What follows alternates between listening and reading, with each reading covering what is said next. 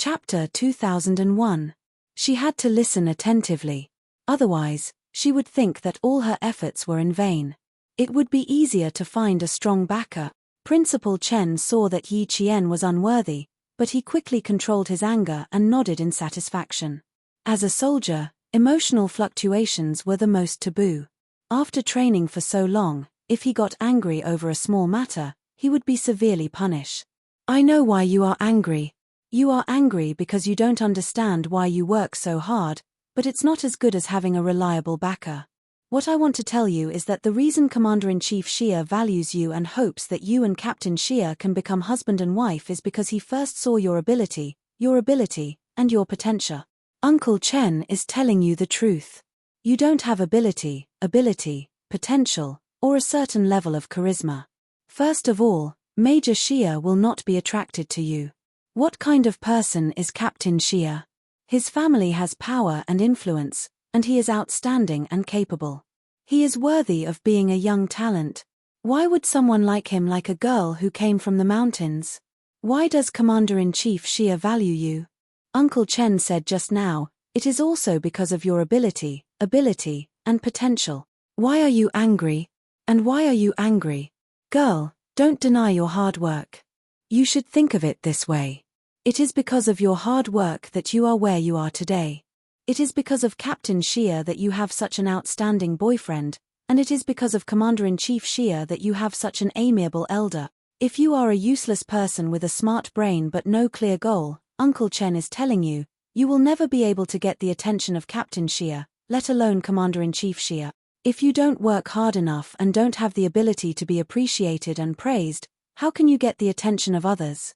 Principal Chen said with a very serious expression.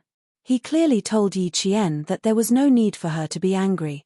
The reason why she found Commander-in-Chief Xia as her backer was not because of anything else, but because she worked hard enough and was outstanding enough. Yi Qian, who was listening intently, gradually understood. Just like today, when she walked out of the military commission building, she couldn't quite believe that the military commission had such a good attitude towards her. It didn't seem like they had come to the capital to investigate, but more like they wanted to chat with her. He also understood that Commander-in-Chief Xia was the reason why the Military Discipline Committee treated him so kindly. She had always wanted to rely on herself to find the truth, but the closer she got to the truth, the more she realized how realistic Uncle Jen's words were. Without enough foundation, how could they enter Captain Xia's world?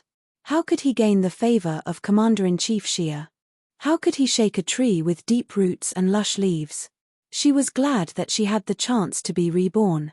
She was glad that she had listened to Uncle Jen and Uncle Chen's arrangement and put her hatred aside. She would only talk about revenge after she had gained a foothold. She was even more glad that she had met Uncle Jen, Uncle Chen, Liu Tuan, Political Commissar Yang. They had allowed her to not be blinded by hatred, and she had not been blinded by her past life. I understand what you mean. You are telling me that with Commander-in-Chief Xia as my backer in the future, I shouldn't relax because of this. Instead, I should work harder. That way, I won't let them down. The clear-minded Yi Qian didn't give Principal Chen a headache.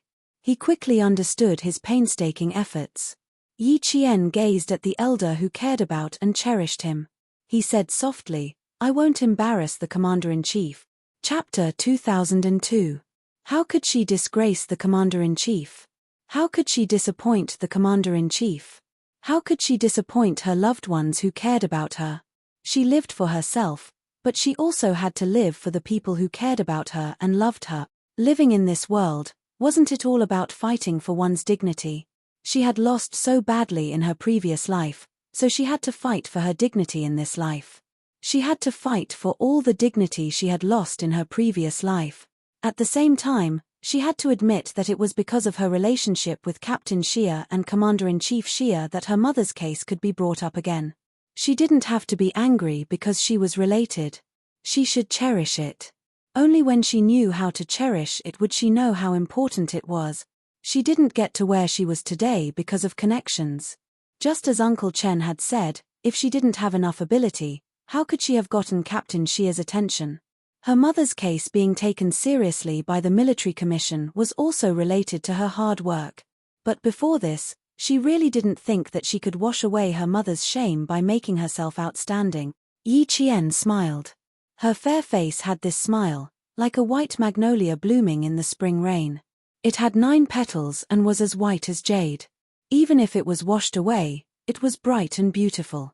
That was the smile of someone who had let go of all her worries.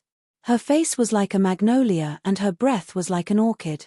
Seeing this, Principal Chen knew that she understood his intentions, so he easily changed the topic. Tomorrow is the 2nd day of the Lunar New Year. A few soldiers want to go into the city for a walk. Also, Regiment Commander Liu and Political Commissar Yang called this morning and arranged to have dinner together tomorrow night. We'll leave together tomorrow morning and have fun for the day. After knowing that the Military Commission for Discipline Inspection had set up a special investigation team to investigate her mother's death, Yi Jian was indeed relieved. Hearing this, she said crisply, "Okay, I'll go with you when the time comes." Shopping was not a common occurrence for Yi Qian. As he walked into the largest department store in the southern province with a few other soldiers dressed in casual attire, Yi Qian, who rarely bought clothes, secretly calculated his allowance for the past few months of his military academy life, as well as his allowance for several missions. Then, he said to the soldiers beside him, "I'm going to the men's section in front for a while. You guys go ahead and have a chat with the chief instructor. Make sure he doesn't notice me leaving. It's not easy to hold the chief instructor back. You should end this quickly." The soldiers did not have the confidence to stall the chief instructor, who was revered by all the instructors in the sniper base, for a long time. But since the female soldier had said so, they must do it. Yi Qian smiled and said, "Thank you." Then, while Principal Chen wasn't paying attention, he hurriedly walked towards a high-end menswear section. She wanted to buy a woolen sweater for Principal Chen, and the money in her card was almost enough. The shopping mall on the 2nd day of the Chinese New Year was very quiet. Since it was the beginning of the year, the staff warmly received Yi Qian. Judging from Yi Qian's clothing and purchasing ability, the staff recommended a thin woolen sweater that cost about 800 yuan. Yi Qian took a fancy to a very thick, navy blue woolen sweater that cost double the price. After looking at the size, he immediately took a larger size and said, "This one will do. Help me check the bill." A woolen sweater that cost about 1,600 yuan was considered expensive. Yi Qian himself did not have such an expensive piece of clothing. The military provided clothing for all seasons of the year, so there was really no need to buy such expensive clothing. The staff was naturally very happy and immediately brought Yi Qian to the cashier to settle the bill. When they returned, Yi Qian heard a gentle but overbearing familiar voice. "I really like this one. Since you only have a larger size, give it to me first, and I can immediately pay you in cash. As for the customer who went to settle the bill, you can just explain that you found a flaw in the clothing. Wouldn't that be enough?" It was really familiar. So he had bumped into Yi Ying, whom he had not seen in a long time. Chapter 2003. It had only been half a year since the end of the college entrance exam. Perhaps it had been too long since he last saw her, so it felt like a long time had passed. Yi Qian didn't want to make things difficult for himself during the new year, so he said to the attendant who accompanied him, "Can you help me take out the clothes?" "Thank you." The attendant heard the commotion inside and said awkwardly, Okay. I'll take it out right away." The attendant inside probably hadn't met such an unreasonable customer before. Although she was angry, she still explained to the young girl who had a good temperament and appearance. They always talked about harmony brings wealth. Besides, it was their first order this year. Too Jilly wouldn't make a fuss and ruin their year's fortune. "Hello, I'm really sorry. This order is indeed booked. The customer just now checked that there was no problem before paying. We really can't do what you said. How about this? I'll recommend another one. The style, color, and quality are all similar to this one. The only difference is that it has a high collar. If it were any other person, they wouldn't make things difficult for the attendant. But Yi Ying wasn't an ordinary person. Since young, her biggest hobby was to steal things from others. Take Yang Heng for example. She knew that Yao Jing liked Yang Heng, but she still tried to get close to Yang Heng. She also promised Yao Jing that she didn't have any feelings for Yang Heng. This kind of person liked to make her presence known. She felt that everyone in the world should like her. Yi Ying loved to make things difficult for others. If she didn't get what she wanted, she would make everyone unhappy. Yi Qian, who didn't go in, raised his eyebrows. If Yi Ying really accepted the explanation, then she wouldn't be the Yi Ying he knew. As expected, he heard Yi Ying laugh arrogantly. "Attendant, I'm talking to you nicely. Can't you understand? Do you only feel happy when I'm angry with you?" She didn't know that Yi Qian was right outside. She looked at the waiter who was in a difficult position. Her eyes flashed with disdain as she raised her eyebrows and revealed a charming smile. "I've taken the clothes and I've counted the money.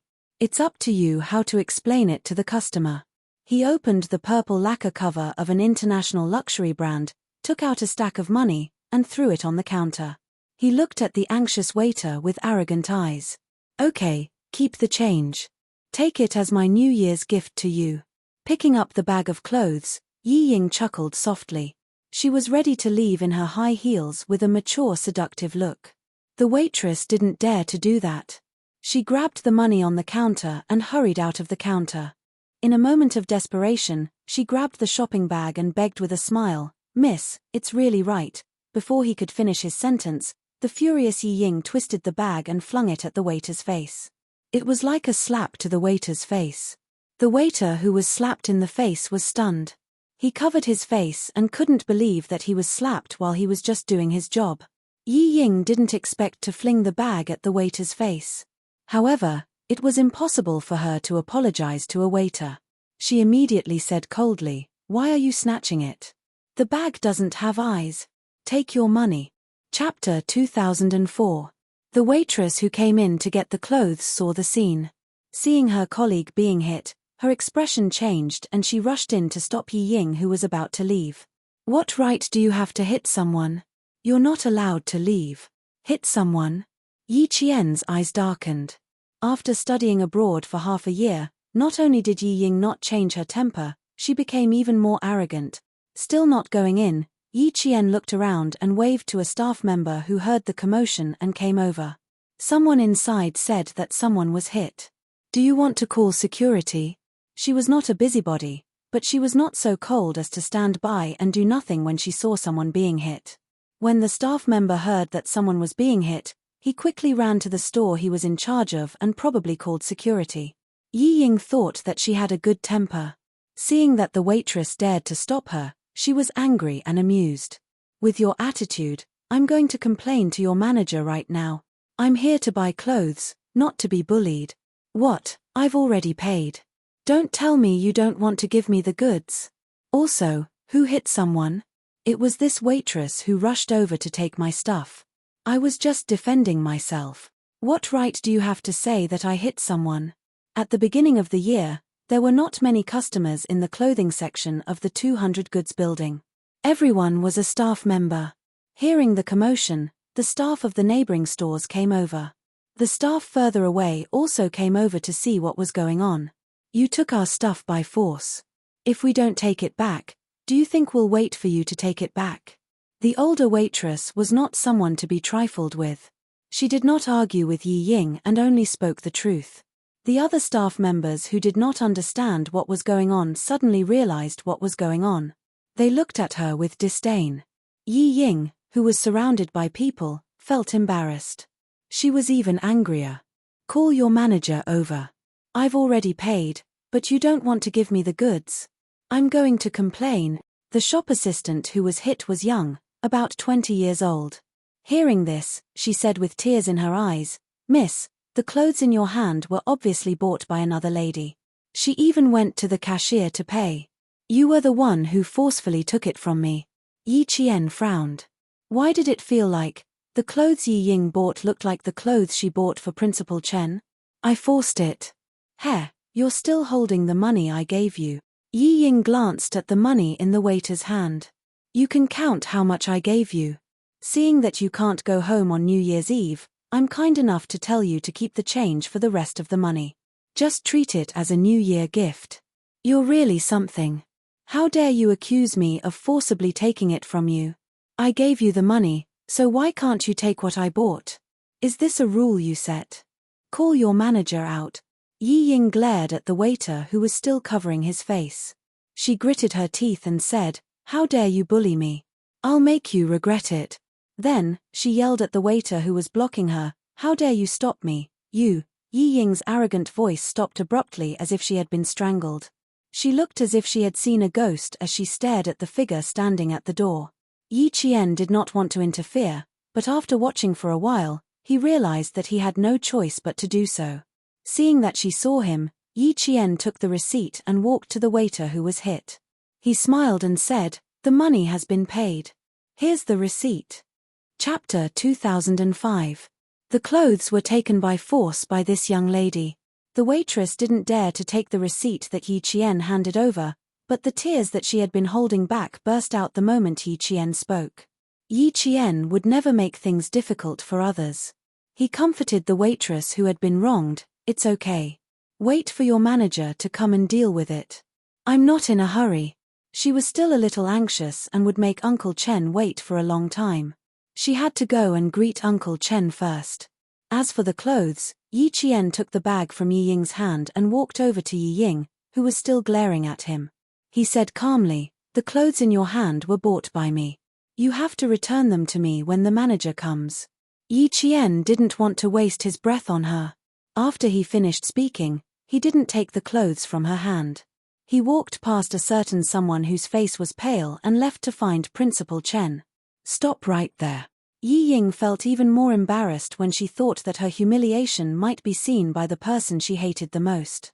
She didn't know where the anger in her heart came from, but it was rampaging in her heart.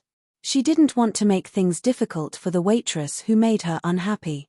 She grabbed the bag and rushed out to stop Yi Qian from leaving. The older waitress wouldn't let such a barbaric and unreasonable customer leave.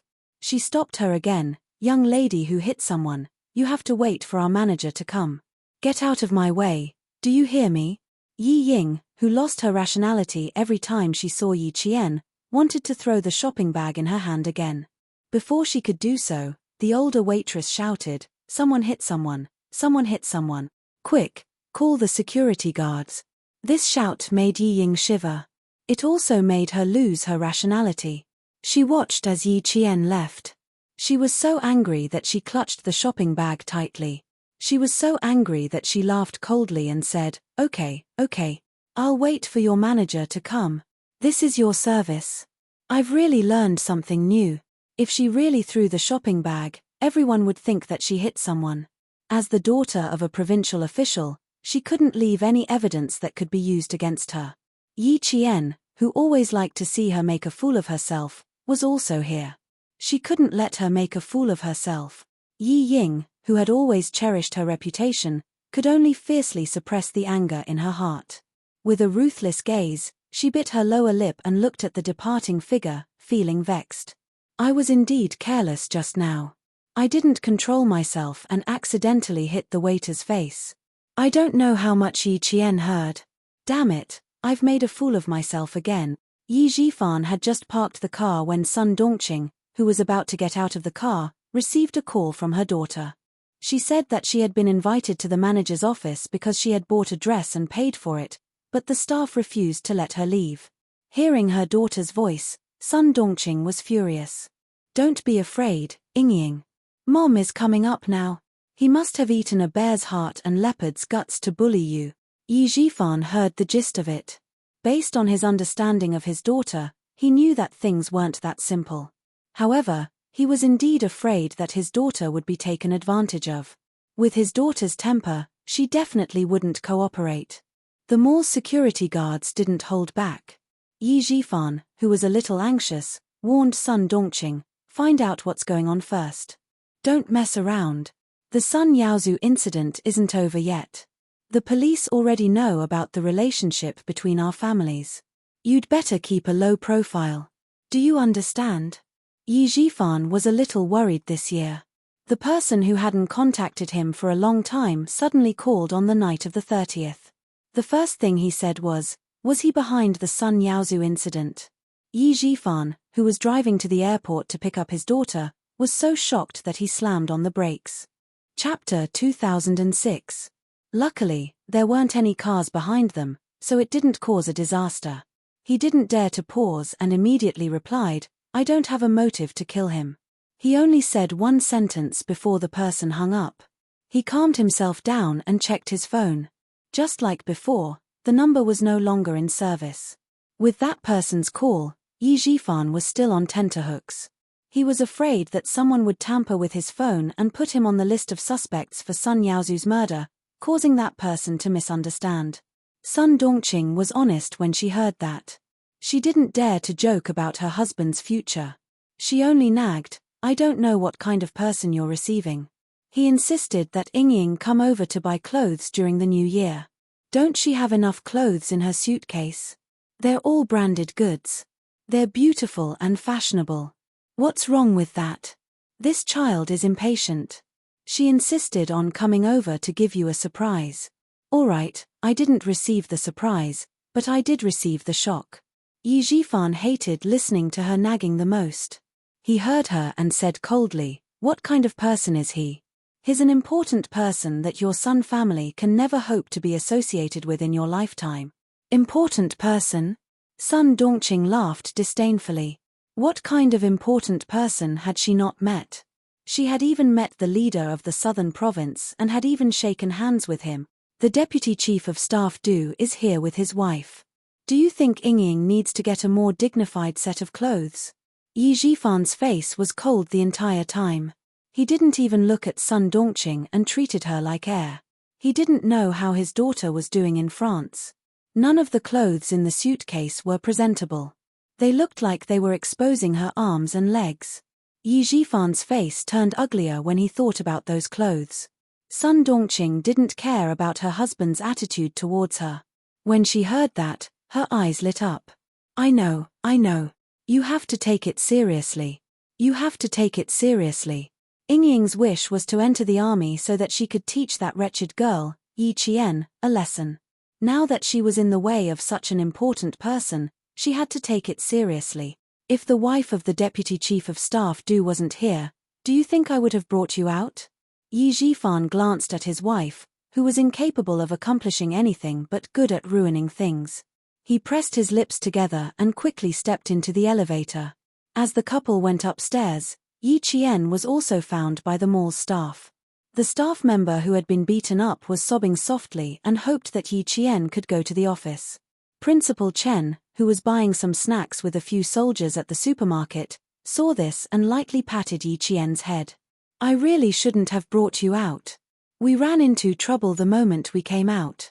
You're willing to buy clothes that cost more than 1,000 yuan, but I'm not willing to wear them. Forget it, it's better to avoid unnecessary trouble. Give the clothes to that customer. Don't make things difficult for the waitress." If it were any other guest today, Yi Qian would definitely give in. But since it was Yi Ying, she was embarrassed. She did not want to give in. She smiled and said, "Why don't you take a stroll with them? I'll be right back." Principal Chen didn't know who Yi Qian had bumped into. Yi Qian could handle this kind of small matter himself, so he didn't ask much. He waved his hand and asked her to leave with the staff. The staff member who had been beaten up kept saying thank you all the way. She was very grateful that Yi Qian was willing to stand up for her at this time. In the manager's office, Yi Jifan smiled generously. "It's not a big deal. We didn't need to trouble the mall to step in. My daughter did accidentally hit the staff member just now. We should apologize." There's no need for the staff member to apologize. They're all young and impetuous girls. It's normal for them to quarrel. Chapter 2007. At this moment, Yi Ying was no longer as arrogant as before. She sat obediently and was as quiet as a flower in a greenhouse. The drastic change made the older waiter dumbfounded. "Director Yi, you're too polite. It's all because of our poor management that your daughter was wronged. How about this? The clothes can be considered as an apology from our department store. Please accept it, Director Yi." How could the mall manager not know the director of the Provincial Construction Bureau? Sometimes, the mall needed the approval of the Provincial Construction Bureau to make changes. He didn't dare to offend such a big shot, so he could only let the staff suffer. He then said to the older staff, Go back and explain to the customers.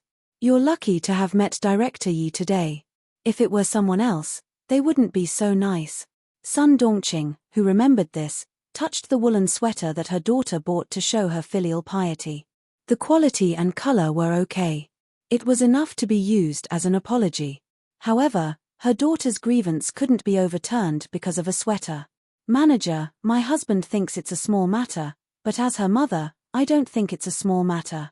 My daughter came here to spend money to buy clothes, not to be wronged. No apology. I won't accept it.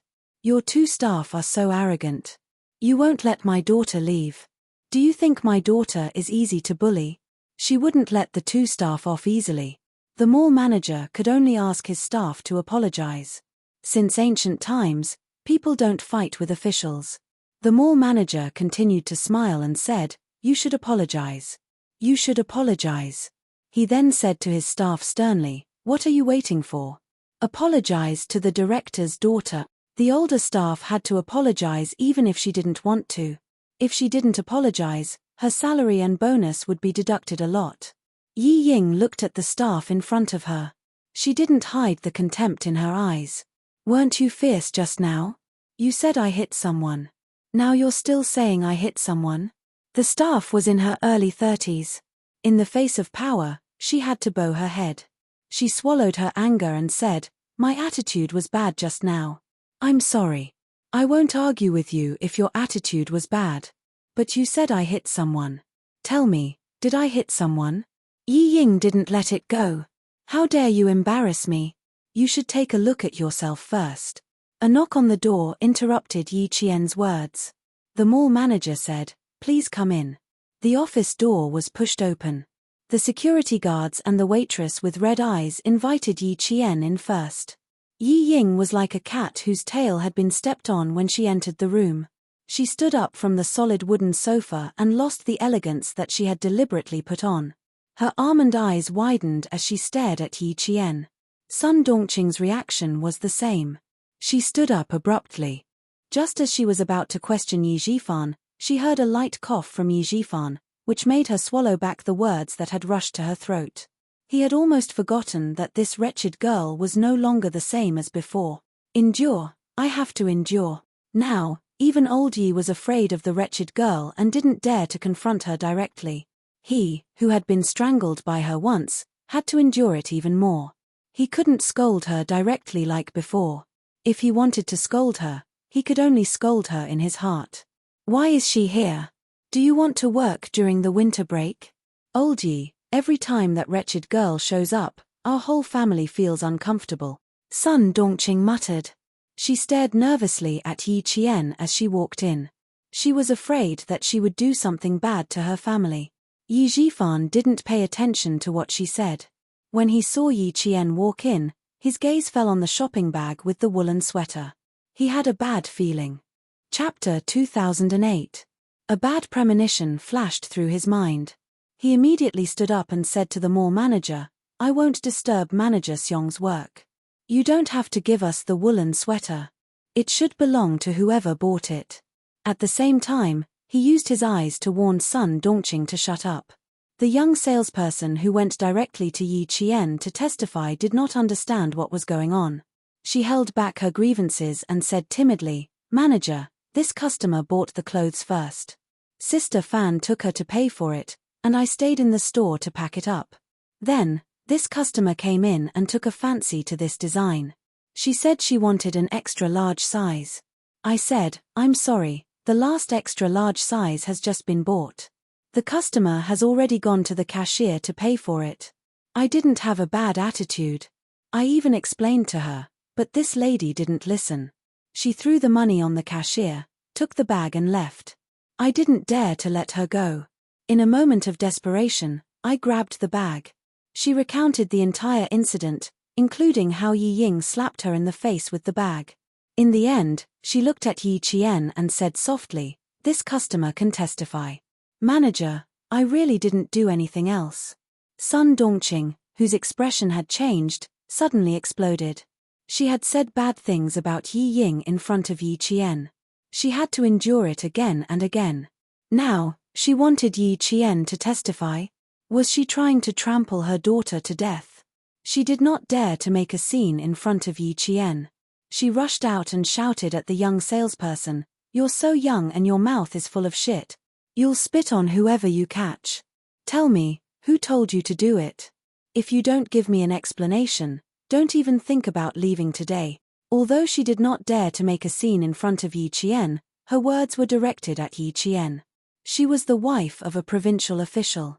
Her words were so vulgar that the manager, who had been apologizing, could not help but frown. Yi Qian did not want to talk to her, knowing that she was directed at him. The Yi family was just a grasshopper after autumn. They would not be able to jump around for long. She simply said to the manager, "I need to take the clothes I bought. May I ask, where are my clothes?" Sorry, she was petty. If Yi Ying wanted to snatch it from her, she would give in to anyone but Yi Ying. Hearing that Yi Qian was going to take the clothes away, Yi Ying couldn't take it anymore. "I've already paid for the clothes. Do you dare to take them?"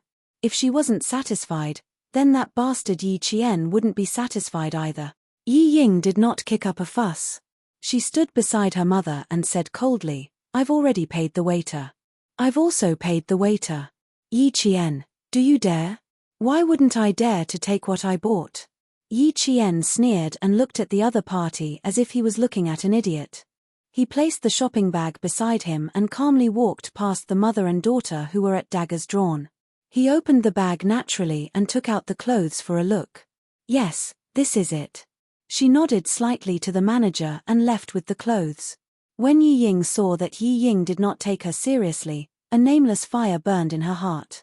"Yi Qian, if you dare to walk out of here, I'll teach you a lesson." The loud shout startled the manager of the shopping mall and the two waiters. They looked back and forth and didn't say anything. They all had the surname Yi and were acquaintances. With Yi Qian's arrival, the fuse was no longer on the waiters. Instead, it was on Yi Qian. In the face of Yi Ying's anger, Yi Qian only responded to her with a look of disdain. He did not even want to say a single word to her. "Look good." She had said the same thing countless times, but what could he do? Chapter 2009. That was all. He didn't dare to do what he said. He didn't even have the courage to face it. He only knew how to talk. The more he talked, the more people looked down on him. Yi Qian's expression successfully angered Sun Dongqing. She couldn't stand her daughter being bullied. In her eyes, her precious daughter was being bullied by Yi Qian. She had completely forgotten Yi Jifan's warning. She looked at Yi Qian walking past her. Her round but mean face showed a sharp ruthlessness. When Yi Qian reached the door, she seemed to have a plan. Her eyes flashed with viciousness. Before the door closed, she gritted her teeth and said gloomily, "Ying, we should go too." She didn't respect their family at all. It was too infuriating. If she didn't teach her a lesson, she wouldn't be able to swallow the anger in her heart. Yi Ying seemed to understand her mother's intention. She quickly said, "I still want to buy some clothes. Mom, let's go to the women's section." She grabbed Sun Dongqing's arm and hurriedly left. She didn't even dare to look back at Yi Jifan. After the mother and daughter left, Yi Jifan said to the manager, "Sorry for the disturbance. I hope this incident didn't affect the shopping mall. I also hope you don't have to punish the two employees. It's not easy. Let's both take a step back. Once we leave this door, forget about this incident and pretend it never happened." There was a hint of warning in his words. The manager nodded as he walked them out. "Yes, yes, yes. We'll remember what Director Yi said. It's a small matter." Yi Jifan didn't want the manager to walk him out. He walked to the door and said, "You don't have to walk me out. I'll accompany the mother and daughter to walk around." The manager, who had cold sweat on his back, didn't dare to disobey, but he also didn't dare to not walk them out. He only said, "I'm going to the mall to do something. It's on the way." He waved from behind and signaled for the two attendants to come out and walk them out. Yi Jifan, who was used to being flattered, didn't say anything else. He chatted with the manager about the people's livelihood and walked out together. When Yi Jifan reached the corridor of the shopping mall, he saw the scene that he didn't want to see the most. He saw Sun Dongqing suddenly speed up and slam into Yi Qian's back. He was a little far away, so he didn't hear Sun Dongqing's clever remark, "A good dog doesn't block the way." Yi Qian, who was trained as a special forces soldier, could easily deal with her. When she felt something strange on her back, she nimbly turned sideways and extended her legs slightly. Trying to harm her? Have a good taste of what it feels like to eat your own medicine. Several mall staff members on duty and a cleaner saw a slightly fat woman in luxurious clothes fall down like a piece of fat meat from a sticky board. With a dull thud, the woman fell to the ground. When the manager who came out to send them off saw this, he wanted to slap himself twice. What's there to give? Another big gift had been given out. He saw with his own eyes that the director's wife had tried to harm him but failed. Instead, she had harmed herself. Why was he so unlucky? The mall manager didn't know what kind of expression he should use to face Director Yi. Yi Qian, who was on his side, glanced down at Sun Dongqing who had fallen by his feet. It must have been a hard fall. She must be in a daze. She raised her eyes and glanced at Yi Zhifan, who was walking over with a dark expression, from a certain distance away. The corners of her mouth curled up slightly, revealing a faint smile that made Yi Zhifan's heart sink. Before he could understand what he meant, Yi Qian had already turned around and walked away from Sun Dongqing, who hadn't moved since the fall. Chapter 2010. Yi Ying, who had watched her mother fall, was so angry that her liver hurt. She yelled, "Yi Qian," at the departing figure. Her Yi Qian drowned out all her anger, but there was nothing she could do. Why was she angry? The reason was simple. She wanted to deal with Yi Qian, but she didn't have the ability to do so. She could only hold it in. No matter how angry Yi Ying was, she didn't dare to chase after him. Her mother had fallen for a long time without a sound. How could she leave her mother behind and chase after him? She had to take care of her mother first. Yi Zhifan's face was livid. He didn't want to embarrass his family any further. He quickly walked over and suppressed his anger. He bent down and said something that sounded like he was worried, but was actually a warning. "You can't even walk properly.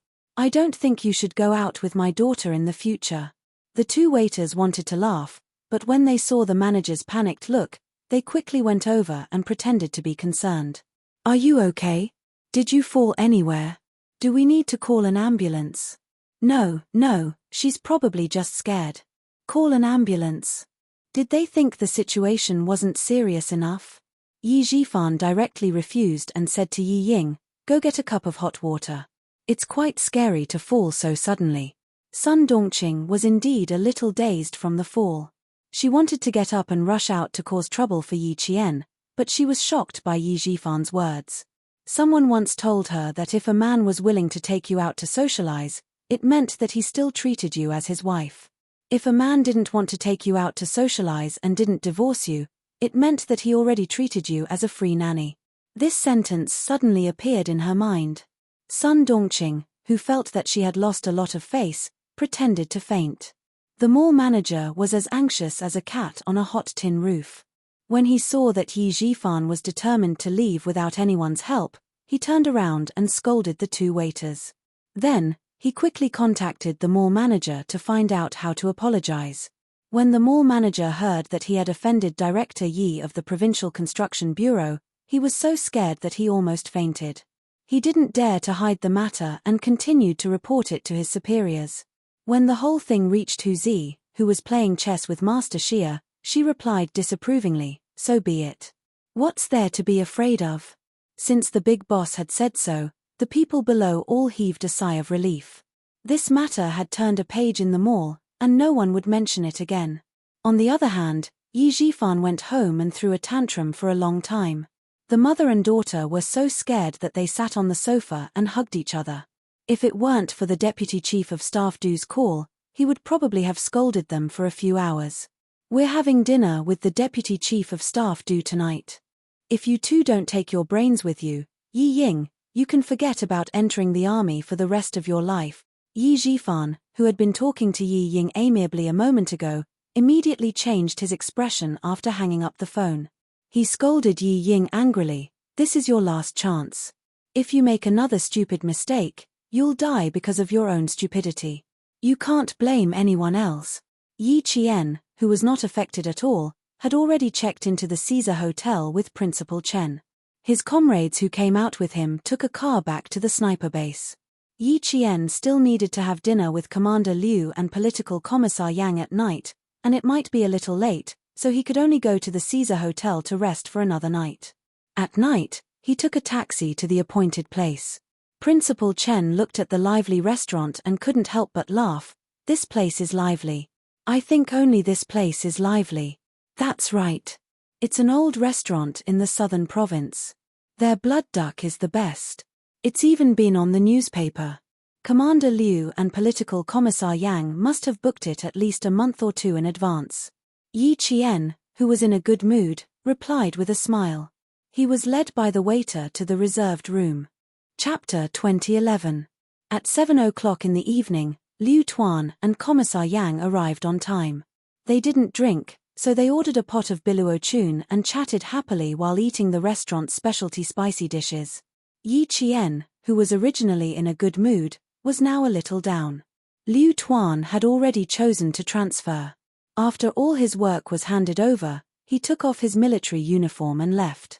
Commissar Yang's transfer order had already been issued before the new year. After the 15th day of the first month, he would be assigned to the Linchuan military district. This meal was actually a farewell meal.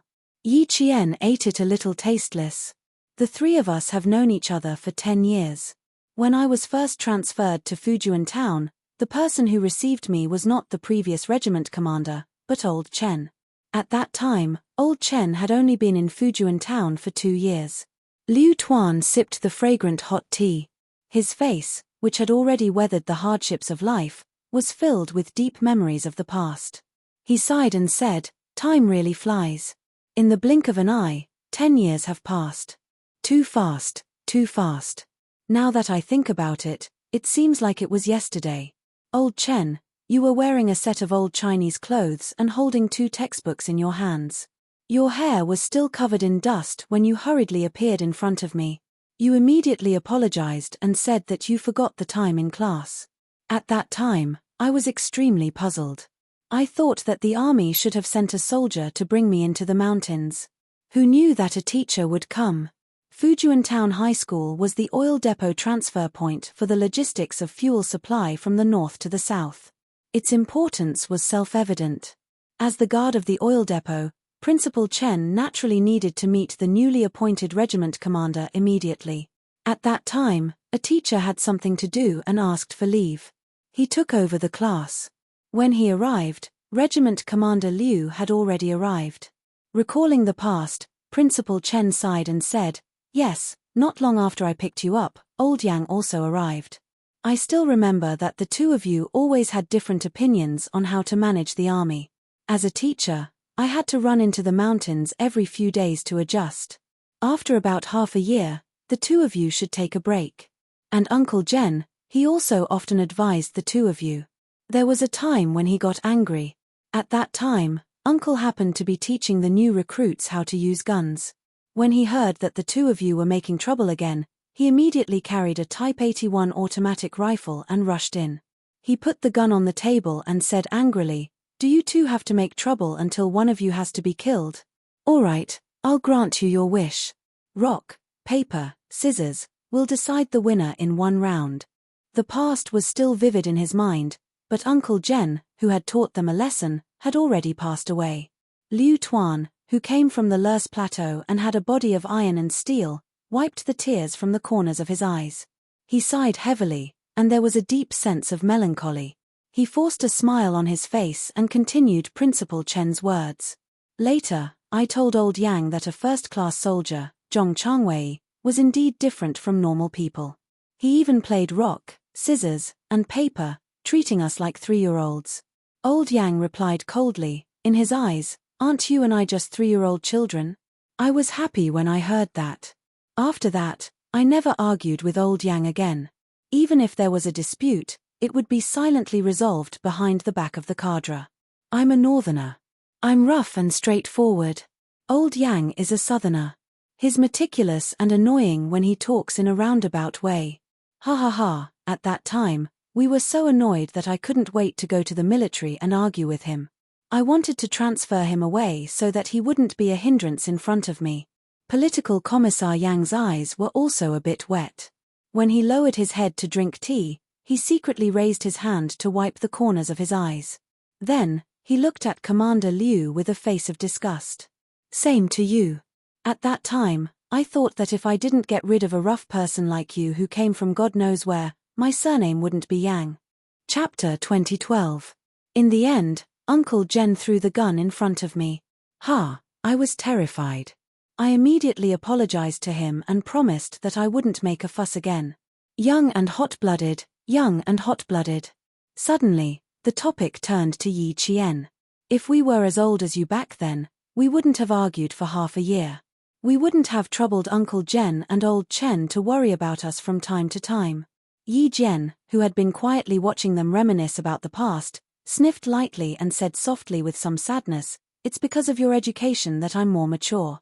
If it weren't for your guidance, there wouldn't be the Yi girl today." Your nose is blocked. Are you crying? Political Commissar Yang quickly picked up a piece of bloody duck and placed it in Yi Qian's bowl. He smiled gently. You didn't rely on others to get to where you are today. Most importantly, you relied on yourself. You can only rely on yourself. Relying on others is like the moon in the water. It will be shattered in the blink of an eye. Yi Qian, you are doing very well now. In the future, you will be like this. The military is the best home for you. The military couldn't bear to let go of good seedlings, especially a comprehensive talent like Yi Qian. They could keep her for a lifetime. Commander Liu also said, Old Yang is good at talking. His words are beautiful and pleasant to listen to. I'll be direct. Yi Qian, since you have chosen this path, you must be ruthless when it's time. As a soldier, there is no reason for you to be soft. You wear the military uniform and shoulder the responsibility, so you must be ruthless. When it comes to military matters, you must be ruthless. There is no need to be long-winded. If anyone dares to doubt you, fine. They can doubt you, but they must find a reason to convince you. Okay, we will treat it as listening. If you are angry, you can go wherever you want to go.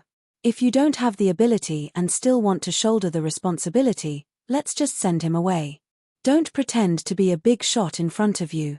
Yi Qian listened attentively and remembered everything. Political Commissar Yang was gentle, while Commander Liu was strict.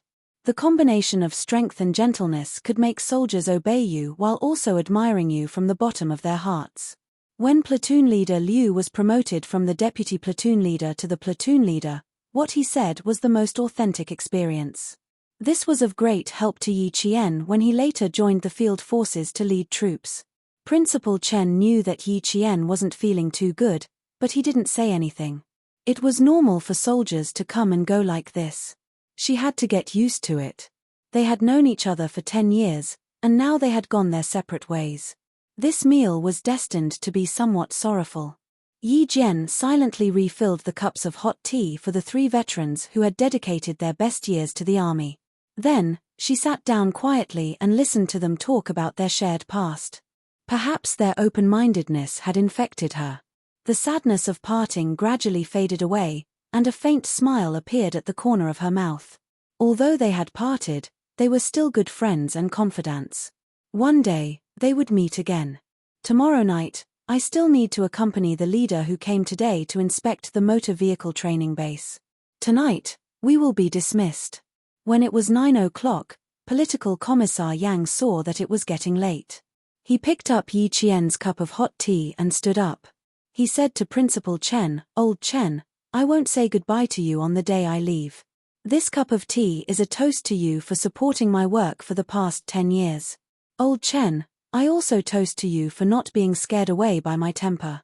Commander Liu laughed heartily as he picked up his cup and stood up.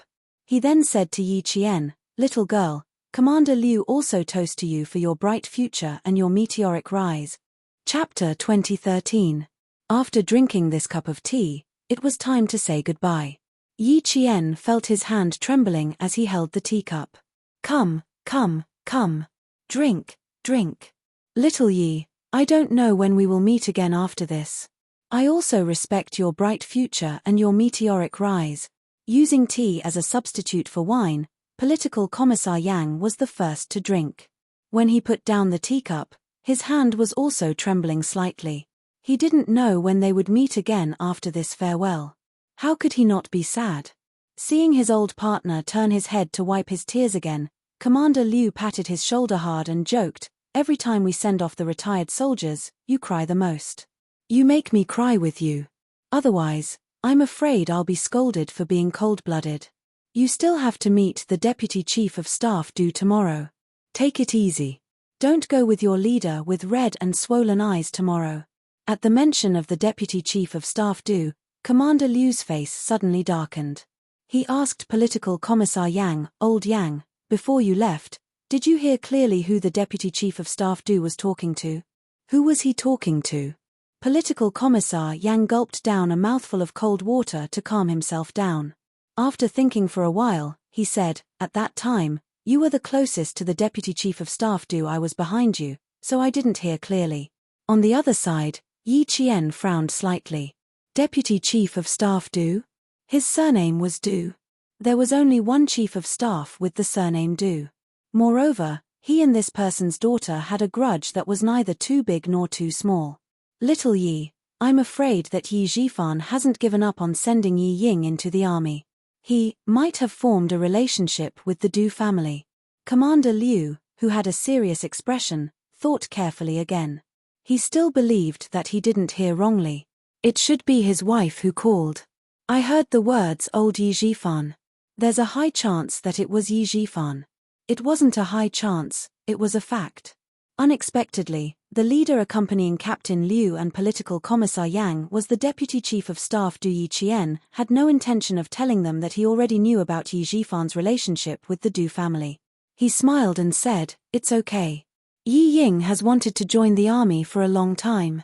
If she can really join the army, it means that the Deputy Chief of Staff Du." There was no need for Yi Qian to finish his sentence. From Commander Liu and Political Commissar Yang's furrowed brows, they knew what he wanted to say. "If that's the case, then we really need to stay away from them," Liu Tuan said in a low voice and immediately reminded Political Commissar Yang, "Old Yang, you have to be careful. Don't get involved in his schedule in the southern province or who he is meeting in the next few days. Don't leave any evidence behind in the future. As for Commander-in-Chief Xia, you can look for the brigade commander and tell him about this." Political Commissar Yang nodded with a sullen face. "I'll keep an eye on it. It's really shameful that a person who has heart disease and framed his classmates can still enter the army.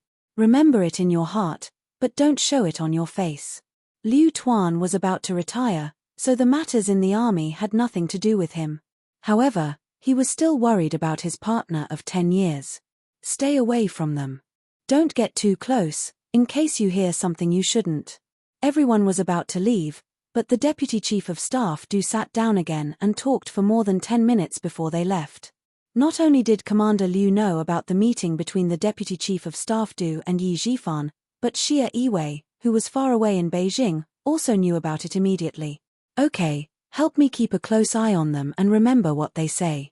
I'll contact you when I come back," Xia Yiwei instructed in a low voice. Her mature and charming face was cold. She added, "Don't let them find out. Just remember what's important." Chapter 2014. On the other side, Yi Zhifan and the Deputy Chief of Staff Du were chatting happily after 3 rounds of drinks and 5 dishes. The person who was talking to Xia Yiwei turned his head and looked at the private room behind him. He nodded gently and said, "Okay, don't worry, Secretary Xia. I'll contact you again if there's anything." Xia Yiwei looked up at the man who was still playing chess with the old man in the tea room. She murmured, and hung up the phone. She didn't know what the old man was up to.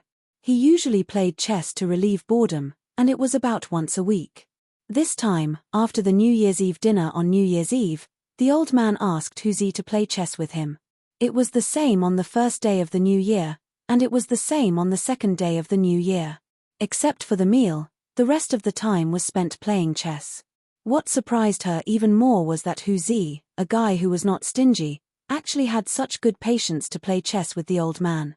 The old man didn't speak while playing chess, and he wouldn't talk to him even if they fought for the whole morning. He could endure it. She let a man who wanted to find something to do in his spare time accompany the old man to play chess after dinner, eat after chess, and not talk after dinner. Xia Yiwei looked at the man sitting cross-legged again, and then looked at the old man with white hair. Forget it, she'd better talk with the old lady. Family Xia was a big family. The old man, Xia Yunkue, was born in a prominent family, and his ancestors were officials for generations. The old lady, Su Rong, was a famous daughter of a scholarly family in the capital. Although her ancestors were not as good as family Xia's, at that time, the Su family had a daughter and everyone wanted her. The old lady had a total of 4 sons and 1 daughter. Except for Xia Yiwei's father, old lady Su's second son, Xia Anbang, who died in the line of duty, the other 3 sons and 1 daughter were all promising. Every new year, the quiet old house of family Xia was the liveliest. The younger generation of the family rushed back to the old house to accompany the old man and the old lady to celebrate the new year. However, there were also those who couldn't come back, such as Xia Jinyuan and the others. Most of the younger generation of the family had joined the army and were scattered all over China. It was normal to not see them once a year. For people with family separation, it was normal for them not to see each other for a few years. When Xia Yiwei came over, his elder brother, Xia Lingxiao, mentioned his 6th son, Xia Jinyuan. Come to think of it, I haven't seen him in 4 years. I thought I would be able to meet him this time and see what the famous devil of the family has become. Who would have thought that I wouldn't have the chance? Big brother, you haven't seen 6th brother for 4 years. I haven't seen 6th brother for about 4 years as well. A slightly older man with an imposing bearing peeled an orange as he lamented. Back then, 6th brother told me that he wanted to apply for the military academy. I was so shocked. Even the devil's incarnate wanted to apply for the military academy. Big family Xia incident. The one who spoke was Xia Jinyuan's 3rd brother, who was engaged in missile research and development. He was a military engineer working somewhere in the northwest of China. He was transferred to the northwest and didn't return home for 4 years. He didn't even call home for 4 years. It wasn't until a certain missile was successfully developed and mass-produced that he got a 1-month leave to visit his family. Xia Jinyuan's eldest brother had also joined the army. He was the eldest son of his uncle, Xia Angua. He was 41 years old this year and was now a brigade commander. Unlike the eldest son of the deputy chief of staff Du Kaiwei, the 4th son of the family Xia Yiwei's elder brother, Xia Yuzheng, was 36 years old this year. He was also serving in a brigade in the Nangguang military region.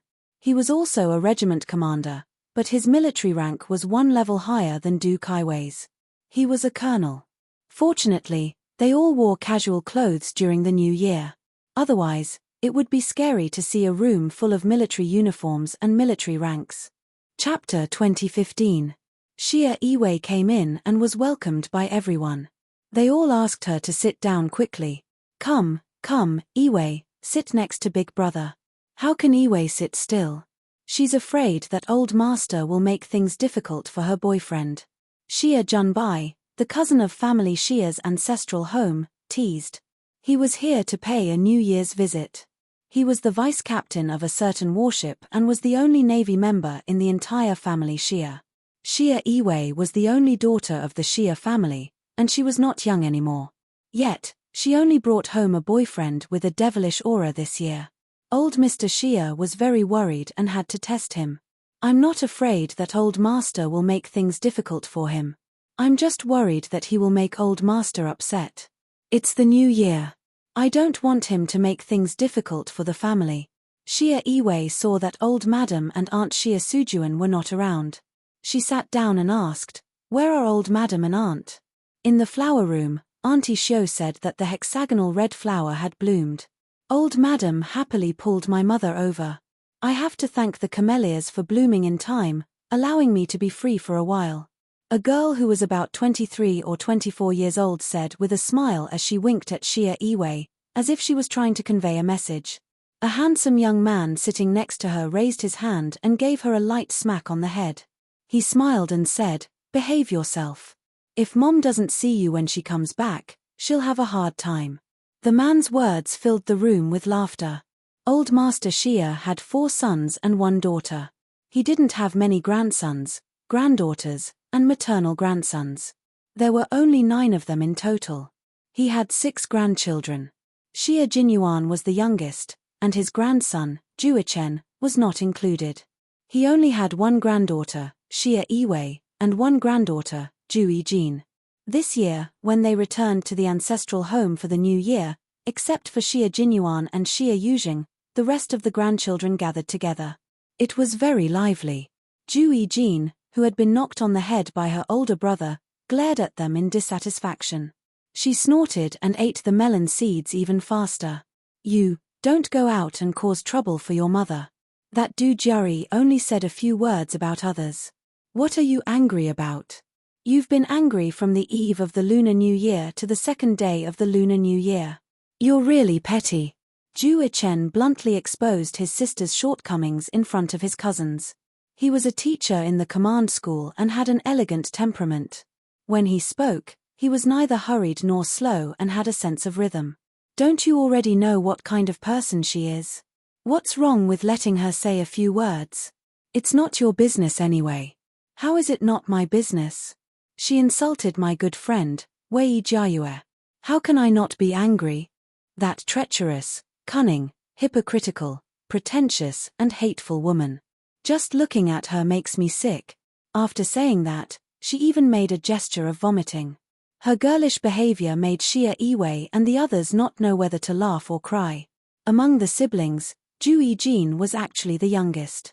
At that time, no matter how much of a jerk Xia Jinyuan was, he had never bullied her. When she graduated from university at the age of 22, she signed up for the army behind her aunt's back. She did not rely on her family's connections and was assigned to the Nangguang military region with her good friend, Wei Jiayue. She entered the telephone company, and Wei Jiayue entered the arts regiment. They knew the relationship between family Xia and the Du family. Now that Du Jiari was mentioned, they naturally helped Ju Yijin. The second son, Xia Yiting, smiled and said, "Do you want to ask Brother Yujing to transfer you out of the Nangguang military region? So that you won't be angered by Du Jiari." Chapter 2016. The reason why family Xia was able to become the most influential family in the capital was because everyone in the family was very united and never did anything that would harm the family. Just like the Du family, who did not dare to openly fight with family Xia, they would play some tricks from time to make things difficult for family Xia. However, those little tricks were all unpresentable. No wonder family Xia looked down on them. Although Ju Yijin's surname was Ju, half of her blood came from family Xia. Like all family Xia's people, she was born with a rebellious nature. Hearing this, she wrinkled her nose and said, "Why should I leave? If anyone has to leave, it should be her. I don't want to trouble Brother Yujing. Let's not talk about her. Let's not talk about her. Let's talk about Sister Yiwei's boyfriend and Brother Jinyuan's girlfriend. Yesterday, I secretly heard third uncle say that he went to meet Brother Jinyuan's girlfriend. Old Madam even complained that third uncle didn't bring her granddaughter-in-law back. The 24-year-old girl grew up in a good family environment. While she was mature, she still maintained a pure and kind heart. The words she spoke to her family were full of a little girl's naivety. Xia Yiwei picked up an orange from the fruit plate on the coffee table and threw it into her arms with a smile. "What do you want to know? Did the little girl also fall in love with him? Do you want to bring a boyfriend home for us to meet? Sister Yiwei, you are my target." Ju Yijin, who caught the orange quickly, raised her eyebrows playfully. She waved the yellow fruit in her hand and smiled brightly. "When the time comes, I would like to ask Sister Yiwei how to be single for so many years." "How dare you make fun of your sister Yiwei? You really need to be taught a lesson. Jinjin, it's not that scary to piss off your mother. It's scary to piss off Queen Wei." Ju Yijin returned a look that said, "I'm not afraid." Then, she immediately stood up and handed the cut orange to Xia Yiwei. She held Xia Yiwei's arm and smiled sweetly. "Sister Yiwei, tell me about Brother Jinyuan's girlfriend. Third uncle must be very satisfied with her. Otherwise, how could he tell old Madam that it's better to wait for sixth brother to come back and not scare her away?" Everyone was interested in sixth brother Xia Jinyuan's girlfriend. As the only one who knew a little about it, Xia Yiwei became the focus of attention. Xia Yiwei, who was elegantly tidying her hair, looked at the burning gazes. She curved her lips slightly, revealing an intellectual and dignified smile. "You're a pretty good girl, Yijin. If I hand you over to Sixth Brother's girlfriend, you'll be reborn within 3 months and become the pride of your parents." The eldest brother, Xia Lingxiao, was rather interested. Originally, he only wanted to know if the relationship between the two of them was okay. Now that he heard the arrogant Xia Yiwei praising Yi Jian, Xia Lingxiao was interested in Yi Jian herself. What kind of girl is she? Xia Yiwei didn't mind putting in a few good words for Yi Qian in front of his family. It didn't matter whether he said it or not. As long as they met Yi Qian, especially his brothers who were soldiers, they would definitely admire Yi Qian. A girl who can catch Sixth Brother's eye.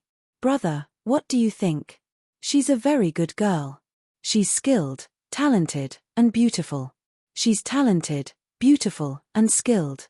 Sixth Brother has good taste. You've got a treasure. This was a very high evaluation. The men of family Xia sat up slightly. As the eldest brother, Xia Lingxiao smiled and said, "Our queen of family Xia has never praised another person of the same gender. It seems that Sixth Brother's girlfriend is really good." Chapter 2017. Xia Yiwei liked Yi Qian's unpretentious personality. When asked by his family, he always gave her high praise. He nodded affirmatively and answered the most authoritative elder brother of his generation, "Yes, she's not bad. You'll know when old Six brings her back." Zhu Yijin was shocked. "No way, she's younger than me. And she's a military school student. If she's coming over, shouldn't I stay away from her? I'll find a way to catch you and make you learn from old Six's girlfriend," Juechen said with a smile. His elegant voice was filled with savagery. "You'll be so ashamed that you'll wish you were human again." The conversation between the two siblings made everyone laugh. The servants in the old mansion heard their master's laughter and couldn't help but smile.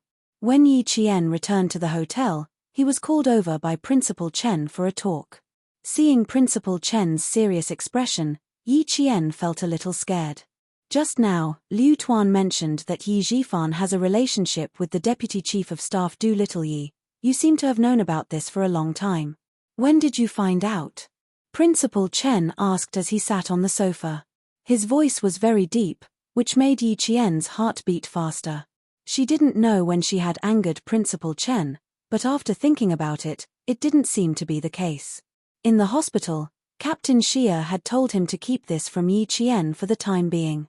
Even the fact that Yi Zhifan had a relationship with the Deputy Chief of Staff Du was not to be mentioned to her. However, little Yi didn't seem surprised. Instead, she seemed to understand. It was enough to show that she already knew, but it couldn't have been Captain Xia who told her. So that's what happened. Yi Qian pursed her lips slightly. After thinking for a while, she told him everything that happened in the mall today. "When I left, Sun Dongqing told me that I wouldn't be happy for long. Once Yi Ying enters the army, I'll suffer." So, when Liu Tuan mentioned that Yi Zhifan had a relationship with the Deputy Chief of Staff Du, I wasn't surprised. Fortunately, she met Yi Zhifan and his group in the morning. Otherwise, she really couldn't explain why she wasn't surprised. It was actually something she knew in her previous life. Principal Chen nodded slightly at her explanation. "I see. That makes sense. Since you already know, there are some things that I don't have to hide from you anymore." Principal Chen told Yi Qian everything that he had discussed with Xia Jinyuan at the hospital that day. After Chief Cai went to the University of Science and Technology of China to look for Yi Qian and deal with Sun Yaozu, Yi Qian already knew everything that Xia Jinyuan wanted to hide. The only thing she didn't know was that Yi Zhifan had a relationship with the Deputy Chief of Staff Du because he had saved the Deputy Chief of Staff Du's son. Captain Xia suspects that the two parties are in cahoots. The first is to deal with you, and the second is to deal with the Xia family.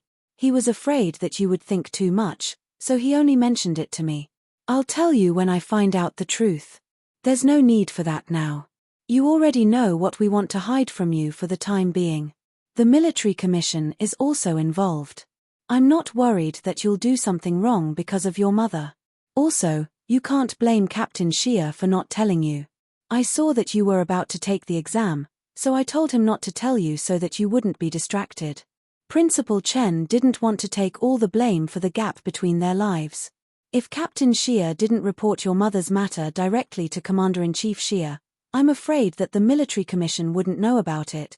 You can't blame Captain Xia. You should thank him properly. Chapter 2018. Yi Qian could tell that he was defending Xia Jinyuan. He rubbed his forehead and said helplessly, Uncle Chen, I'm not an unreasonable person. Why would I blame him? Just as you said, I should thank him properly. Principal Chen nodded in satisfaction. That's good. When Yi Qian returned to his room, his smile disappeared. His picturesque eyes revealed a sword-like coldness. Yi Ying had saved her life. It seemed that Yi Ying might really enter the army. She only hoped that the military commission would act as soon as possible and cut off Yi Jifan's career. That way, even if Yi Ying entered the army, she would still be the daughter of a guilty official. Although she didn't want to see Yi Ying enter the army, the Du family and family Xia had different political views. If the deputy chief of staff Du really sent Yi Ying, who had a heart condition and a tainted record, to the army, wouldn't that be a weakness? She needed to inform Captain Xia. If Captain Xia didn't return by then, she could directly inform the commander-in-chief. At this time, Yi Jifan, who was feeling proud of his success, didn't know that he was being targeted. He was happy that he made friends with the deputy chief of staff Du's family. He was even happier when he saw the deputy chief of staff Du's wife holding his daughter Yi Ying's hand from time to time. Director Yi is so lucky to have such a beautiful and obedient daughter. The deputy chief of staff Du had always respected his wife. To put it bluntly, he was afraid of his wife. Seeing that his wife liked the little girl, he smiled and said, I have a younger daughter. She's 4 years older than Director Yi's daughter. She's also very obedient. When she enters the army, the two of them will definitely have many things to talk about. Director Yi knew that the deputy chief of staff Du had a daughter in the Nangguang military arts troupe. He was so happy that he flattered without batting an eyelid. Your daughter is the real daughter of a famous family. My daughter is at most a pretty girl from a humble family. Don't annoy your daughter. Regarding the matter of Yi Ying entering the army, it was finally confirmed this time. Even Madame Li had nodded, there were no more questions. Mrs. Li was very satisfied with Yi Jifan's eloquence. He was very good. He was not flattering her, but he always said good things about her family style and education. Such good words were really likable. Therefore, he said, Director Yi, you don't have to belittle yourself. A pretty girl from a humble family also has her own advantages. Although my daughter is well behaved, she is too opinionated. Director Yi's daughter is so well behaved. She's considerate and can listen to the adults. Most children nowadays like to make their own decisions and think that they are so great. In reality, they are nothing without the protection of their parents. Director Yi's daughter is very good. I like obedient, sensible, and well-mannered children. Although she inadvertently revealed a seductive attitude that made people feel uncomfortable, her words were gentle and delicate. No matter what she said, her sitting posture was not right, and her face did not show any anger or embarrassment.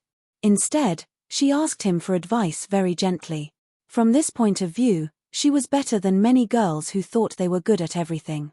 You flatter me. Ying Ying doesn't dare to be rash in front of you. I always feel that everything you say is right. Ying Ying will listen carefully. Yi Ying looked as if she could not stand the compliment. Her face was full of shyness. You have a temperament that others don't have. I can't describe it. Ying Ying only feels that if Madam can give me advice, even if it's just a little bit, I will benefit for the rest of my life. If Yi Jifan's words satisfied Madam Li, then Yi Ying's words really touched the bottom of her heart. Madam Li's originally polite smile immediately became more sincere. Chapter 2019. Mrs. Li, who had been strong all her life, hated it when others disobeyed her. What she liked most was when others did as she said. Mrs. Li laughed at Yi Ying's words. What an obedient girl. She looks good and has a good temper. Director Yi, you are so lucky. In the face of praise, Yi Jifan didn't show his joy on his face. His attitude was quite good. He said modestly, "Madam, you flatter me. I'm relieved that I didn't make you angry." He was telling the truth. He had wanted to bring Sun Dongqing, but he changed his mind and only brought Yi Ying. He was really worried that Yi Ying would say something wrong and make Mrs. Li angry. Sun Dongqing would make a scene on the spot, and then his relationship with Mr. Du's family would be broken. Now that he had seen Yi Ying's outstanding performance from beginning to end, Yi Jifan had already decided that he would rather bring his daughter than Sun Dongqing out for social events in the future. Seeing that her father was satisfied, Yi Ying heaved a sigh of relief in her heart. She did not know Mrs. Li's temperament, but she knew that all elders liked obedient, and gentle young people. Therefore, she followed Mrs. Li's wishes the whole night. She did whatever Mrs. Li asked her to do. In order to enter the army, it was worth it to be lectured by the wife of a deputy chief of staff. Some people would never be lectured their whole life, just like that wretched girl Yi Jian.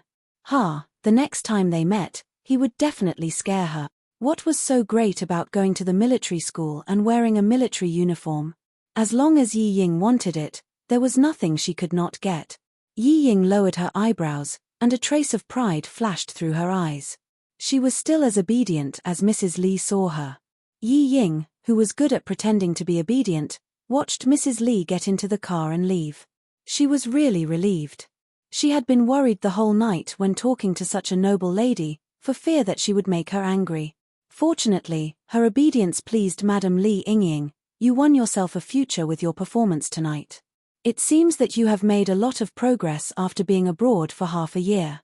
Yi Jifan looked at his slender and elegant daughter. Thinking of her performance tonight, he was very pleased. "I think Madame Li likes you very much. You should accompany Madame Li these days and learn how to behave like a real young lady." After he finished speaking, he continued, "You've always been smarter than Yi Qian since you were young, but you were held back by your mother. Fortunately, you had your own opinions and didn't ruin yourself.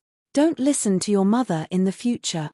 After spending less than 2 hours with Madame Li, Yi Ying could also tell what a real rich lady was like. Her mother was just like her. Alas, she could only embarrass herself in front of Madame Li. Fortunately, father was wise and did not bring mother out. With Madame Li's comparison, Yi Ying began to complain about Sun Dongqing in her heart. If she had a mother like Madame Li, she wouldn't have been suppressed by Yi Qian, that bitch. She would have played with her long ago. At this moment, Yi Ying understood Yi Jifan's good intentions. Her face, which was like a blooming flower, showed deep gratitude. She said softly, "Father, thank you." The phone in her small handbag vibrated. Yi Ying said, "If it weren't for you, I wouldn't have won Madame Li's favor." She took out the phone. With just one glance, her face suddenly changed. Her slender fingers did not hesitate to hang up the call. Yi Jifan saw that something was wrong with her. Before he could ask, Yi Ying frowned and said with disgust, "It was the landlord. I told him that I would pay the rent when I got back." Chapter 2020. Yi Ying was far away in France. Yi Jifan didn't know what she had done or experienced. Plus, Yi Ying's performance tonight was particularly outstanding. Yi Jifan was astute and didn't notice his daughter's panic. On the contrary, because he did control Yi Ying's living expenses when she went abroad, he believed her explanation. "You don't have to go to France. If there's anything you need, ask your classmates to pack it up and send it back to China. I'll pay the rent for you." Now that his daughter was going to join the army, there was no need to control her living expenses. Yi Ying's heart was beating like a drum. Seeing that he didn't ask any more questions, her changed expression gradually eased. "Dad, thank you." The waiter of the restaurant happened to drive the car over. Yi Ying, who had a guilty conscience, hurriedly said, "Dad, the car is here. You drank a lot. I'll drive." "You'll drive?" Yi Jifan, who burped, was surprised. "When did you learn how to drive? Why didn't I know?" Yi Ying, who had finally calmed down, looked a little unnatural. She took the car key from the waiter and motioned for him to help Yi Jifan into the car. "I learned it abroad.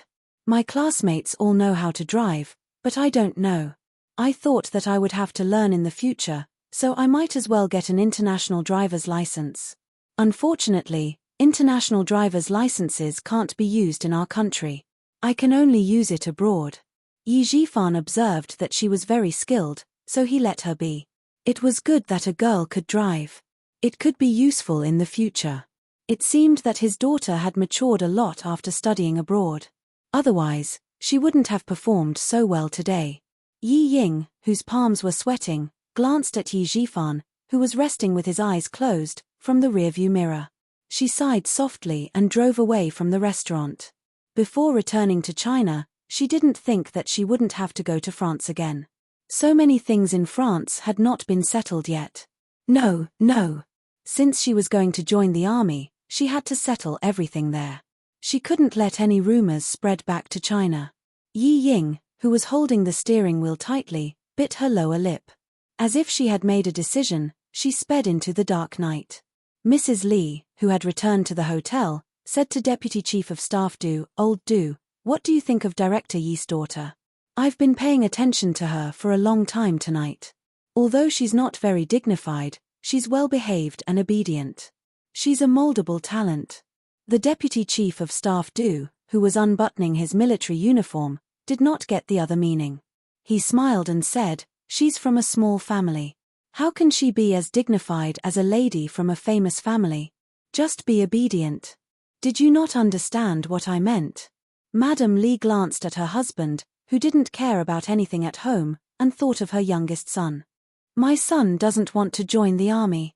He only wants to go into politics with your elder brother. There's no problem in going into politics, but he needs a capable family and a good wife. I've seen Director Yi's resume. He's an honest official with outstanding performance. He's been promoted all the way to his current position. He only has one daughter. If we give him some other information, he'll definitely be happy." The Deputy Chief of Staff finally understood.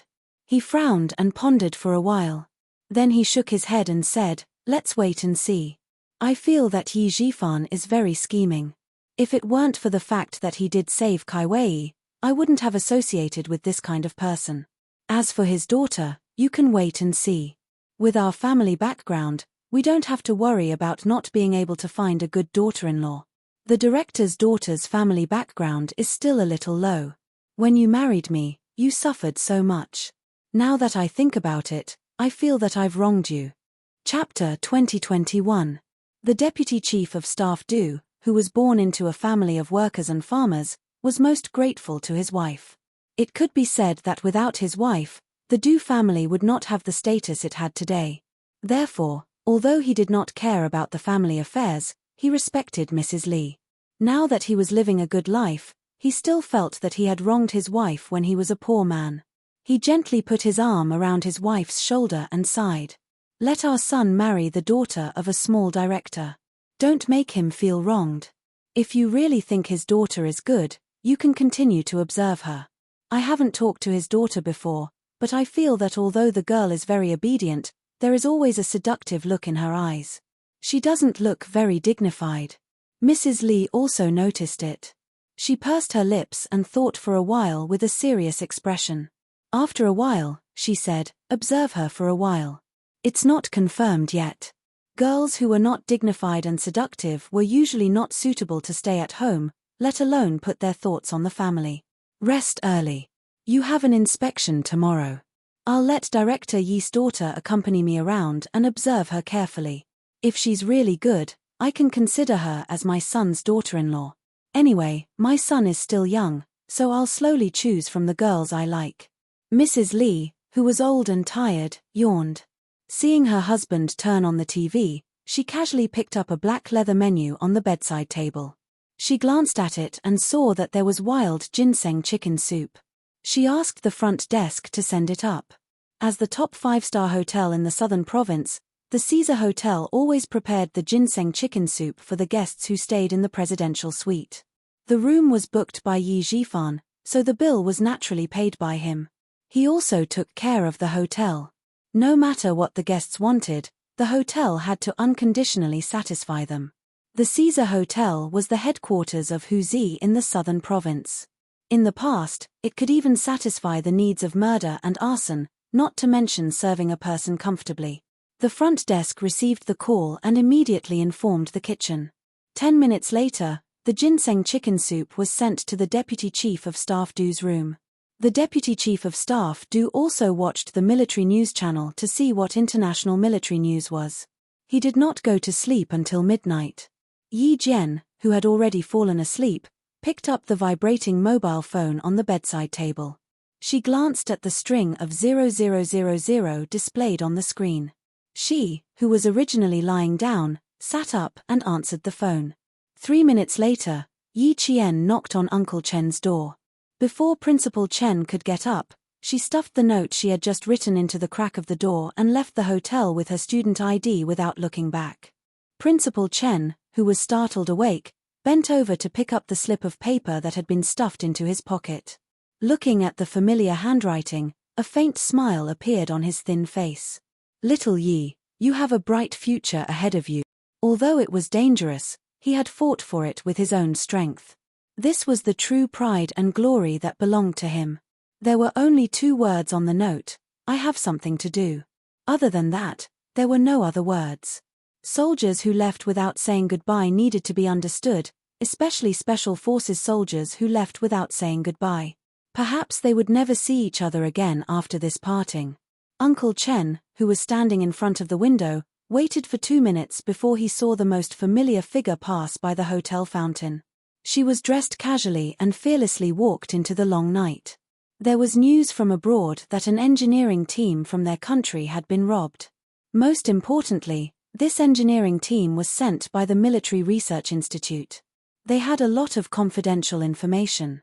Once the information was leaked, it would cause a huge storm. Chapter 2022.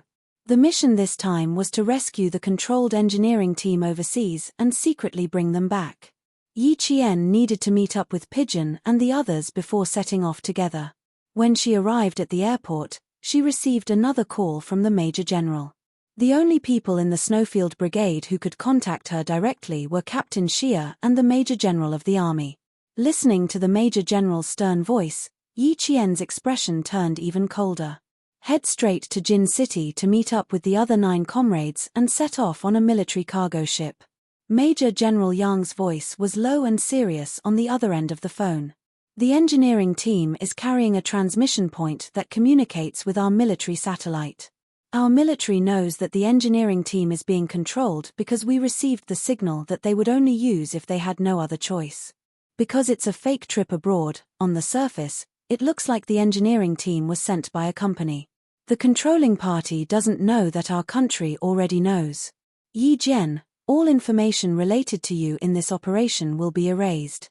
You can only recover your identity after the mission is completed.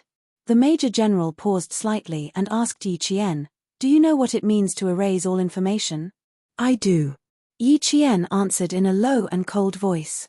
Including my school record, all personal information related to me will be erased. I will no longer be a legal citizen of our country. I will no longer exist. That's a very comprehensive understanding.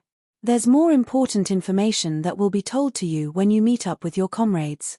It was not convenient to say too much over the phone, so the Major General reminded Yi Qian before hanging up. At 3:20 a.m., Yi Qian took a plane from Nan Province to Jin City Airport. Pigeon had already arrived at Jin City Airport. After the car stopped, he turned around and said to the 2 comrades sitting in the back, she will arrive at the airport in 3 hours. You 2 haven't seen her yet, but I have. I'll just go in and pick her up when she arrives. The people in charge of the overseas rescue mission were all from the Snowfield Brigade. Everyone's code name was Chinese. Other than Pigeon, there were 2 other comrades in the car. One of them was called Weaving Sparrow and the other was called Walking Cuckoo. Both of them had been overseas for training some time ago and had only returned a month ago. The country they went to was a country that was exposed to the sun all year round. Both of them came back with tanned skin. Since it was winter in their country, they had to take care of their skin for a month before their skin tone lowered to a healthy bronze color. When the 2 heard this, they shook their heads at the same time. GQ said seriously, it's precisely because we haven't seen her before that we should go and pick her up. We can't be casual when meeting for the first time. We have to be polite. Seeing this, the pigeon smiled and said, all right, let's go together. Yi Qian is easy to recognize.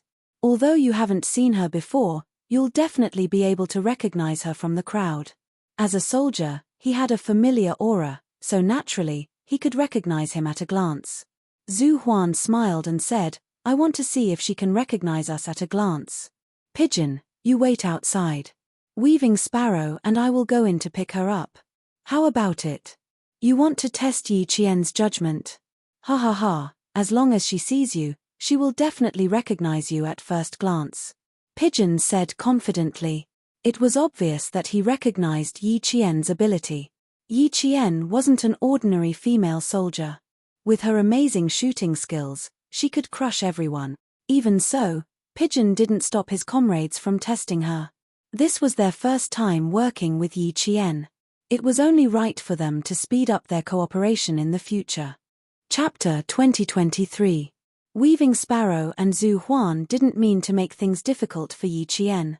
They just wanted to deepen their understanding of each other as soon as possible.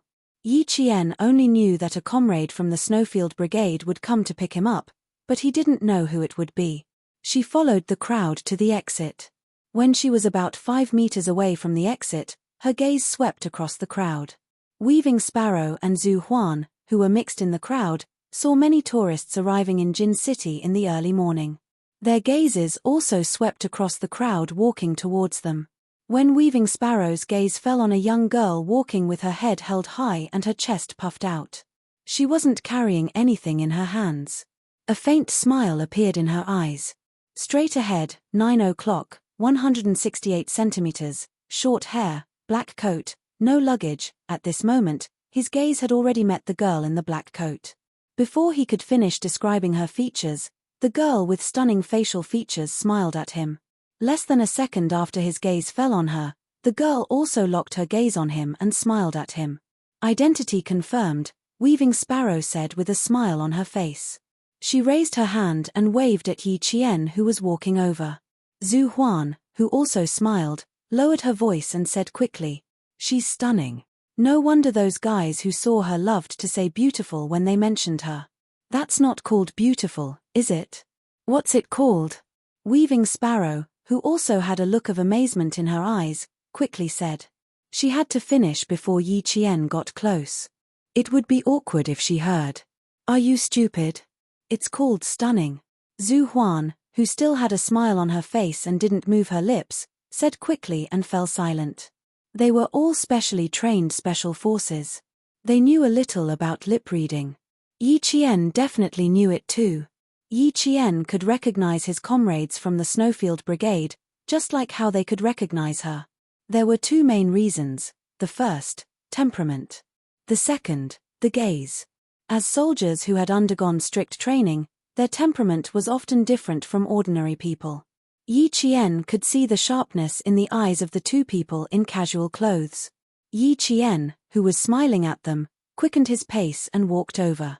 Weaving Sparrow was a southerner, while Zhu Huan was a northerner. If they hadn't introduced themselves, Yi Qian wouldn't have been able to tell that one was a northerner and the other a southerner. Their physiques and heights were about the same, and they didn't have any local accents. It was indeed hard to tell. As the scout, Sparrow Weaver introduced herself and quickly explained why they had come to pick her up. Pigeon told us that you would definitely recognize us at a glance. I thought you would definitely recognize us, but it would take at least a few seconds. Who knew that you were only 2 seconds behind me? It's easy to recognize you. You were sizing me up just now, so it's easier for me to detect you. After shaking hands with the two and briefly introducing himself, Yi Qian smiled and said, you have the same aura and the same gaze. It's hard not to recognize you. GQ and Zhu Huan laughed softly. The two of them walked out together with Yi Qian. When the pigeons who had been waiting outside saw the three of them, they smiled and went over to welcome them. Happy New Year, Yi Qian. Happy New Year. When Yi Qian saw her comrades, the smile on her delicate lips deepened. I haven't seen you in a few days. Why do I feel like you've put on some weight? No way. You can tell? Pigeon laughed softly. Her extremely pleasant and soft laughter rang out. Yi Qian couldn't help but soften her footsteps to listen. She couldn't bear to let the sound of her footsteps disturb her enjoyment of listening. Chapter 2024. He straightened his clothes and gestured 3 fingers at Yi Qian. The mandatory requirement was to gain 1.5 kilograms. They only had 20 dumplings for 30 nights, and I was the only one who ate 30 dumplings. I had no choice, my weight didn't meet the standard, so I was targeted by the J5. The Snowfield Brigade's management of the Special Forces was extraordinarily strict. In the harsh and uninterrupted physical training, tactical training, weapons and explosives training, you were not allowed to lose weight. If you lost weight, it meant that you didn't eat enough. There were no conditions for you to reach the standard weight. Of course, you couldn't be fat either.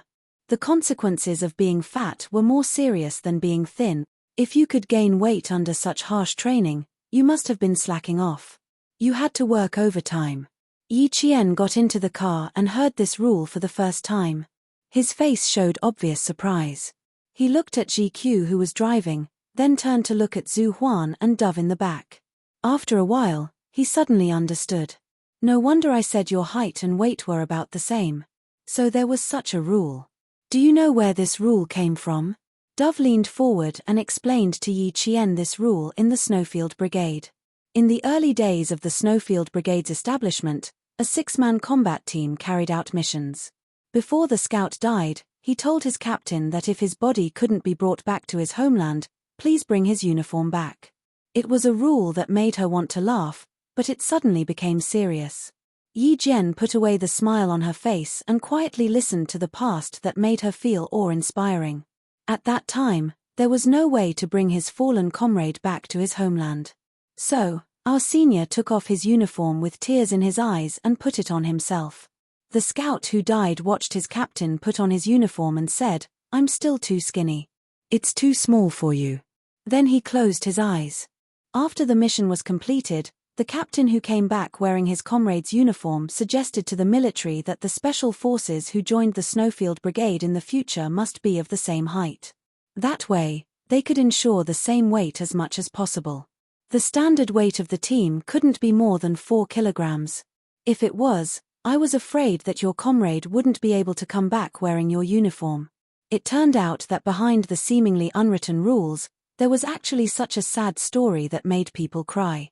As a special force, the Snowfield Brigade would carry out many missions that could only be carried out in secret. Just like Yi Qian's mission this time, it was a mission that could not be made public and could only be carried out in secret. If someone really died, they might only bring back the uniform of their comrade. There were still many tragic stories about the Snowfield Brigade that no one knew. Pigeon had only mentioned one of them, but it was enough to shock Yi Qian. This mission is also a secret mission. The engineering team that we are rescuing will only give us a week. If we don't succeed in rescuing them within a week, or if the controlling party discovers that they are not part of the company's engineering team, Qing Neo, even if we have arrived at our destination, there is no need to rescue them anymore. She then asked Yi Qian, "Qing Neo, do you know why we don't need to rescue them anymore?" "Because they will take care of themselves." Yi Qian's heart palpitated as he clenched his fists and spoke softly. Because they were all soldiers, soldiers who could sacrifice themselves for the country at any time. There was a sharp light in his dark eyes as he looked at Pigeon and said, "Even if there is an optimal rescue period of a week, we will try to save them one day earlier." Chapter 2025. That's right. It also means that our mission is full of danger. If we're not careful, we might come back wearing the uniform of our comrades. So, Qing Neo, you have to be mentally prepared, Pigeon said softly. She enunciated every word clearly, as if she was reminding her. Yi Qian nodded, indicating that he was mentally prepared. When the Major General told her that the military would erase her identity for this mission, she knew how dangerous this mission was. But no matter how dangerous it was, she would still face it. She would never embarrass the military uniform that carried the responsibility. She also didn't want to hear the news of the engineering team waiting for rescue. They were no longer needed. Pigeon's mobile phone vibrated. When the call connected, Long Ying's voice came through. He looked at Yi Qian and smiled. "I've received Yi Qian. The other side asked something, and Pigeon laughed softly. You're in good spirits. You should have rested on the plane. Although he didn't know who it was, Yi Qian raised his eyebrows and replied with a smile, I slept from takeoff to landing. I didn't wake up halfway, so of course I'm in good spirits. Thank you for your concern. Did you hear that? The person in question told you in a loud voice that she's in good spirits. Pigeon's smile deepened, and she replied, now the speed is 90 kilometers per hour. We'll arrive at the school in 10 minutes. Yes, Long Ying will need another hour and a half. There were a total of 10 people on this mission. Long Ying was from Ninghai province. He immediately set off from home when he received the mission. Ninghai province was further from Ninghai province than Ninghai province, so he was the last to arrive. The temporary meeting place was a hotel near Jinhai Civil Aviation University. After Long Ying arrived, they would take a cargo ship from Jinhai port. They would need to transfer to another plane to reach their destination. Yi Qian knew all the Snowfield Brigade members waiting in the hotel. They were all comrades who had participated in the training with the Storm Commandos. They only said Happy New Year and sat down to discuss. The satellite signal was received here, and our engineering team should be working here. It's on an island 400 kilometers away from the work site to the signal. 2 hours before they were controlled, they were still in regular contact with the country. 2 hours later, they were 400 kilometers away. The military suspects that our engineering team left the site by helicopter after the hijacking. The one who spoke was Pigeon. He was the leader of the operation team. The helicopters that can appear at my engineering team's worksite have all been approved by the government. That is to say, it is very likely that our engineering team boarded the plane normally. After arriving at the destination, they found that something was wrong, so they immediately contacted the government. Now that the human body temperature sensor signal is flashing, for the time being, we believe that our engineering team has not been detected by the controller. There are 2 possibilities. First, they don't know about the situation. Second, they know but don't dare to contact us. The local enterprises have been doing business with our enterprises for 7 years, so the possibility of the former is higher. They still don't know the situation and think that our engineering team is completing the surveying work as usual. Young Sparrowhawk looked at the battle map, then looked at the information of the companies in the country and said, if the local companies still don't know about it, then it's actually good news for us. It means that the identity of our engineering team hasn't been exposed. Now that the human body temperature signal is still there, the personal safety of our engineering team is still safe. Chapter 2026. In the room where the curtains were closed, only Pigeon's soft chirping could be heard. It was no longer as soft and gentle as usual. Instead, it was filled with coldness.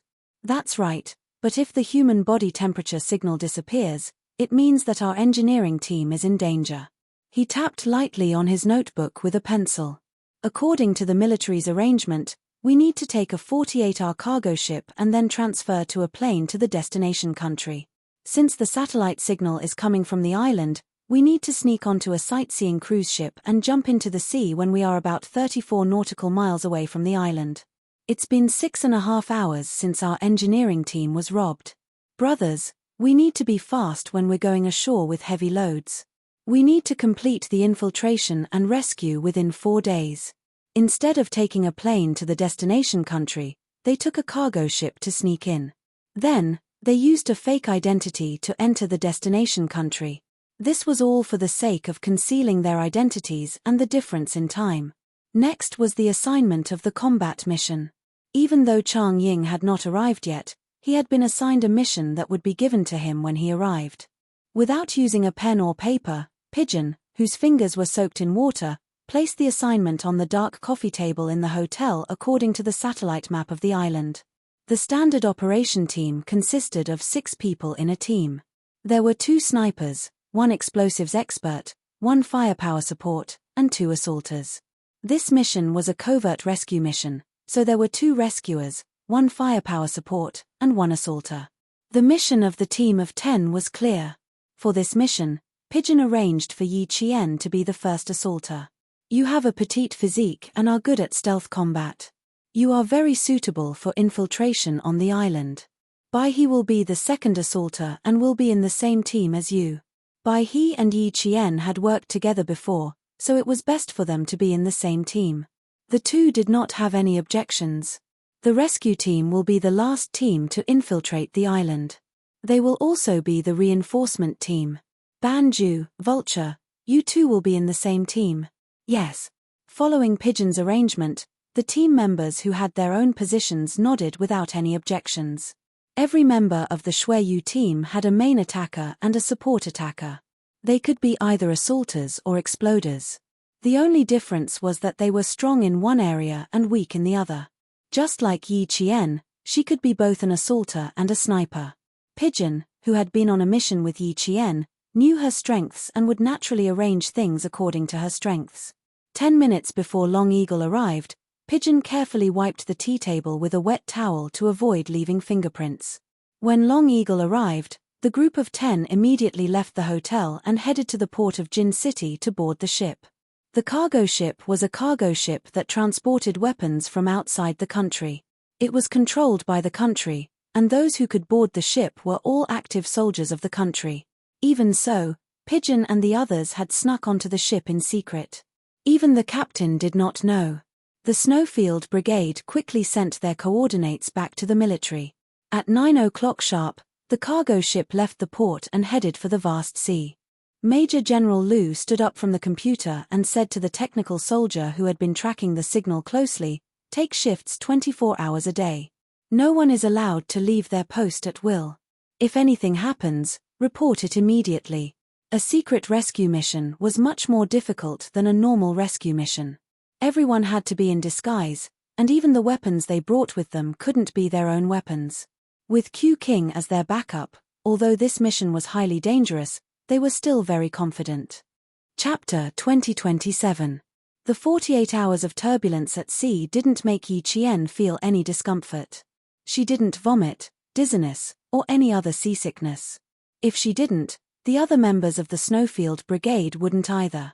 They had all undergone training at sea, and these things that would affect their combat state shouldn't happen to them.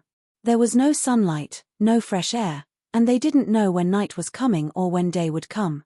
Yi Qian, who had been eating hardtack for 2 days, waited quietly to get out of the cabin. They arrived at a port in South Asia. This country had been trading military weapons with China. As the cargo ship was about to enter the port, the 10 members of the Snowfield Brigade came out of the lower cabin like ghosts. The military boots stepped on the iron sheet, making rhythmic thud-thud sounds. Yi Jian, who was walking in the lower cabin, could even smell the rust in the air constantly entering her nose. Left, left, left, keep up. In front of them, the pigeon's voice was so low that it could only be heard at a close distance. It ordered the comrades behind it to move forward quickly. The military provided the blueprint of the lower cabin of the cargo ship, and the 10 people left one by one according to the escape route on the blueprint. There was a time difference of almost 3 hours between the country and China. They left Jin City 48 hours ago and arrived 48 hours later. The time in China was 9 in the morning, but here it was 6 in the morning. The port where the cargo was delivered was a military port in this country, and it was heavily guarded. The 10 people came out of the lower cabin in groups of 3 and quickly took turns to move forward to avoid the soldiers in camouflage uniforms. 4 o'clock, 3 soldiers, get out of the way, 4 meters to the deck. There are soldiers patrolling on the shore with binoculars. Group C, be on guard. Group A, B, and B, move forward quickly and exchange positions. They communicated with sign language the whole time, and they kept alternating between moving forward and being on guard until all 10 people went around the back of the cargo ship and jumped into the sea. The sea was foggy in the early morning. After entering the sea, the 10 people swam from the surface to the shore. There was a commercial vehicle arranged by the embassy on the shore, and everyone's identification was in the vehicle. The 10 drenched people got on the car and checked their IDs first. After confirming that there were no mistakes, they quickly changed. Yi Qian was a female soldier, so all the male soldiers on the bus consciously looked straight ahead. The 3 male soldiers sitting in the back covered their eyes with their clothes and turned their heads to look out the window until Yi Qian finished changing. Yi Qian and Bai He were the first to enter the departure lounge. The 10 of them only made brief eye contact when they boarded the plane. The plane took off at 12 o'clock in China. Xie Jinyuan looked down at the time and jumped into a convertible jeep. He said to a foreign man with brown hair and brown eyes beside him in fluent English, "Partner, we can start to deliver the goods and get the money. Are you sure? If there are any police officers or Chinese people, you take care of them yourself." The brown-eyed foreign man glanced at the Chinese man with contempt. This Chinese man was crazy about money. He really didn't mind if the police opened fire and let him have a taste of his own medicine. Wearing a pair of ripped jeans and a motorcycle leather jacket, Xie Jinyuan's eyes were full of arrogance, and his temperament had changed drastically. He was no longer a soldier, but a Chinese man who worked for an arms dealer who sold guns and ammunition. He was willing to sacrifice his life for money. Xie Jinyuan raised his eyebrows at the man who had one arm on the car door. While the man was waiting for him to answer, he stepped on the accelerator and drove away, leaving a long trail of exhaust. Chapter 2028.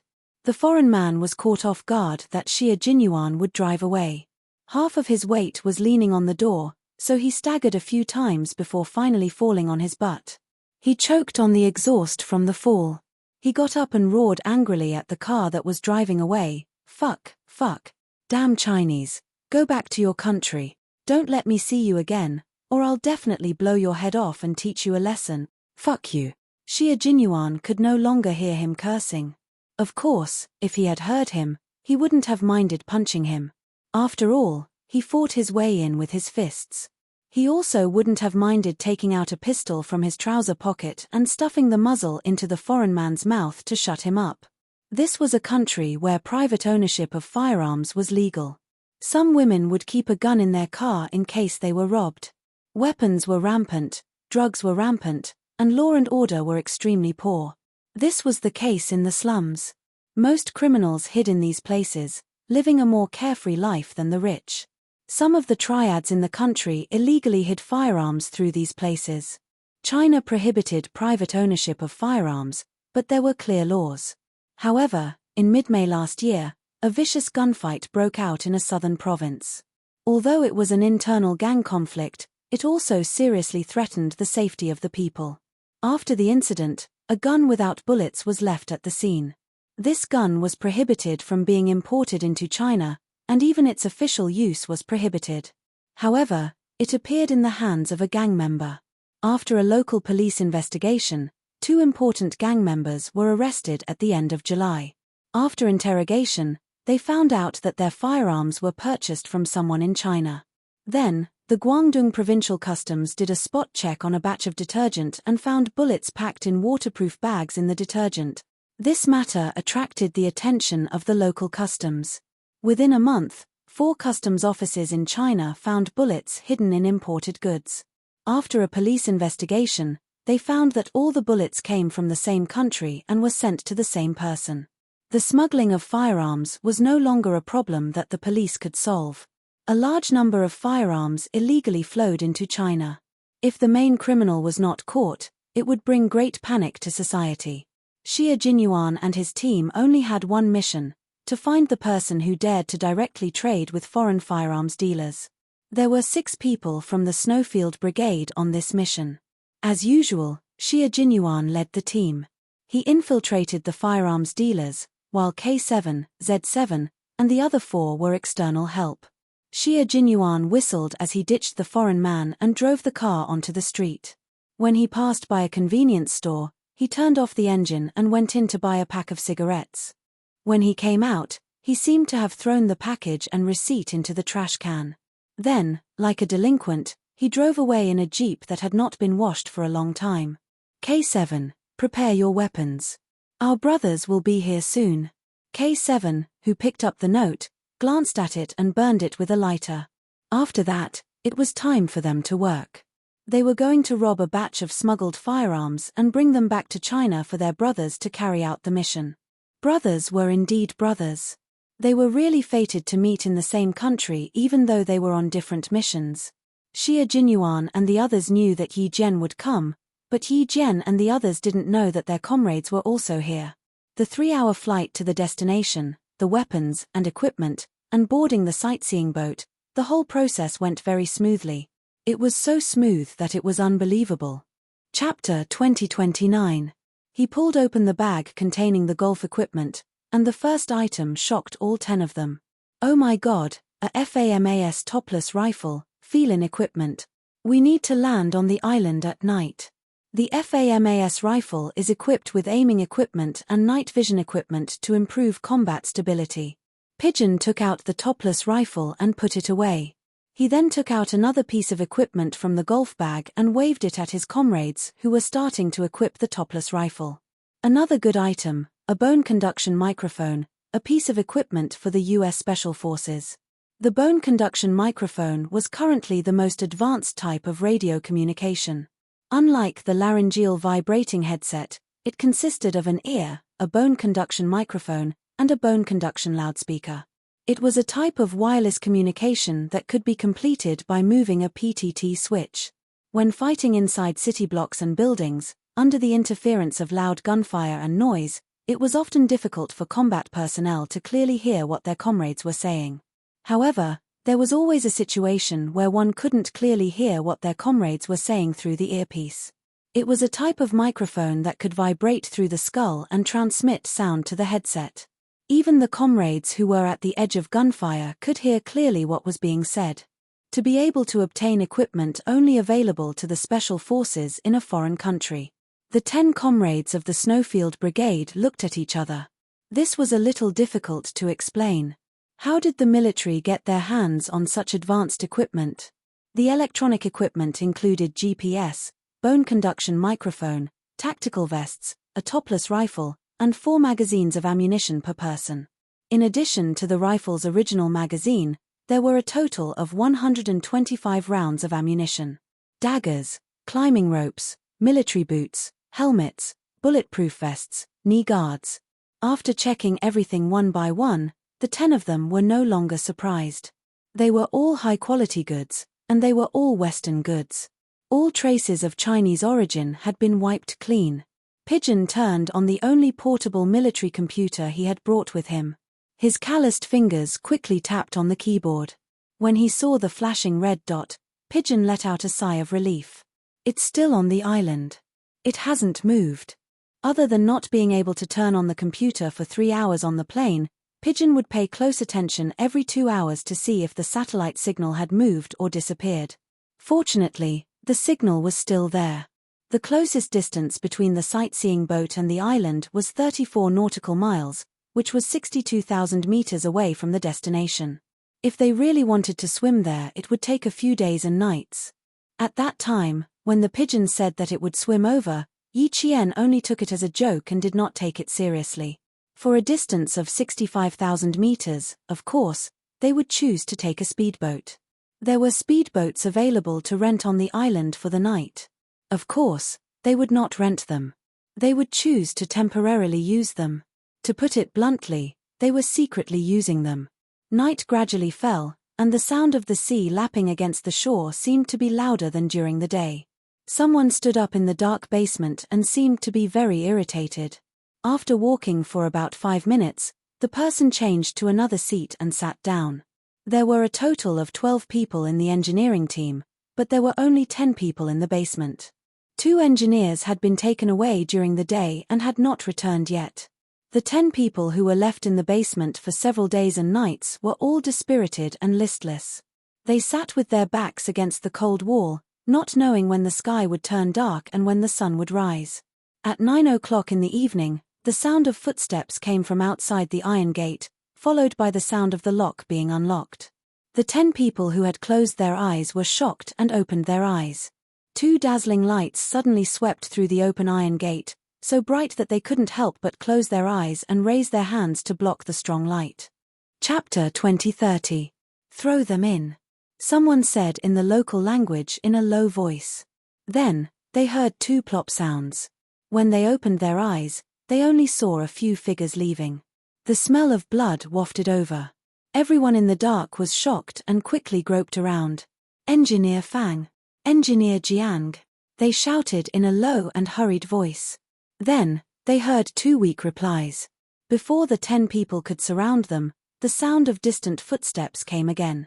When they touched the bodies of the 2 engineers, the iron door opened again. A few figures rushed in fiercely from the strong light.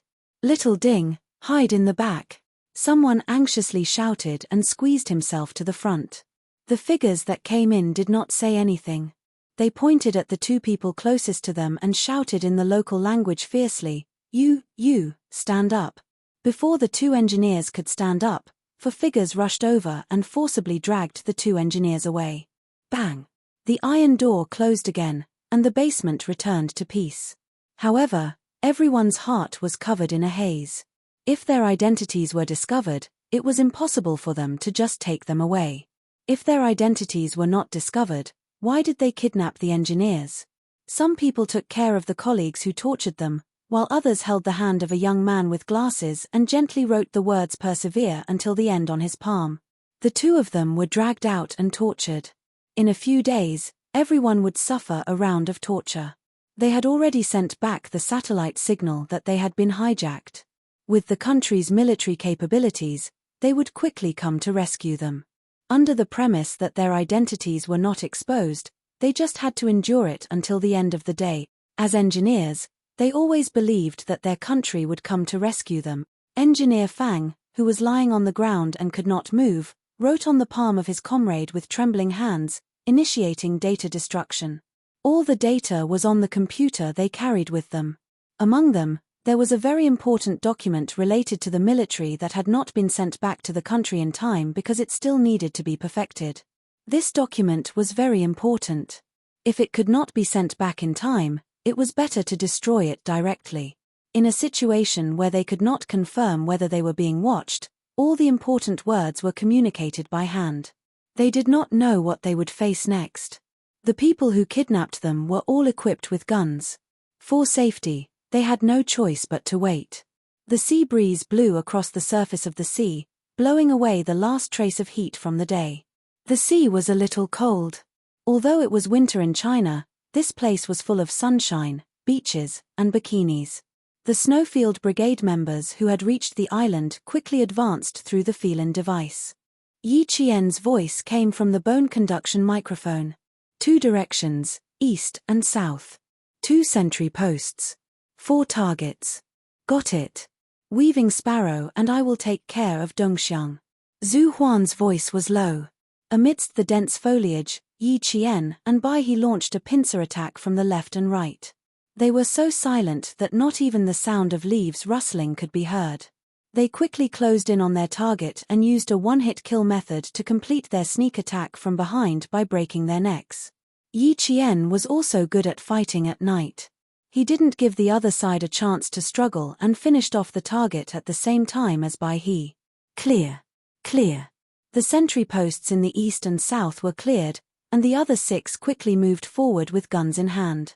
The tall trees and dense foliage became their last cover, and all 10 of them approached their final destination at a ghostly speed. Chapter 2031.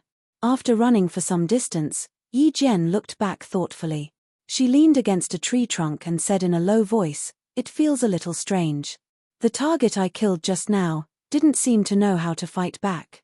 Didn't know how to fight back? What do you mean?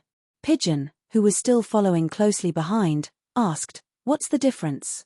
Yi Qian kept a lookout while frowning. "I can't describe the feeling. It felt a little like dealing with an unarmed civilian. If he didn't have a gun in his hand, she would have suspected that he was an ordinary civilian." She thought back to the attack just now. When she wrapped her arms around the target's neck, the target's first reaction was not to use his hands to break free, but to struggle and twist his body.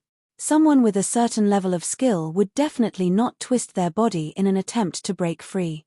Instead, they would use both hands to pry off their own arms. This was a subconscious action.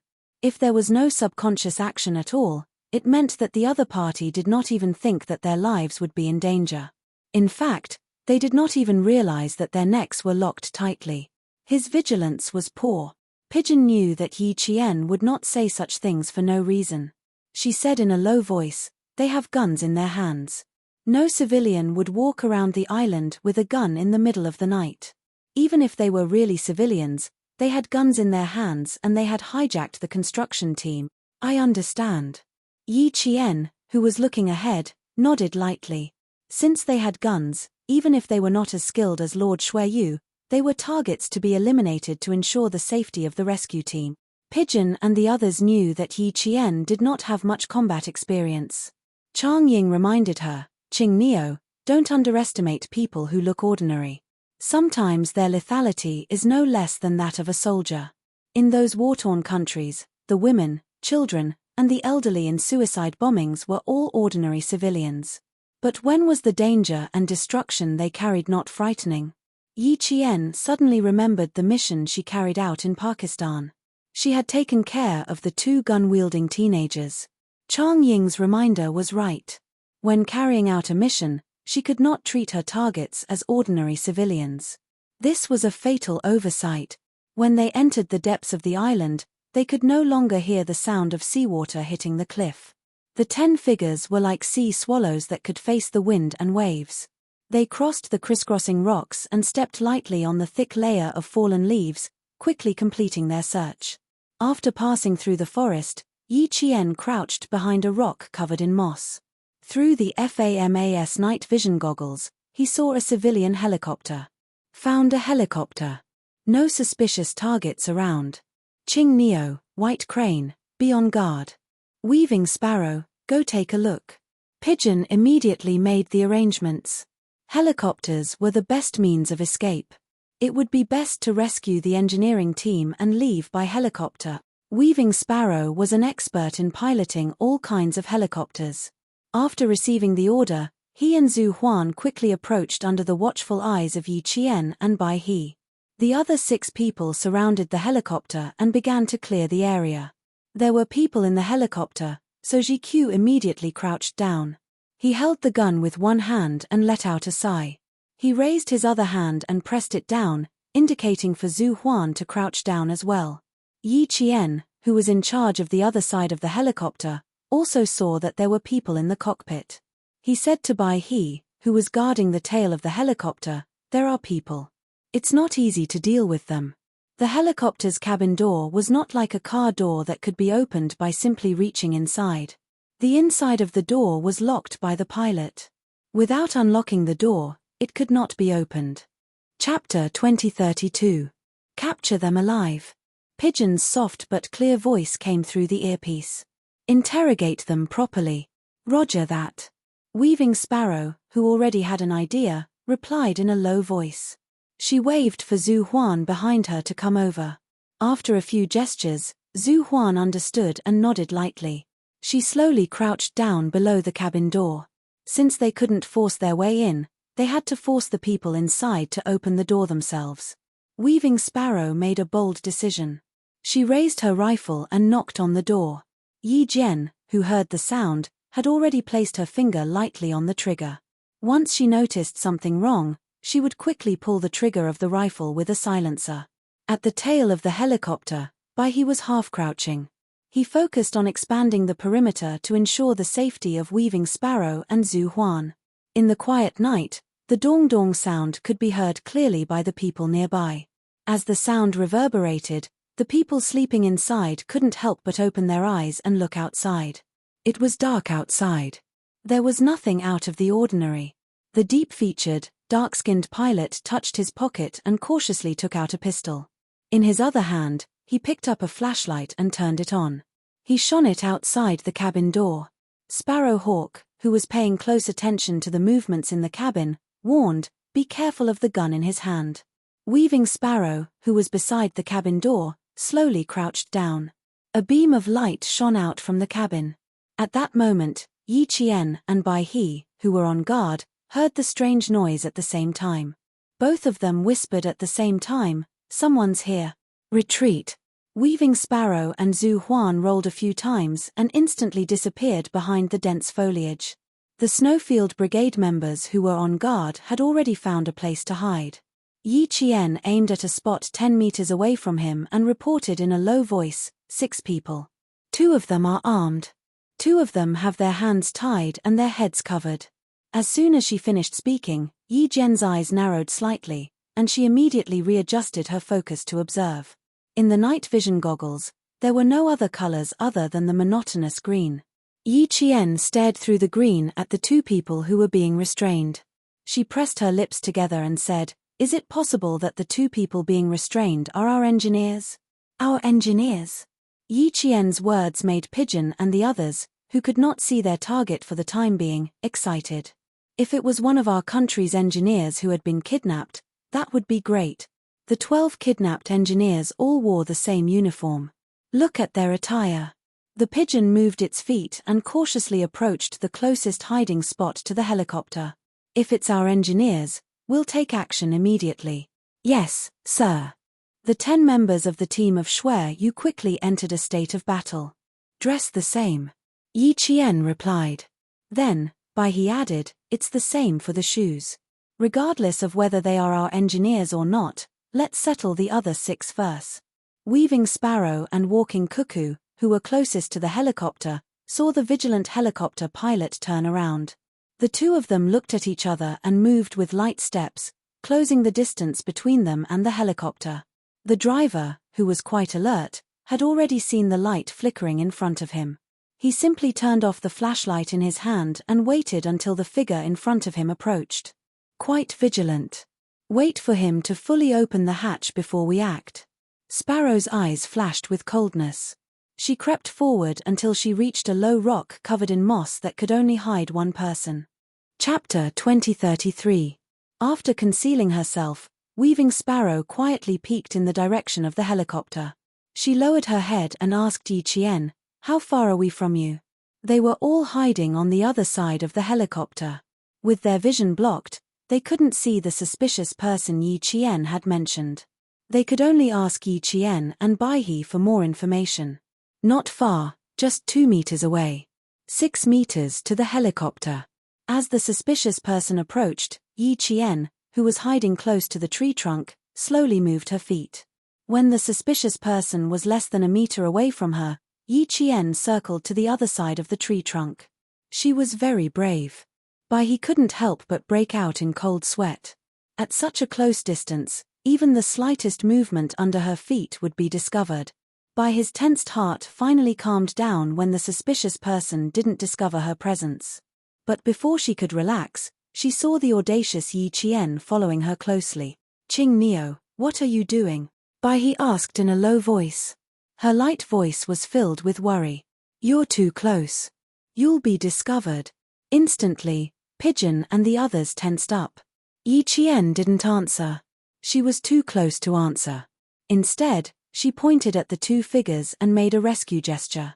She told Bai He that she could immediately protect the 2 people when the battle started. They might be engineers from their side. Bai He, who saw her actions clearly, took a deep breath and explained Yi Jian's behavior to his comrades. It would be better if she could protect them from a close distance. "Be careful, Qing Neo," Pigeon warned.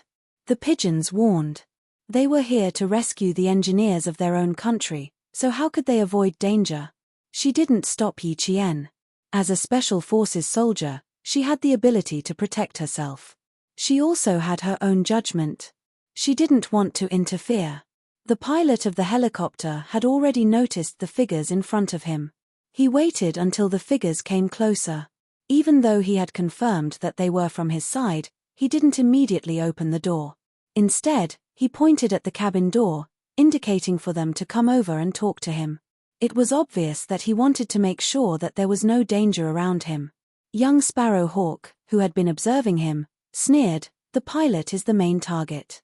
We can kill the rest, but we have to leave him alive." He was so vigilant. He obviously knew what they had done and could be in danger. The vigilance of the men with guns was obviously not as high as that of the driver. They strode forward and spoke loudly, as if they were certain that no one would discover them. They appeared to be quite conceited. The pilot waited for them to reach the cabin door. After a while, he unlocked the door and jumped down from the helicopter. He looked around and asked the man with the gun, "Why did you bring them out? Why didn't I receive any notice? 1, 2, 3, move out." Just as the other party was speaking, the Snowfield Brigade members who were hiding in the surroundings made their move. Yi Qian leaped up and took out one of the targets with a pistol equipped with a silencer. He then shouted in Chinese, "Get down." The figure whose hands were tied and head was covered reacted quickly and fell to the ground in an instant. He took care of the other target who was being held captive. Several muffled gunshots rang out. The unprepared figures didn't even have a chance to resist before they were shot dead. The moment the vigilant driver took out his pistol, Sparrow, who was hiding behind the rock, was like a tiger pouncing on a tiger. She leaped and accurately grabbed the driver's right hand that was holding the gun. Then, she threw him over her shoulder, not giving him a second chance to do so. Chapter 2034. The pilot had been on high alert the whole time. When he heard the gunshot, he immediately realized what was going on. He wanted to fight back, but he didn't expect to meet a well-trained special force soldier. He didn't even have the chance to fight back before he was subdued in one move. "Behave yourself. I've been watching you for a while." Weaving Sparrow clamped down on the pilot's hands and twisted them behind his back. At the same time, Weaving Sparrow grabbed a handful of rocks, grass, and leaves on the ground and stuffed them into the pilot's open mouth. The pilot was thrown over his shoulder. His chest was in pain and he wanted to cry for help, but his mouth was stuffed with something that made him want to vomit. His mouth was stuffed with rocks, sand, grass, and leaves, so he couldn't make a sound. His throat was filled with shock and fear as he struggled to escape. Zhu Huan picked up the pistol that Weaving Sparrow had sent flying. She walked over to the struggling pilot and slowly squatted in front of him. The struggling pilot waited until his forehead was pressed against a cold metal object. The struggling pilot instantly calmed down. "Answer me seriously, carefully, and honestly. Otherwise, the bullet will go through your head." Zhu Huan spoke in fluent English as she stared coldly at the other party. "Who are you? Why are you kidnapping an engineering team from a Chinese company? Answer me honestly. Otherwise, the bullet will explode your head and your brains will splatter everywhere." As she spoke, the cold muzzle pressed hard against the pilot's forehead. "Cooperate and you'll have a chance to live. Do you understand?" The cold muzzle and the frightening threat made the pilot's pupils constrict. He couldn't believe that someone had touched the island. "I can give you water to clean up the thing in your mouth. Remember, if you dare to open your mouth, the bullet will really go into your head. Just like this." Zhu Huan suddenly moved the rifle away from the pilot's forehead and pointed it at the ground with a bang. The bullet brushed past the pilot's ear. The scorching heat generated by the huge impact swept across the pilot's ear. Mud and sparks flew, and the smell of gunpowder could be smelled. This move was direct and ruthless enough to make the uncooperative pilot tremble in fear. If you don't cooperate, the bullet will teach you the consequences of resistance. However, the engineer didn't give the pilot a chance to speak. He hurriedly said, "Engineer Fang and Engineer Jiang have been tortured. We don't know if they're dead or alive. We need to save them as soon as possible. We can't delay any longer. Save them first." In other words, there was no time to interrogate him. Of course it was more important to save the pilot. Yi Qian relayed the engineer's words to everyone. Pigeon immediately said, "Get rid of the pilot." The pilot, who was still trying to play innocent, was mumbling something along the lines of "I don't know anything" when the vermilion bird coldly interrupted him. "Don't swear in the name of God. I'll send you to him right now." Twisting the neck and dealing with it without seeing any blood. The dead pilot's foreign face was still filled with deep fear, as if he didn't believe anything, but he had indeed been sent to meet God. Longhawk and Sparrow Hawk picked up the 4M4S and handed them to Pigeon. Semi-automatic carbine, used by the American Special Forces. They still have Special Forces guns in their hands, so their firepower is quite high. The M4 had a terrifying shooting range and lethality. Its strap was also designed to connect the weapon to one side. This way, the person carrying the gun could be ready to shoot at any time while patrolling. Chapter 2035. The few sentries that they had taken care of earlier were all armed with normal rifles which were far inferior to the M4. Pigeon took the gun and asked the engineer beside her, "Have you played with an M4 before? Do you want to take one for self-defense?" Pigeon could not be blamed for asking such a question. Engineers were different from soldiers in the field forces. Although they had shot targets before, they specialized in engineering. It was normal that they had not played with an M4 before. We have to take it even if we haven't. The principle is the same. Although we don't know how to use it. One of the engineers took the M4 from Pigeon. Take it for self-defense first. We won't pull the trigger easily. If they did not know how to use it and still fired, it would be easy to accidentally injure their own people. However, it could still be used for self-defense. The other members of the Snowfield Brigade had already cleaned up the scene. Weaving Sparrow also came down from the helicopter and said that he was done. After the rescue was successful, he could immediately fly the helicopter and leave. He did not stay any longer and led the engineer towards the direction of the signal. The helicopter pilot was hired by the local government. Usually, if we need to do aerial surveys, he will fly the helicopter. We have worked together for half a year. This time, no one thought that something would go wrong until Xiao Ding realized that something was wrong and contacted the government. When we woke up, we were in a dark basement. As they walked, the engineer with the gun in his hand told the members of the Snowfield Brigade how they were kidnapped. Although they were engineers, as soldiers, they still acted like soldiers. Although they were not as agile as the special forces, they were much braver. From the conversation, they found out that they were on a small island. No wonder they could hear the sound of waves. They had thought that they were not far from the sea. Who would have thought that they were on an island? Yi Qian and Bai He were still in the vanguard. Some of the engineer's words were heard through Pigeon's earpiece. They found out that the engineer who was successfully rescued did not know why they were kidnapped. They also knew that their identities had not been discovered. Xiao Ding's arm is embedded with a thermal satellite. Once it is activated, as long as his body temperature is maintained, the signal will always be there. Can you still receive his signal? Worker Zhong and I have been brought out for at least 2 hours. They had been saved, but their colleagues and comrades had yet to be saved. Pigeon took out the infrared detector connected to the thermal satellite. The red signal band was faintly flashing. It's still there. They are fine. That's good, that's good. We have to save Engineer Fang and Engineer Jiang as soon as possible. The engineer saw the flashing signal band and let out a long sigh of relief. The detector didn't have any red signal fluctuations before. The signal band was only available on the military computers connected to our country's military satellites. Now that the detector had a red band, it meant that they were very close to their destination. Discovered a building. Based on visual inspection, it seems to be a container or a metal house. Yi Qian's low voice came through the bone conduction earpiece. Every word was extremely clear. There are 2 locations on the second level of containers, and 3 locations on the first level of containers.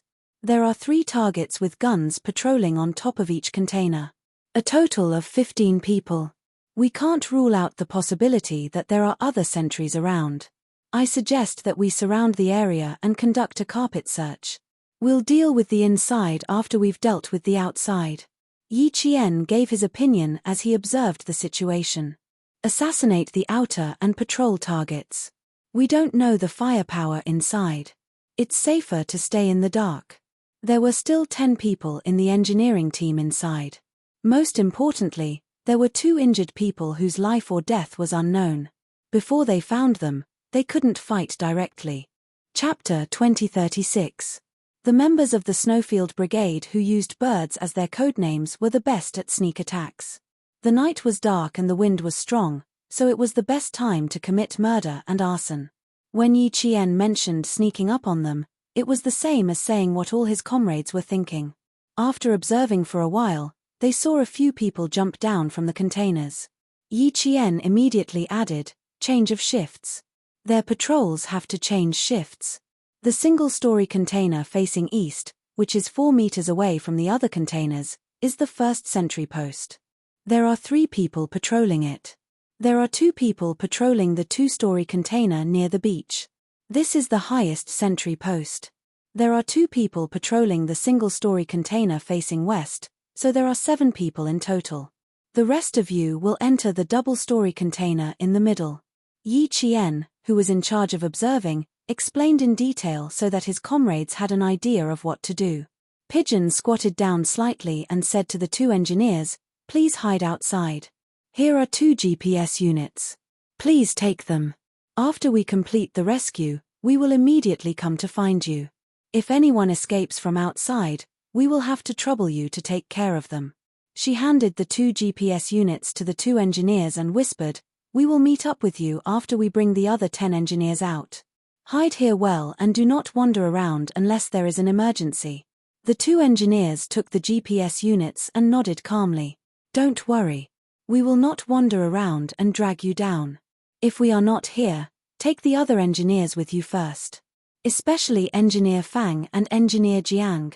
They are the core technicians. You must protect them." To the members of the Snowfield Brigade, the 12 engineers were their responsibility. Every one of them represented a responsibility. How could they abandon their responsibilities? "We have received orders that the 12 engineers must succeed in the rescue. We cannot give up on any of them. Please take care of yourselves. We will be back soon."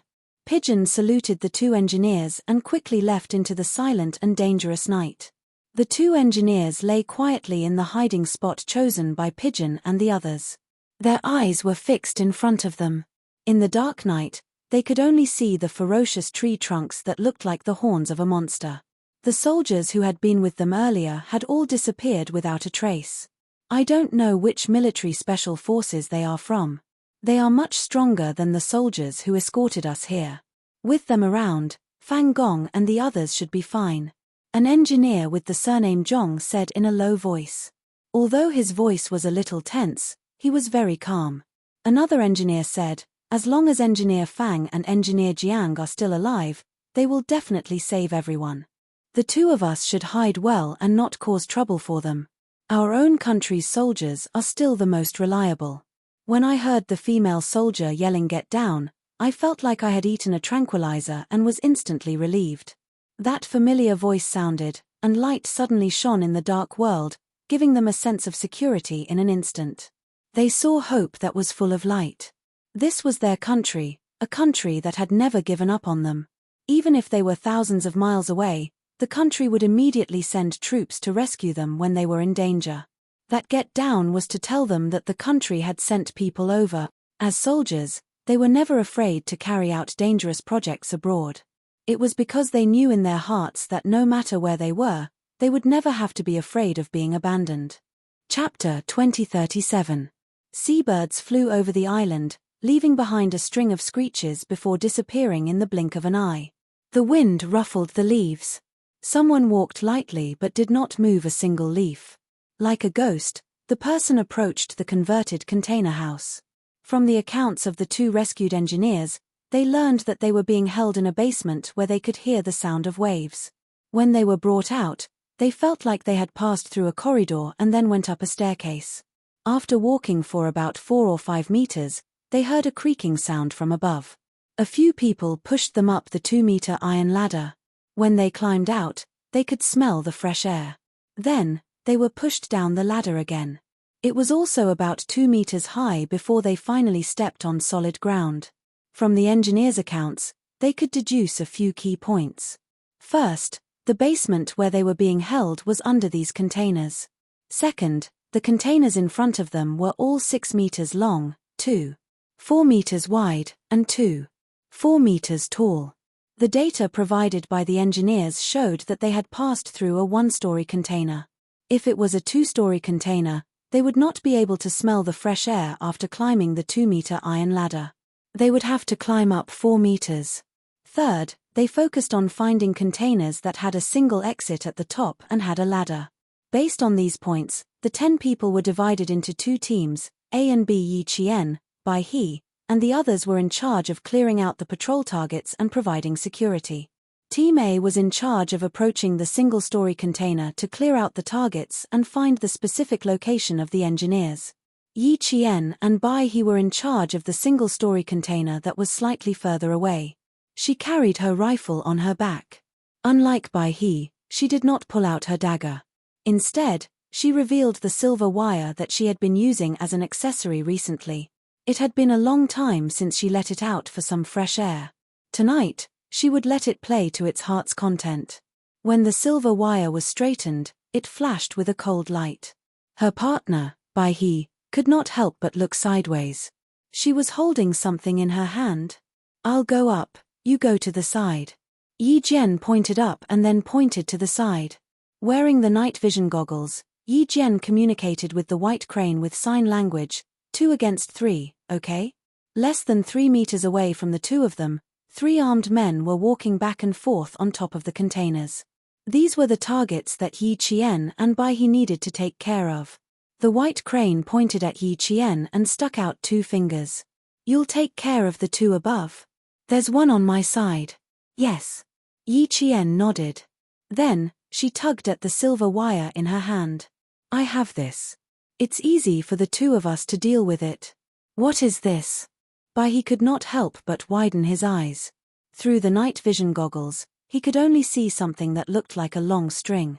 It was definitely not a thread. A thread could not possibly emit a cold light. That was Yi Qian's secret weapon. On the battlefield, the most trustworthy people would always be their own comrades. Bai He did not raise any questions and nodded in agreement. The silver thread was a weapon that was even more useful than a combat dagger. As Yi Qian grew stronger, he could better utilize the silver thread's invisible killing power. The silver thread silently wrapped around the neck of one of the targets. Before the target could realize what was going on, something cold instantly tightened around his neck.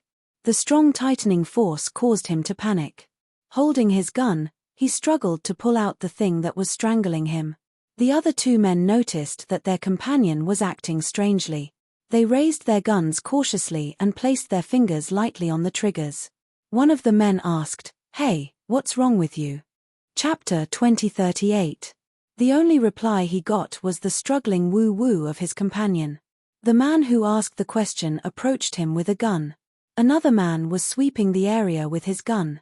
He had already loaded the gun and was just waiting for the trigger to be pulled. Woo-woo. The man whose neck was being strangled struggled with all his might. His hand even scratched his neck until it bled, and the gun fell out of his hand. In the eyes of his companions, he was like a patient who had a sudden illness. At this moment, Bai He took advantage of the fact that the man who was sweeping the area with his gun had his back facing her. She took a big step forward and threw the man off the container. The man who was approaching his companion heard the commotion behind him. Just as he quickly turned around, Yi Qian stood beside him. She raised her hand and lightly patted the man's shoulder. When the man turned around, a cold light flashed past his eyes. He felt a chill on his neck, and then a faint pain. Cutting the throat and breaking the neck were all fatal moves that a Special Forces soldier would definitely know. As a qualified Special Forces soldier, Yi Qian was now able to succeed in every move she made. In order to achieve a silent attack, they had to eliminate the targets simultaneously. When Yi Qian made her move, the others would do the same to achieve the same pace. There was no sound of fighting, not even a trace of movement. In less than 5 minutes, all the targets were eliminated. After exchanging blows, all the members of the Snowfield Brigade realized a problem. These people had very good rifles in their hands, but their fighting skills were quite poor. Other than being fierce, they had no strategy at all.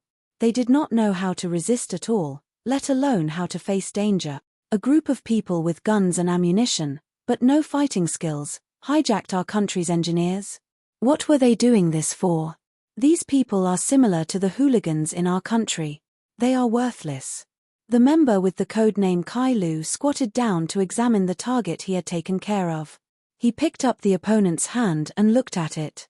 There were no thick calluses on the area between the thumb and the index finger. There were no visible calluses on the 10 fingers or the palm. Other than the tattoo of a cobra wrapped around a sword on the wrist, there were no other clues. These people are just hooligans. They look powerful, but in reality, they are just using their M16s to scare people. Without this gun, they are nothing. After taking care of all the targets, the members of the Snowfield Brigade did not sweat at all. They easily took care of these people. If these people did not have guns in their hands, they would be no different from ordinary people. But now that they have guns and have kidnapped our engineers, they are not ordinary people. Yi Qian, who had retracted his silver thread, listened to his comrade's words. He pressed his back against the rusty container and stood guard for the white crane that had entered the container to search. She turned on the PTT switch and asked, "The first sentry post has been cleared. What about the highest sentry post?" Young Sparrow Hawk, who was in charge of the last 2 sentry posts, wiped the blood off his dagger as he replied, "Cleared." Long Hawk has already rushed over to support Group A. Another member of Team B said in a low voice, "Team B's targets are all clear. What's the situation with Team A? Find the container that the engineer mentioned. Weaving Sparrow and Walking Cuckoo, guard the 2 containers in the middle. The rest of you, attack. Move out. Yes. Yes. Immediately." Following Pigeon's order, the scattered members of the Snowfield Brigade quickly approached the container that they were targeting. The Special Forces member codenamed Loon gently pulled on the small metal door that was only wide enough for one person to pass through. With a pull, the small door opened. Chapter 2039. They didn't act immediately. Instead, they tossed a small rock into the container. After a few clangs, the container fell silent. Without hesitation, Loon was the first to descend the container. 2 of his comrades extended their rifle barrels into the container to guard Loon. Loon didn't rush down like a hothead. He quickly entered the container and grabbed the metal ladder with one hand. He leaned sideways so his entire body was suspended in the air. He relied on his arm strength to support himself. In a few seconds, he completed the 2 actions of entering and observing the container. 2 minutes later, everyone heard Loon say, "Come down." Yi Qian and Bai He didn't descend. Weaving Sparrow and Zhu Huan guarded the 2-story container with their lives. She guarded the single-story container with her comrades. After entering the container, Dove and the others passed through the entire container. When they reached the front, they saw an underground passage. The entrance was the same width as the container and could fit 3 people at a time. It was very dark inside. There was no light or sound. The 2 members of the Snowfield Brigade took 1 step at a time. They nimbly stepped on the carved ladder and entered the underground passage. After they descended the ladder, they immediately stuck to the left and right side of the wall. Through their night vision equipment, they stared ahead without blinking. In the murky green world, they saw a long, man-made cave. After confirming that there were no problems, they gently waved behind them. The other 4 comrades entered and took turns to advance. Outside, the sound of a helicopter hovering above the island could be heard. Yi Qian, Bai He, Weaving Sparrow, and Zhu Huan's expressions turned cold.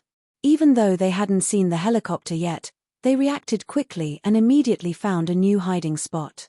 The sound came from afar. It was obvious that the helicopter was coming in their direction. "Dove, what's the situation inside?" "The situation outside has changed. A helicopter is coming."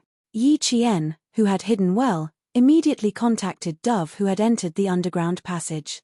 Then, she saw the helicopter fly into the sky. An extremely strong beam of light shone from the helicopter onto the top of the 2nd-story container that Weaving Sparrow and the others had been guarding. Suddenly, someone came out of the 2nd-story container and stood on top of it, waving at the strong beam of light. Yi Qian and the others looked from the helicopter to the person waving at them. At this moment, the 4 of them were thinking the same thing. That was why they said the same thing at the same time. This person is the next target to be dealt with. The person on the helicopter saw that someone had responded. He retracted the beam of light and flew forward.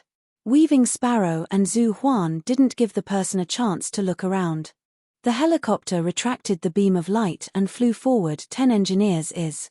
This news was like a punch to everyone's heart.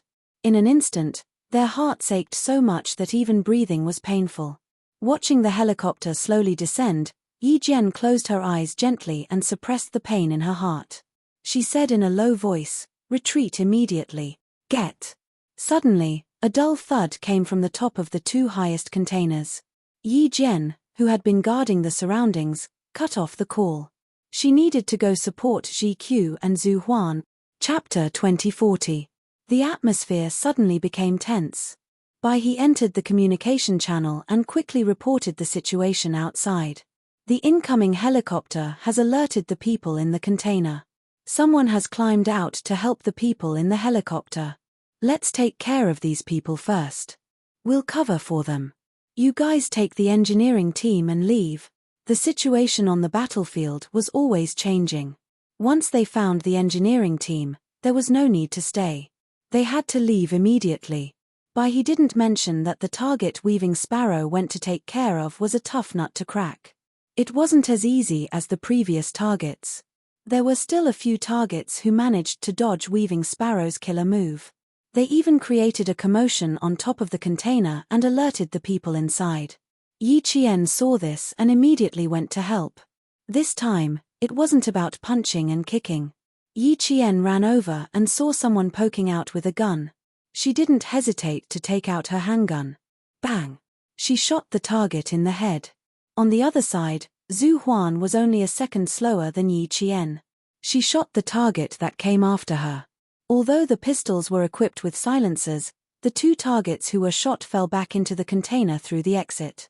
The people inside stared blankly at their own people whose heads were bleeding. Someone shouted, turned off the light source, and fired back at the same time. Gunshots rang out. Long Ying, who had climbed out of the container, reached out and grabbed Fang Gong, who was brought up by his comrades. He held Fang Gong's arms tightly and carried him out of the container. Fang Gong was already dead. There was only a trace of warmth left in his body. Long Ying carried him out with bloodshot eyes. He hoarsely said to Bai He, who was guarding below, "Help, Bai He." The cooperation between comrades was tacit. The white crane was already prepared, and the eagle carried Fang Gong out and immediately carried him out of the container. Fang Gong, who did not forget to work before his death, was carried away. Then, the unconscious Fang Gong was successfully rescued from the container. Pigeon, who was still in the container, repeatedly warned the engineering team, "Follow them. Don't look back." He didn't want to see another engineer sacrificed. He wouldn't allow another engineer to be sacrificed under the protection of the Snowfield Brigade. He could already hear the gunshots outside. The situation was tense. He had to evacuate with the engineering team immediately. The bullets pierced through the metal of the container, one after another. The people inside couldn't see outside and didn't know what was happening outside.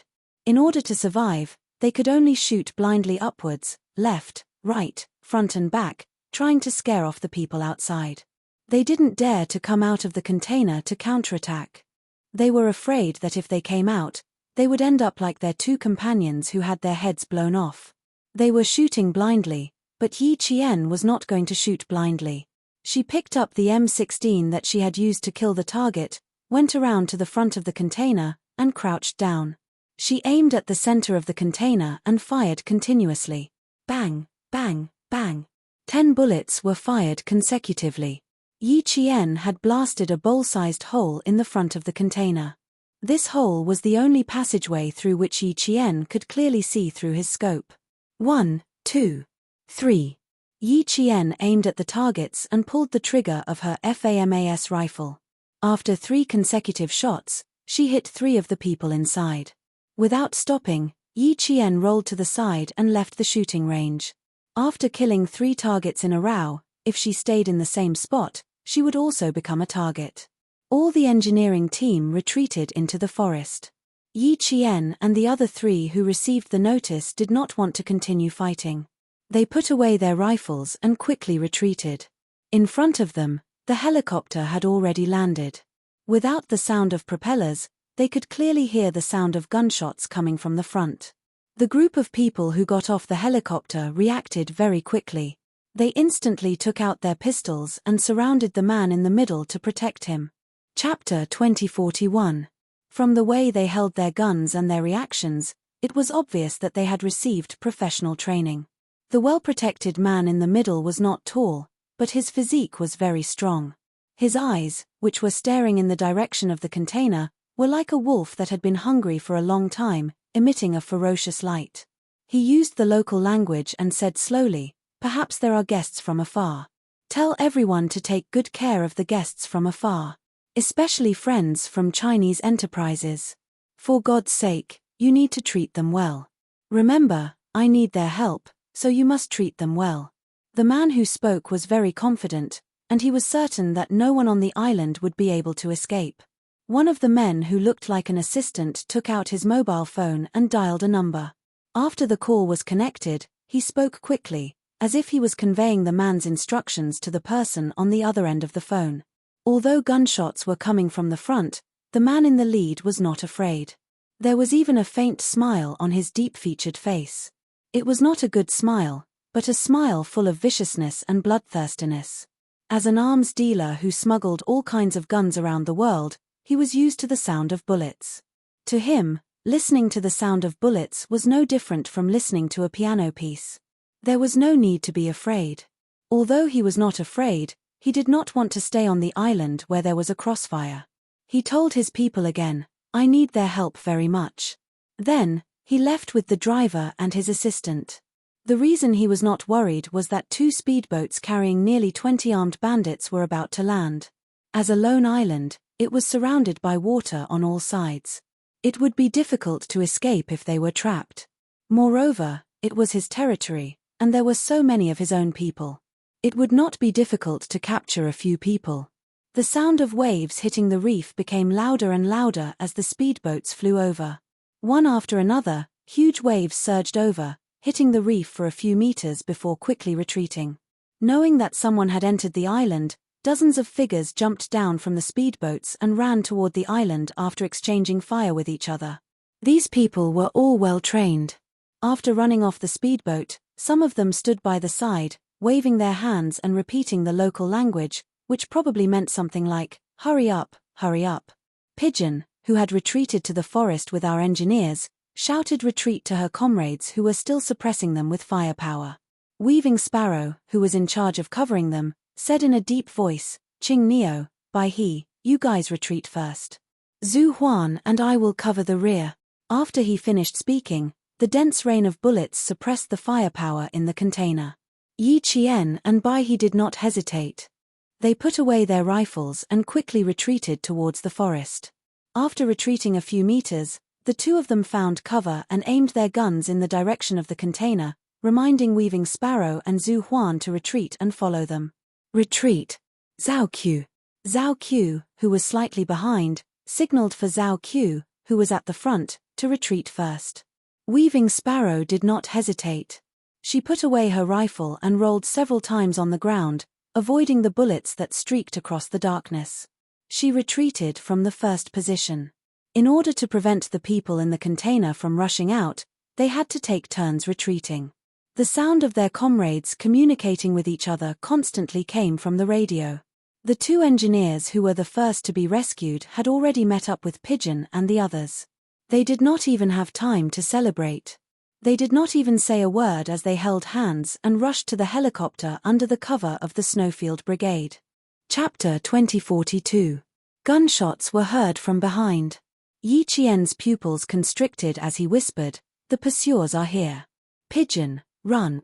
Their original plan was to rescue the engineers secretly, but now that they had attracted pursuers, the entire plan was ruined. The Snowfield Brigade was made up of highly trained special forces, so they were exceptionally calm when their plan was ruined. No one panicked. Pigeon immediately asked Ching Neo, "The helicopter can only carry 7 people, including the pilot. Ching Neo, do you know how to fly a helicopter?" There were 22 engineers and the Snowfield Brigade, including the sacrificed Fang Gong. The helicopter could only carry 7 people, including the pilot. Pigeon intended to let Yi Qian retreat first. However, Yi Qian did not know how to fly a helicopter. "No, Bai He, Zhu Huan, and I will bring up the rear. Weaving Sparrow will catch up with you guys. Let him take the 6 engineers and leave first. Okay, you guys be careful. Sparrow Hawk, you and Ching Neo will bring up the rear." Pigeon's eyes dimmed when she heard Yi Qian's reply. She immediately agreed. Yi Jian and Bai He were originally assaulters, so they were assigned to cover the rear, which was still according to the original battle arrangement. Following the gunshots, the atmosphere became even more tense. Fortunately, the engineers were all soldiers, so they did not panic when they heard the gunshots. They followed the special forces that were protecting them across the island and kept running forward. The trees on the sea islands all had a common feature. The roots grew and emerged from the ground, meandering and exposing the surface, like the tentacles of an octopus clinging to the surface of the ground. When there was soil, they would take root again. These exposed and thick roots that were integrated with the ground became an obstacle for the engineers when they ran. The Snowfield Brigade members could easily jump over these roots, but the engineers could not do so all the time. After a few people were tripped, the speed of the evacuation was greatly affected. With their speed affected, it was easy for the pursuers to catch up. Pigeon thought of the sacrificed Fang Gong and ordered, "Chang Ying, you and Weaving Sparrow take turns to carry Fang Gong to the helicopter first. Take over the helicopter first, quick." The helicopter could only carry a total of 7 people, including the pilot. The sacrificed engineer Fang and the injured engineer Jiang would definitely go first. The other 4 had already decided in the basement. Now, they just needed to run in the direction of the helicopter. The eagle, who had just handed Fang Gong over to the Weaving Sparrow, suddenly raised its head and looked to its left. Just now, it had seen a flash of light pass by. "There's a situation at the beach. I saw a flash of light." He reminded all his comrades that there were pursuers behind them. If something happened at the seaside, it would be even more difficult to escape.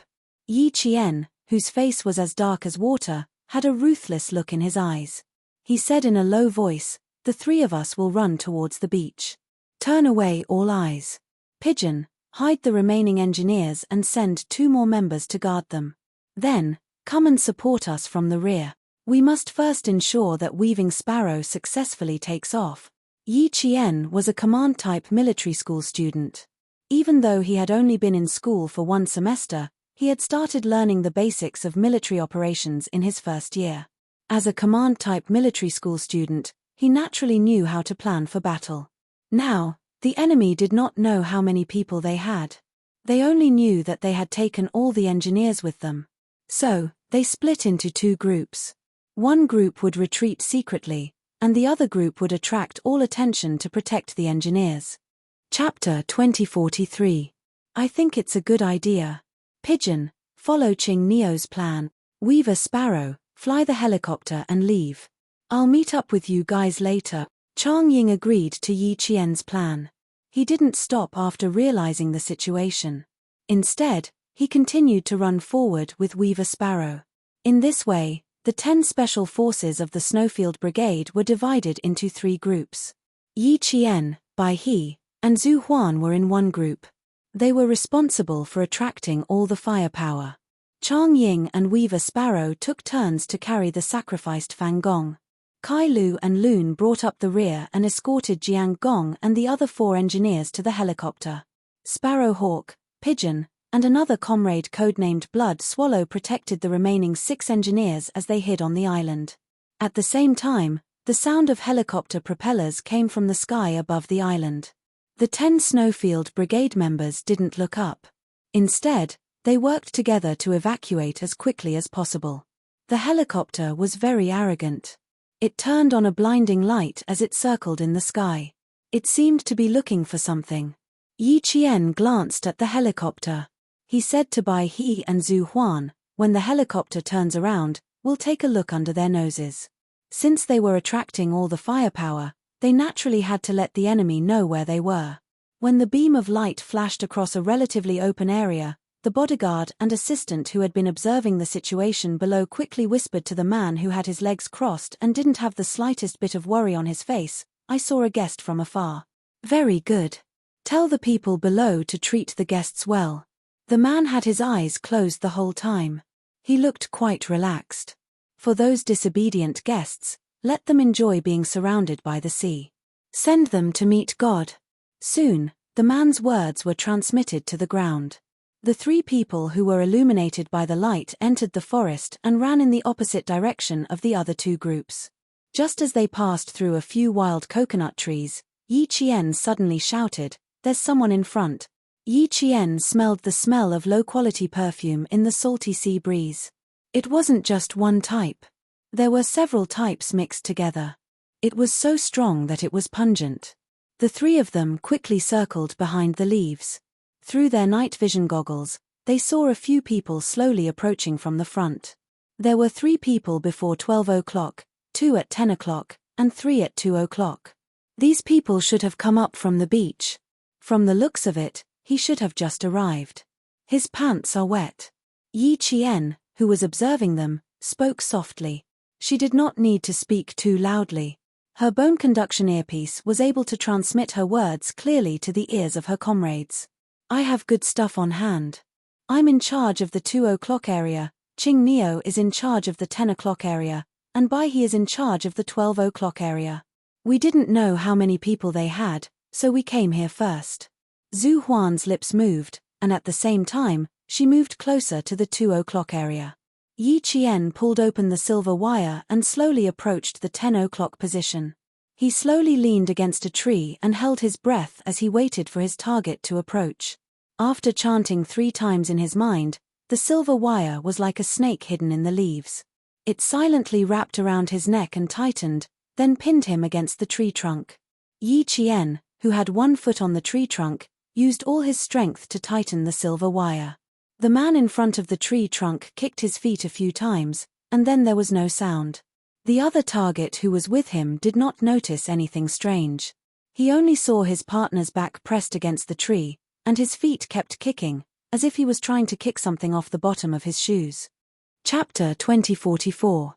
This kind of sneak attack was very dangerous. Once discovered, the person would be exposed. If the person on the other side still had a gun, it could be said that he would be treated as a live target. The reason Yi Qian dared to make a move like this was because the 2 targets were walking separately. There were 2 trees between them, and the other target's line of sight was obstructed, so he wouldn't be able to spot her immediately. As a Special Forces soldier, she had to learn how to win a chance of survival in the most dangerous environment. Excellent professional skills were the guarantee of winning a chance of survival. Yi Qian was a daring and careful Special Forces soldier. In addition, she had been hunted down by Yi Ying in her previous life, so she had an instinctive ability to avoid danger. She could quickly determine the most advantageous move for herself and the least likely to arouse the other party's suspicion. At this moment, even though the second target was only 2 trees away from her, her daring move didn't arouse any suspicion until the first target was taken care of. Yi Qian, as a Special Forces soldier, was able to deal with the situation calmly and without batting an eyelid. The second target saw that his companion was still leaning against the tree, but her feet weren't moving. She seemed to be leaning against the tree to rest because she was too tired. He shushed his companion softly, then used his gun to sweep the surroundings. Sensing that there was nothing out of the ordinary, he walked around the 2 trees between them and walked over. As he walked over, he said something in a low voice. Yi Qian, who was hiding behind the tree, didn't understand. She was focused on listening to the footsteps and didn't pay attention to what the other party said. She was calculating how far the other party was from her. As the other party approached step by step, the silver wire wrapped around the combat glove slowly loosened. When they were close enough to hear the other party's breathing, Yi Qian suddenly retracted the silver wire. The target, who had already stopped breathing, lost his balance and fell forward. The approaching target immediately realized that something was wrong. He raised his gun and fired behind the tree. Yi Qian was so close that they could hear each other's breathing. He didn't want to give the other party a chance to shoot. Before he could even open fire, Yi Qian pounced on him from behind the tree. He grabbed the man's right hand with one hand and twisted the gun out of the man's hand. Her movements were quite fast, and every step was calculated very precisely. She twisted the gun in the target's hand away, and raised her elbow to hit the target's chin hard. Not only did the target not shout, but he also almost bit off the tip of his tongue. Before he could recover from the pain of his tongue being bitten, the sky and the earth were turned upside down, and he fell to the ground on his side. This was a foreign man who had received training. He was dizzy from the fall, but he endured the pain from his shoulder and completed 2 rolls to avoid Yi Qian's attack. At the same time, he reached for his pocket. He wanted to take out his gun, but there was no gun in his pocket. Realizing that he didn't have a gun, his first thought was to run away. But just as he turned around, a foreign object pressed against his heart. "Are you looking for it?" Yi Qian, who was holding a gun in her hand, asked calmly. She loaded the gun and placed her slender finger lightly on the trigger. The cold muzzle was aimed at the target's heart. Unfortunately, you've lost it. The man who had bitten the tip of his tongue to the point of his flesh was unable to make a sound. He was panting heavily. He was a little scared, but he didn't give up. His raised hands moved slightly, trying to snatch the gun back. Chapter 2045. The gun was already in her hands, so how could she take it back? Just as the opponent's hand was about to move, Yi Qian was even faster. In order to block the opponent's escape route, she only had time to jump and aim her gun at the opponent. She had no time to draw her dagger and slash the opponent's neck. But as she spoke, her left hand, which wasn't holding the gun, had already pulled out a combat dagger. Just as the opponent's hand moved, she pulled out the magazine with one hand. This action was easy for Yi Qian, who could still reload with one hand. The magazine fell to the ground along with the gun. The opponent's attack was fierce. He wanted to fight to the death to see if he could survive. In the face of such a strong attack, Yi Jian curled up the corner of his mouth slightly. His left foot stepped on a rock, and his whole body soared into the air. With a bang, his right leg kicked hard at the opponent's head with a strong wind. The man was so dizzy that it seemed like his brain juice was flowing out of his ears. He staggered and couldn't stand. Yi Qian took advantage of the moment when he couldn't attack and slashed his dagger across the man's neck. Blood spurted out like a fountain. The pressure was so great that it even spurted out a bloody mist. Clutching his neck, the target made a gurgling sound in his throat as if he had been filled with air. He staggered back a few steps and then fell to the ground with his head raised. Yi Qian, whose face was splattered with blood, plucked a few leaves to wipe his face. He said to his comrade, "The target in the 10 o'clock direction has been dealt with." As he spoke, he suddenly heard something running by his left, leaving behind a string of rustling leaves. Before Yi Qian realized what it was, he was already chasing after it. "There's a fleeing target in the 12 o'clock direction. Help us," he said with a distorted voice. "I sprained my leg and dislocated my ankle." He escaped. This wasn't good news. Yi Qian's expression changed slightly. He said in a low voice, "Treat your injuries first. I'll chase after him. The target is running towards me. I'm already chasing after him." The black figure in front was the fleeing target. They had to chase after him. If they were discovered that there were only 3 of them, it would cause trouble for the other 2 teams. In order to avoid the enemy's helicopter, Weaving Sparrow had yet to take off. If they were discovered, all the engineers would be in danger. "If you don't treat your leg properly, you can just wait to retire." Zhu Huan, who was speaking through clenched teeth, was using her dagger to stab the twitching target twice. She then said to Yi Qian, "It's an old injury. Just a slight sprain and it'll dislocate." Whether it was a new injury or an old one, the white crane needed help. Zhu Huan stayed behind and said to Yi Qian, "Be careful, Qing Neo. Send us your location at any time." The black shadow was right in front of him. Yi Qian could only reply with a single word, "Okay." The black shadow in front of him suddenly turned around and fired continuously behind him. Bang, bang, bang. The gunshot broke the silence of the entire island. A tall and slender figure paused and chased after the source of the gunshot. His speed was very fast, like a tiger running in the jungle. Rocks and trees could not stop him from moving forward. Everything became a blur in front of his speed. The gunshot not only caused him to change direction, it also caused the people who had alighted from the helicopter to run over. Bai He and Zhu Huan's eyes darkened. Bai He, whose ankle had been reconnected, hurriedly said, "Quick, go support Qing Neo. She's now surrounded." Chapter 2046. Just as Bai He and Zhu Huan had said, Yi Jian had already become the target of the encirclement. There were about 20 people on the 2 speedboats, and they had only taken care of 7 of them. There were still about 10 people scattered nearby. The gunshot sounded like an emergency call for everyone to gather, and more than 10 black figures surrounded them. Yi Qian, who had dodged the shots, knew that she was in danger. Since the enemy had already opened fire, there was no need for her to hold back anymore. The moment she dodged, the enemy slyly dashed a few meters away. Yi Qian's eyes were locked on the black figure in front of her. Listening to the sound of the black figure running, she chased after it like an arrow released from a bow. The target was clearly more professional than the one Yi Qian and the others had taken care of before, but it still couldn't be compared to a special forces soldier who had undergone rigorous training. After running for about 10 minutes, the target's stamina plummeted, and his agility and reaction speed were obviously not as good as before. Yi Qian was communicating with Bai He and Zhu Huan. The target is running in the opposite direction of the two groups, which is exactly what we planned. You two continue to attack from the shadows, but I'll come out in the open. Although it was a little inappropriate to attack from the shadows, for the safety of the engineers, it was worth the risk. From the moment the three of them intentionally allowed themselves to be swept by the helicopter's beam, they were already taking a risk. The two of us are about 100 meters away from you. We found 3 targets. Qing Neo, the two of us won't be able to support you in time, so be careful, Zhu Huan reminded her in a low voice. There were a lot of targets to take care of, so she would have to fight alone. Roger that. Yi Qian, who had been watching the black figure disappear behind the leaves, adjusted her breathing, answered calmly, and jumped down from a rock. When she landed, she was in a half-squatting position, but she quickly rolled twice and hid behind the roots of a tree.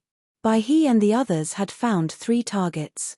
On her side, other than the targets she was following, 2 more black figures entered her line of sight. From their movements, it seemed like they were searching with guns. Yi Qian, who had hidden well, exhaled softly and slowly adjusted the focus of her rifle. She didn't want to shoot with the rifle in her hand, so she planned to use her handgun. The target was very close, so shooting with a rifle would be overkill. Furthermore, she didn't know how many people there were, so she needed to ensure that she had enough ammunition and couldn't waste bullets. The FAMAS rifle in his hand had an effective range of 300 meters. It was equipped with NATO-made warheads, and there were only a pitiful 25 bullets in the magazine. However, the FAMAS rifle had a very big advantage. It was quite effective when firing in 3 bursts. Now that there were only 2 targets, it was better to save the bullets and use a pistol instead. Unfortunately, the pistol in her hand could not fire automatically. She had to pull the trigger once to fire a bullet, but it was fast. The rifle in the other party's hand was a Canadian C-series rifle. Its effective range and speed were much faster than the pistol in her hand. 2 targets meant that she had to fire 2 bullets. In order to prevent the other target from having a chance to fire when she fired the first shot, she needed to use a side jump to complete 2 consecutive shots. Yi Qian let out a sigh of relief when he saw the gun in his opponent's hand. He slowly held his breath and raised his pistol. Bang! Bang! The 2 bullets were like continuous shots. The first target hit in the head didn't even make a sound. He was still holding a C-series rifle and fell to the ground with a bang. Chapter 2047. Although the second target reacted, all he saw was a shadow flying past him. Just as he was about to shoot, he heard something exploding in his chest. It was the bullet that pierced through his heart with great force. His beating heart was severely damaged, and its mission was interrupted. There was no chance for his opponent to slow down, nor was there any threat to his consciousness. 1 second, he was breathing fresh air, and the next second, he was facing death. Yi Qian, who had fired 2 shots, was the first to fall to the ground with his right hand. By the time the gunshot disappeared, he had rolled 2.5 times on the ground and was leaning against a tree. He was panting slightly. The gunshot wasn't loud. It was as low as the sound of a drum being struck twice. It didn't have any frightening power. Even the smell of gunpowder was blown away by the salty sea breeze. In less than a minute, it was blown away without a trace by the sea breeze. Yi Qian, who heard the sound of someone falling to the ground, didn't immediately come out to check. Instead, he leaned against the tree quietly. He counted to 5 in his heart before he left. The black figure, who had fled at least 50 meters away, ran too fast. He didn't hear the footsteps behind him. He cursed under his breath and sat on the ground with his hands on his knees. Before he could relax, a cold voice came from behind him. "Stand up." The person who spoke pressed a hard object against his temple. "Put down the thing in your hand." Otherwise, I can guarantee that the thing in my hand will not be polite to you." The voice was low and slow. It was obviously a threat, but there was an indescribable elegance to it. It made people's hair stand on end. God! The black figure, who was so shocked that he almost peed in his pants, breathed a sigh of relief when he heard the voice. Even his tense shoulders relaxed. "This damn Huari. One day, I'll send you to God." The Western man who looked down on you Huari could only curse in his heart. It was stupid to get angry at his own people. Even though he knew that it was stupid to get angry at his own people, he couldn't let go of the prejudice in his heart. He shouted in English with a heavy accent, "Jack, where did you come from?" His head tilted to the side, and the frightening gun barrel hit his forehead. The man, who was already in a sorry state, was instantly enraged. He raised his hand and fiercely waved Hua Yi's arm away. "Damn it! Are you going to keep pointing at my head? Put your gun away, Chinese." This was the anger that came from the humiliation of being seen in such a sorry state. But he didn't fling Hua Yi's arm away, nor did he let Hua Yi take away his gun. Instead, the gun was pressed against his forehead. He even heard the sound of the trigger being pulled. "You! Hey, partner, what are you trying to do? Don't joke about guns." Just now, he had dared to throw a tantrum, but now, he was terrified. His lips were trembling as he spoke. The Chinese man, Xie Jinyuan, whose arm was hurting from the slap, put away his gun and said in standard American English, "You seem to be afraid." "Do I need to be afraid? You have a gun too." The man who didn't have a gun pointed at his head was even angrier.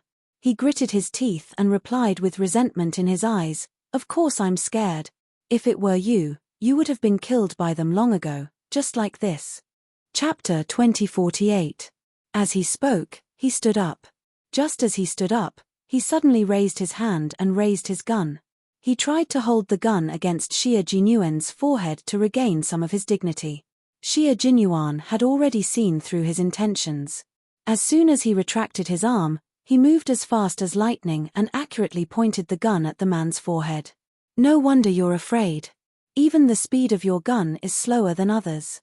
Just like this, it's enough for me to kill 3 or 4 people like you." Having a gun pointed at one's forehead was a scary thing, no matter how close they were. What's more, this man didn't have a good relationship with Xie Jinyuan, so he was even more afraid. The man who had lost his arrogance stammered, "Yes, I'm very afraid." "So, partner, we need to work together." "Yes, we need to work together. I don't know where they came from, but they're very, very powerful. There were 8 of us, but I was the only one who escaped from them alive. They were very fast. If I hadn't reacted fast enough, I would have been killed like Bieber." There was nothing more terrifying than watching one's partner get killed. If he hadn't escaped fast enough, he might have died like Bieber. "Jack, we can't waste any more time. We should find other people. By the way, why are you alone? Where are the others? Where did they go?" In order to make Xie Jinyuan move the gun away from his forehead, the man who was trembling in fear kept talking, trying to get closer to Xie Jinyuan by talking. Hearing light footsteps about 3 meters away from him, Xie Jinyuan covered the man's chattering mouth and chuckled coldly. "Shut up if you don't want to die. Someone is coming." The man was so scared that he didn't even need to cover his mouth and automatically shut up. From the left came the rustling sound of leaves brushing past. Under the dim light of the sky, through the sparse trees, he saw 3 black shadows walking with their backs bent. "All right, we'll wait here. We'll wait here. You take this side, I'll take this side. Climb up the tree." It sounded like they were lying in ambush for someone to come. The man who was with Xie Jinyuan was overjoyed because the 3 of them were none other than his own people. "Boris, it's Boris' voice. That's great. With them, we don't have to be afraid of those people chasing after us." He was very happy, so happy that his face showed joy. He even wanted to raise his voice to greet them. However, Xie Jinyuan's words almost shut him up. "Do you think the 3 of them are a match for those people? If so, you can say it at once. If not, arrogant job, you had better shut up. Do you understand what I mean? I don't want to die with you. Understand?" That one sentence extinguished Jab's hope. He even wanted to leave as soon as possible, but he did not say it out loud. He didn't want a Chinese to look down on him. Just now, it was already embarrassing enough. Xie Jinyuan didn't pay attention to him. He wanted to know who on earth dared to come to the private island of an arms dealer who even the highest authority in the country didn't want to provoke, and who dared to exchange gunfire on the island. At this moment, Xie Jinyuan didn't know who he was about to meet. At this moment, he just wanted to watch and not get involved. Yi Qian, who was chasing after the enemy, didn't know who she was about to meet. After separating from Bai He and Zhu Huan, she carefully passed through the dense foliage of the unknown trees and stuck close to a curved tree. She didn't move forward. Chapter 2049. There was danger ahead, so she couldn't go straight ahead. She had to take a detour. It was dangerous to fight alone without support. She could only rely on her own abilities to solve the problem. She could only rely on herself to solve the problem. No one would tell her what to do, and no one would appear when she was in danger. Yi Jian, who was very clear in her heart, moved very carefully. She instinctively sensed the danger and immediately changed her direction. Instead of going straight ahead, she took a detour.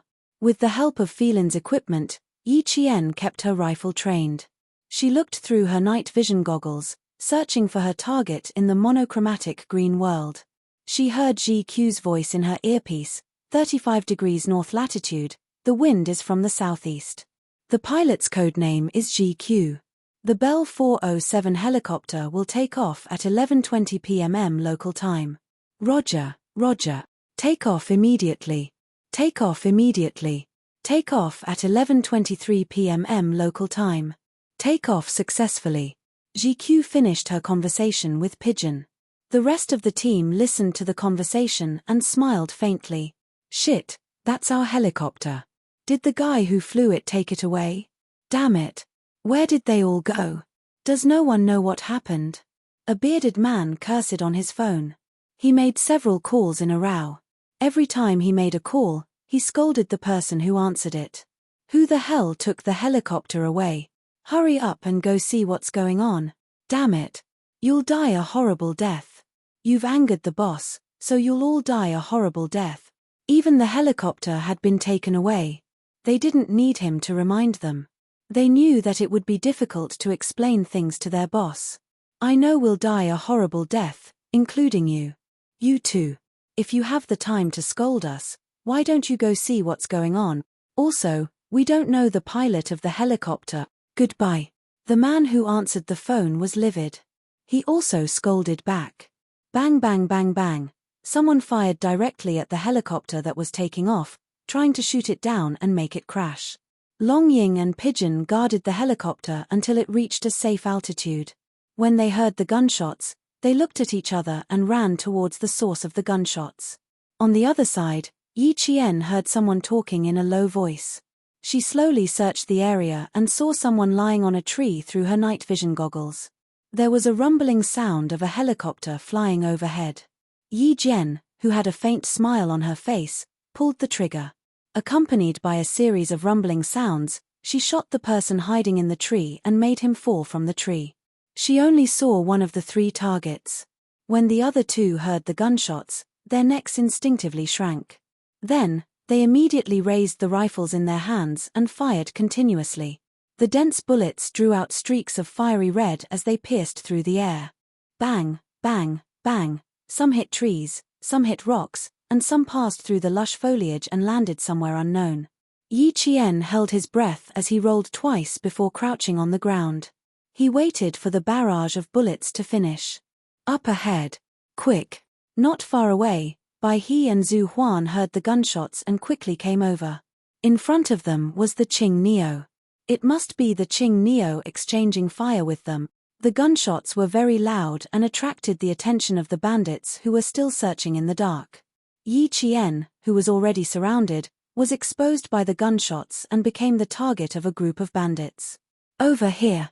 There's still someone here. Damn it. If we don't catch them, we'll all be in trouble. Chapter 2050.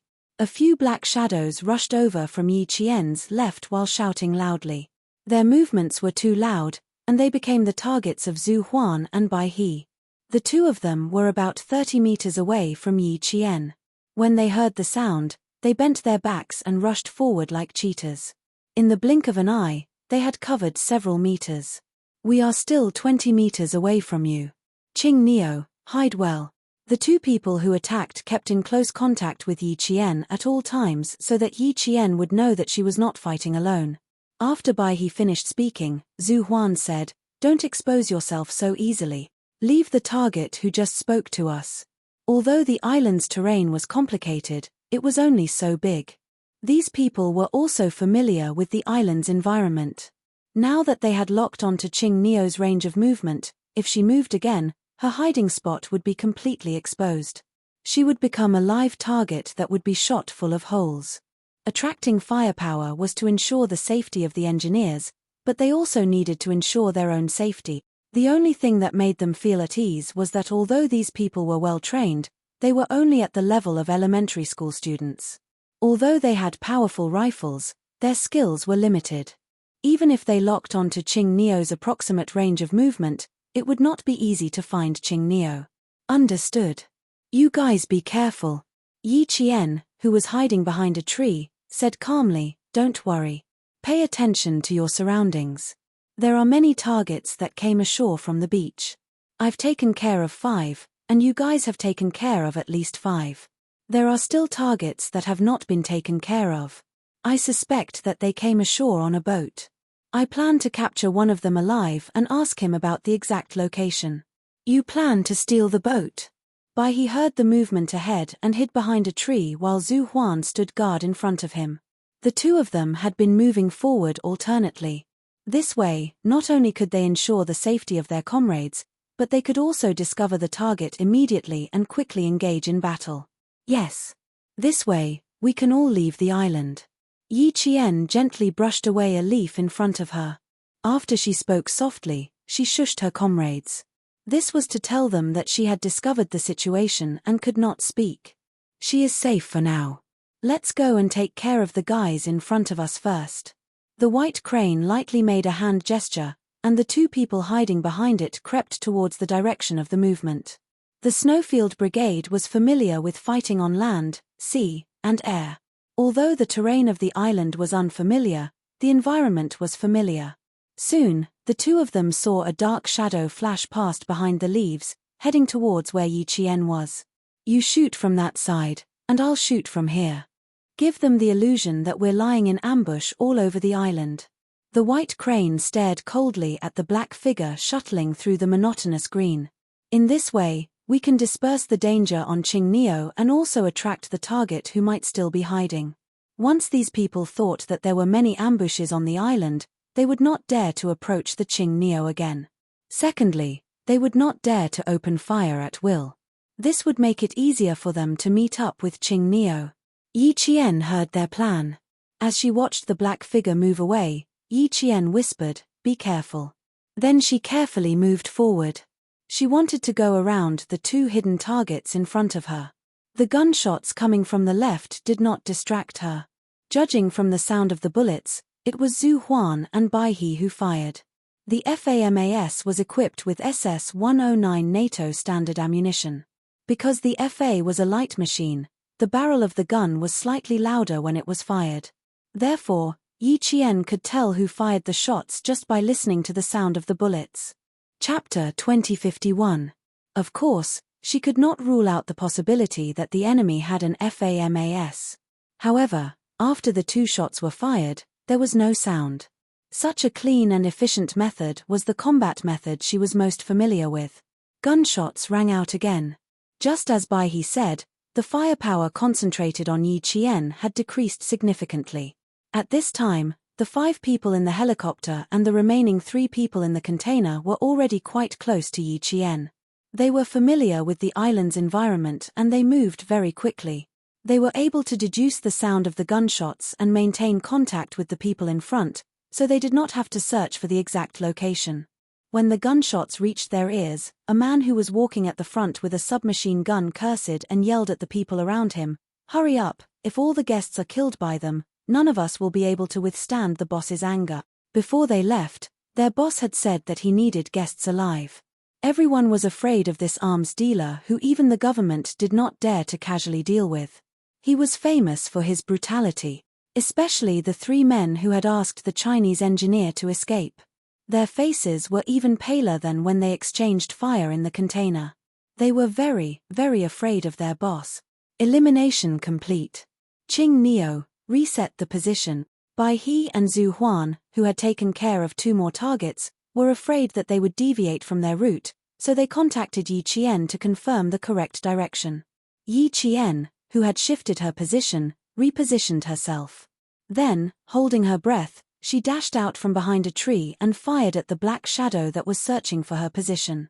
She was using a handgun. At this time, Yi Qian, who knew how dangerous her situation was, only dared to use a handgun with a silencer. A gun that sounded as loud as knocking on the door would reduce the risk of exposing her exact location. At this time, there were only 4 people closest to Yi Qian. They were the 2 people who had fired at Yi Qian earlier, as well as Xia Jinyuan and Job, who were still watching from the sidelines. Xia Jinyuan, who was familiar with this kind of sound, knew that the gun in the shooter's hand was equipped with a silencer. The sound of a gunshot equipped with a silencer would not spread over a large area. The impact and vibration of the bullet would pass through the silencer, and the high-pressure gas would be slowly expanded by the sound-absorbing material arranged inside the silencer. This would reduce the speed and vibration of the gas, and the moment the bullet was fired, the high-pressure gas would slowly expand, so the gunshot sound would be exceptionally small. The shooter was indeed bold, but he was also very careful. After killing 2 people, he immediately found a new hiding spot and hid himself in the shooter's blind spot. He had been watching for nearly 10 minutes, but he couldn't even catch a glimpse of the shooter's clothes. This showed how powerful the shooter was. However, the other party didn't notice his presence either. Otherwise, they wouldn't be heading in his direction. Should he warn the other party? If he wanted to remind her, he would have to use some methods. Xia Jinyuan, who was deep in thought, quietly glanced at the arrogant guy beside him. Should he throw him out to remind him not to come here and that someone else had already occupied this place? Job, who still didn't know that he was in a bad situation, felt his heart tremble violently. He said in a low voice, "Jack, is that damned bastard coming our way?" His muscles tensed up, and he was even ready to shoot himself. He raised his hand but immediately withdrew it. His eyes darted around, and he thought of a plan. He thought of Xia Jinyuan. "Jack, if we don't get rid of him first, we'll be discovered by him. When that happens, neither of us will be able to escape." Chapter 2052. His arrogance and prejudice were all gone. In order to save his own life, he kept giving in. "Shoot him, Jack. Only you can kill him. Really, I believe in your ability. I can't. I have to admit that I'm not as good as you. You're really the bravest Chinese I've ever met. Buddy, I'm really happy to be your friend. It's my honor." It was not an ordinary admission of defeat. There was nothing he could do about it. He was really scared, especially since the other party had killed his companions so easily. He would rather bow his head to a Chinese than lose his life. Just this once, he would speak nicely to the damned Chinese. Just this once. He swore to God that there would never be a second time. The fear in his heart made Job put down his ridiculous arrogance, but Xia Jinyuan was quite calm and did not take his hypocritical words to heart. Hearing this, he smiled faintly and slowly mocked, "Boss, is the gun in your hand a display gun? Haven't you always been very powerful? You can shoot yourself. Also, you're the most powerful guy. How can a Chinese like me compare to you? Be brave and shoot. Don't make me look down on you. The enemy of my enemy is my friend. How could I shoot my friend? Even if the other party killed everyone on the island, as long as I'm not exposed, I will never shoot." Job was so angry that his face turned blue. He knew that he was being mocked, and the person who was mocking him was the Chinese he had always looked down on. His surrender just now was the biggest concession he could make. He thought that if he softened his attitude, the other party would be very grateful. Who knew that the other party would laugh at him for being a coward? With an ashen face, Job gritted his teeth and said angrily, "You damn Chinese. You will pay for your cowardice. Pay the price. If you don't go out, you will be killed by those guys. You will be killed. His clown-like behavior could not possibly make Xie Jinyuan angry. In exchange, Xie Jinyuan mocked him even more and said seriously, "Don't worry. Even if you are killed, nothing will happen to me. You can rush out. I will not stop you. As long as you are not afraid of being killed, or think that you have the ability to kill them, you can rush out and be a hero." A hero like Superman. Do you want me to kill you with this gun? The arrogant Job raised the gun in his hand. How dare he mock me? Very well, he would let this damned Chinese know the consequences of angering him. The cold gun pointed at Xie Jinyuan's forehead. Job, who had always looked down on Chinese and black people, said coldly. His eyes were filled with murderous intent. He really wanted to kill Xie Jinyuan with the gun. Facing the threat, Xie Jinyuan curled his thin lips slightly. He was not afraid at all. He spoke softly and slowly. The contempt in his tone was enough to make the other party jump in anger. You don't dare to rush out to help your own people. Instead, you dare to point a gun at me. Mr. Job, your cowardice makes me look down on you even more. Do you know why I don't like talking to you? Because everything you say makes me look down on you. It makes me feel disgusted. You are the most cowardly, arrogant, and worthless person I have ever met. Chapter 2053. Thinking that he had been insulted, Job's breathing became louder and louder. It was especially clear in the tense and silent night. Very good, keep breathing like this. Xie Jinyuan narrowed his eyes with a smile. A cold light flashed in the depths of his dark pupils like a sword, full of sharpness. If you have the guts, shoot me now. Ha, Mr. Job, I've never seen your guts before. In the face of a gun pointed at his forehead, Xie Jinyuan was still so calm. He was so calm that the sarcasm in his voice deepened. You only have the guts to point a gun at me, a Chinese who looks down on you. As for the rest, Mr. Job, with all due respect, you're as timid as a mouse. The thick sarcasm made the muscles on Job's face tremble with anger. He was so angry that his heart ached, but he didn't dare to roar because the black shadow that scared him was too close to him. But he couldn't accept being mocked by a Chinese who looked down on him whenever he wanted to. I have to give him a warning, damn it. Chinese, you've successfully angered me. Even if you kneel and apologize to me right now, I won't forgive you. His finger slowly pulled the trigger. Job's eyes were filled with malice. If you can't escape tonight, I'll be the one to execute you. Go to see God. As soon as he finished speaking, Job's vision blurred, followed by a sharp pain in his wrist. If he hadn't bitten his lips, he would have screamed. Go to see God? Are you sure you have the ability to send me to see God? Xie Jinyuan, with his index finger hooked on the gun, swung the fully loaded gun, and said with a faint smile, Be honest, Mr. Job. The person who will kill you has already heard your voice. The bone-chilling voice floated softly in the wind, making Job, who could only suck in cold air from the pain in his wrist, shiver violently. A fear that he had never felt before rose from the depths of his heart and rushed uncontrollably to his limbs. Job, who was shivering, met a pair of cold, ferocious eyes. There was a light in his eyes, as if something terrifying would come out of the light and swallow him whole. Job was scared. He raised his hands and slowly placed them behind his head. He could only speak with his actions. He was so scared that he did not dare to open his mouth. But he was unwilling to accept it. Even if he was afraid, he was unwilling to accept it. He was not willing to be threatened by a Chinese. Wait, damn it. Yi Qian, who was searching for cover under the dim starlight, did indeed hear a commotion. She heard someone speaking in a low voice, sounding angry, as if they were arguing with someone. He didn't continue forward and slowly came to a stop. He couldn't go any further. Someone was lying in ambush. The light in the forest on the island was rather dim. If it weren't for the dim light from the stars in the sky, the entire island would be so dark that one couldn't even see one's own fingers. Yi Qian didn't go any further. He quietly hid between two rocks. This was a shooting blind spot. Even if the target was less than 5 meters away, it was impossible to shoot accurately. The bullet would only hit the thick rock. The sound of heavy breathing could be heard. Yi Qian pursed his lips. Was he the same person? Two people? Quarreling through the phone? It doesn't look like it. She didn't see the light from the phone screen. It must be two people. But one of them could hold his anger. Xie Jinyuan, who was listening carefully, raised his eyebrows with interest. What a powerful person. He heard Jab's voice from at least 5 meters away. Chapter 2054. Just like his little fox, she was very sensitive to hidden dangers around her. She was born with a better sense of hearing than others. But it was also a little troublesome. This place had become the focal point of their firepower.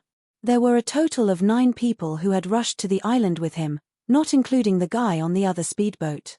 If they all surrounded him, there would be bloodshed. It was a little strange. Although this island was a place for arms dealers to trade, there were no signs of it being developed.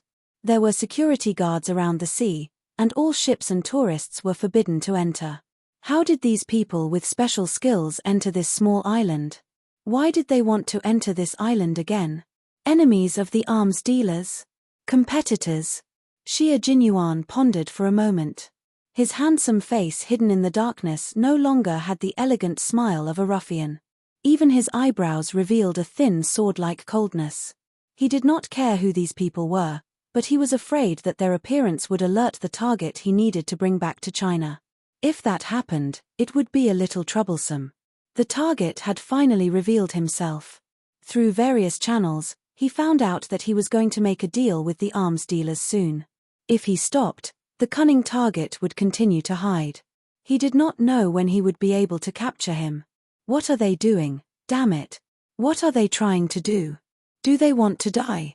Xie Jinyuan, who was deep in thought, was quickly awakened by Jab's panicked voice. He looked forward with a sharp gaze and saw the shadows behind the leaves moving in his direction. No wonder Job was afraid. He was afraid that they would see him and force him to join the battle. He was overestimating himself. With such skills, he wanted to imitate others and launch a sneak attack. That was exactly what the powerful person wanted. He would wait for the target to come closer and catch them all in one fell swoop. Yi Qian, who had been hiding well, had already seen the shadows moving in the faint sunlight. Seeing them coming towards him, his black eyes, which were as bright as the stars in the sky, flashed with a cold light. There was no trace of worldly affairs, only a deep chill. I'm surrounded. You guys flank me from the right. He used the smallest voice possible to let his comrades hear him through the microphone. Capture one alive first. I'll attract their attention. You guys take the opportunity to circle to their front. There were people in front and people on both sides. Behind them were Bai He, Zhu Huan, and the engineers who had not left yet. They could not retreat. They had no choice but to advance.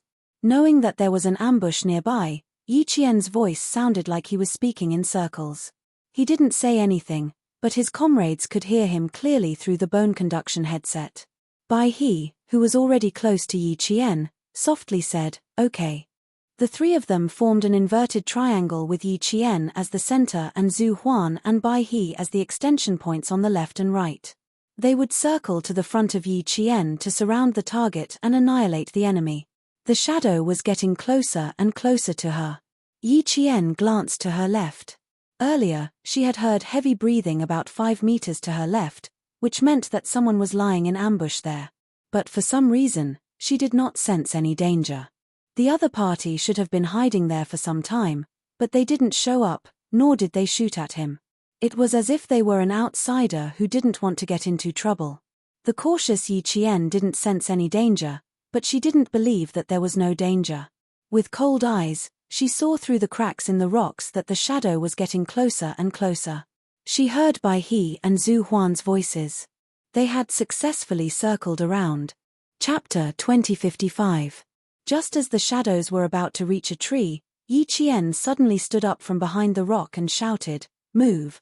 She raised her gun and pulled the trigger. After the first gunshot, Yi Qian released the trigger and moved to the side of the rock to finish the second shot. Xie Jinyuan, who had been watching from the side, suddenly heard a short and cold shout. His originally calm and dark eyes were suddenly filled with a storm of emotions. Even if it was just a monotonous voice, he could still recognize the voice. It was Little Fox. It was Little Fox, who had been separated from him for less than a month. She was actually right next to him.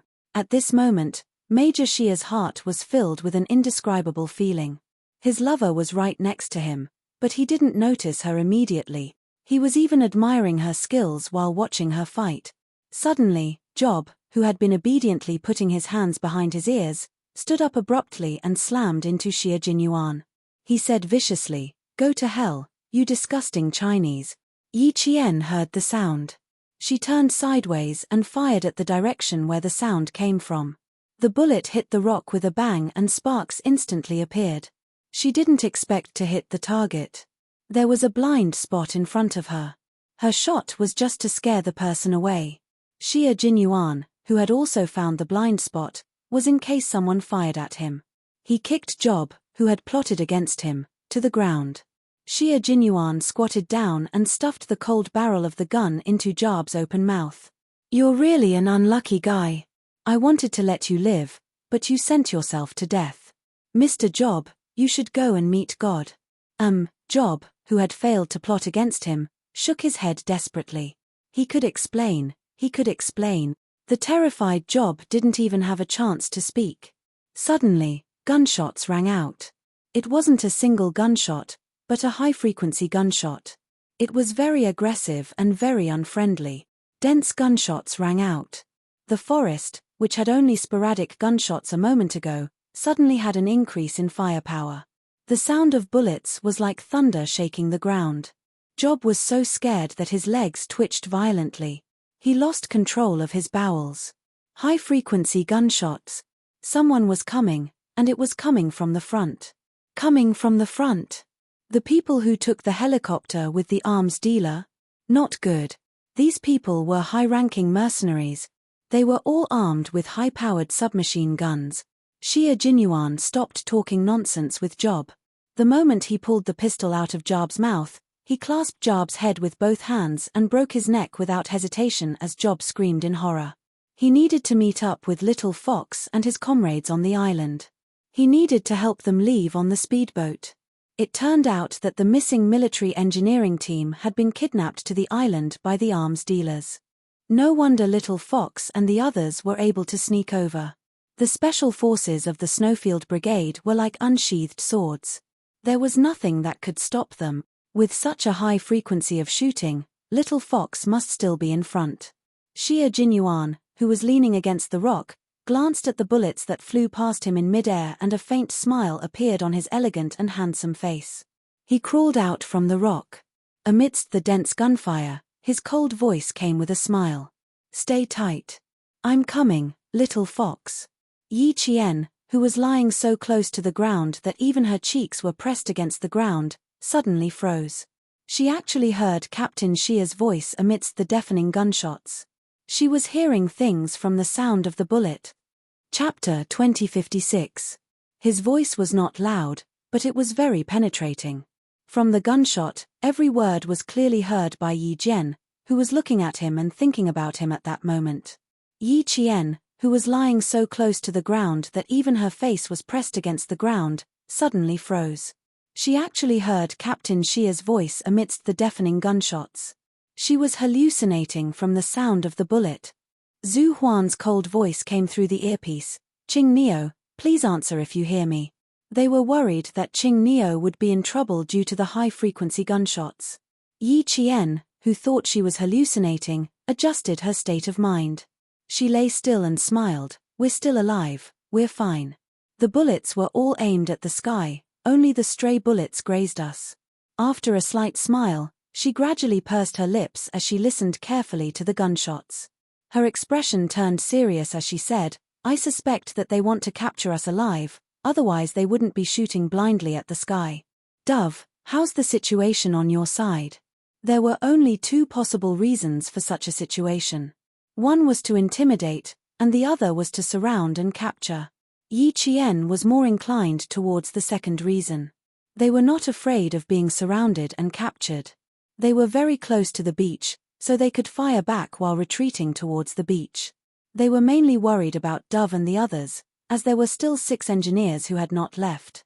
"We're fine," Dove, who had not disturbed Yi Qian and the others and had only listened to Yi Qian's conversation, replied, "Stabilize your firepower, there's no need to fight them head-on. We're now close to the beach. Once Blood Swallow drives the assault boat over, we'll leave immediately." Yi Qian heard this and calmed down a lot. As long as they sent the engineering team back, everything would be easy to solve. The 2 assault boats they drove from Scenic Island were too noisy, so they did not drive directly to the beach where it was convenient to get ashore. Instead, they approached the highest cliff of the island, and the 10 of them dived to get ashore. According to the plan, after the rescue was successful, the team members would swim back to the cliff, drive the assault boat over, and leave with the engineering team. Now that Yi Qian, Bai He, and Zhu Huan were too far away, if they let Dove and the others drive the boat over to rescue them, the engineers would lose a layer of protection. If anything happened, they would be in danger. That was why Yi Qian suggested that the 3 of them seize the ship. They would seize the ship and leave from here. That way, they wouldn't have to distract Pigeon and the others anymore. They just needed to protect the engineer as he left. Yi Qian's timely answer reassured all his comrades. Zhu Huan, who was unable to get up due to the high-frequency shooting, covered her arm that had been grazed by a stray bullet and said in a low voice, "It's good that you're all right. The enemy's firepower is too strong. If they continue to suppress us, we might really be captured alive. No matter how large the bullet capacity of a submachine gun is, it can't be used like a machine gun. Even if they take turns to fire, there will still be times when they need to change the magazine in between." Yi Qian, who had not yet cut off his communication with the pigeons, looked at a crooked tree. A cold light flashed in his dark eyes as he locked onto a certain spot. He said softly, 30 rounds. You have to change the magazine after 30 rounds. By her, Zhu Huan, cover for me. I'll go to the sniping position and kill one first. At this time, he would kill as many as he could. Killing one of them was equivalent to having one less submachine gun to fire at.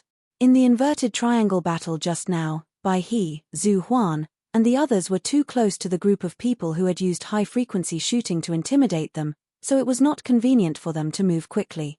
Only Yi Qian, who was slightly further away, could do so. Bai He and Zhu Huan, who were too close, were already covered in tree bark and leaves that had been shaved off by the bullets.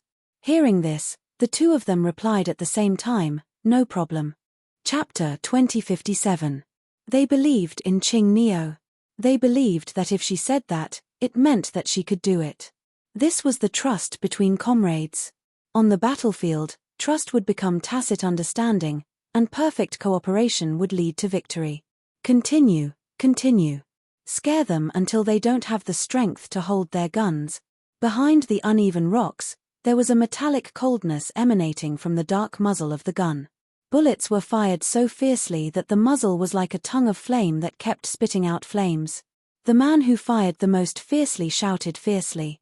He was a very typical Mesozoic. He had curly hair, deep eyes, and tanned skin.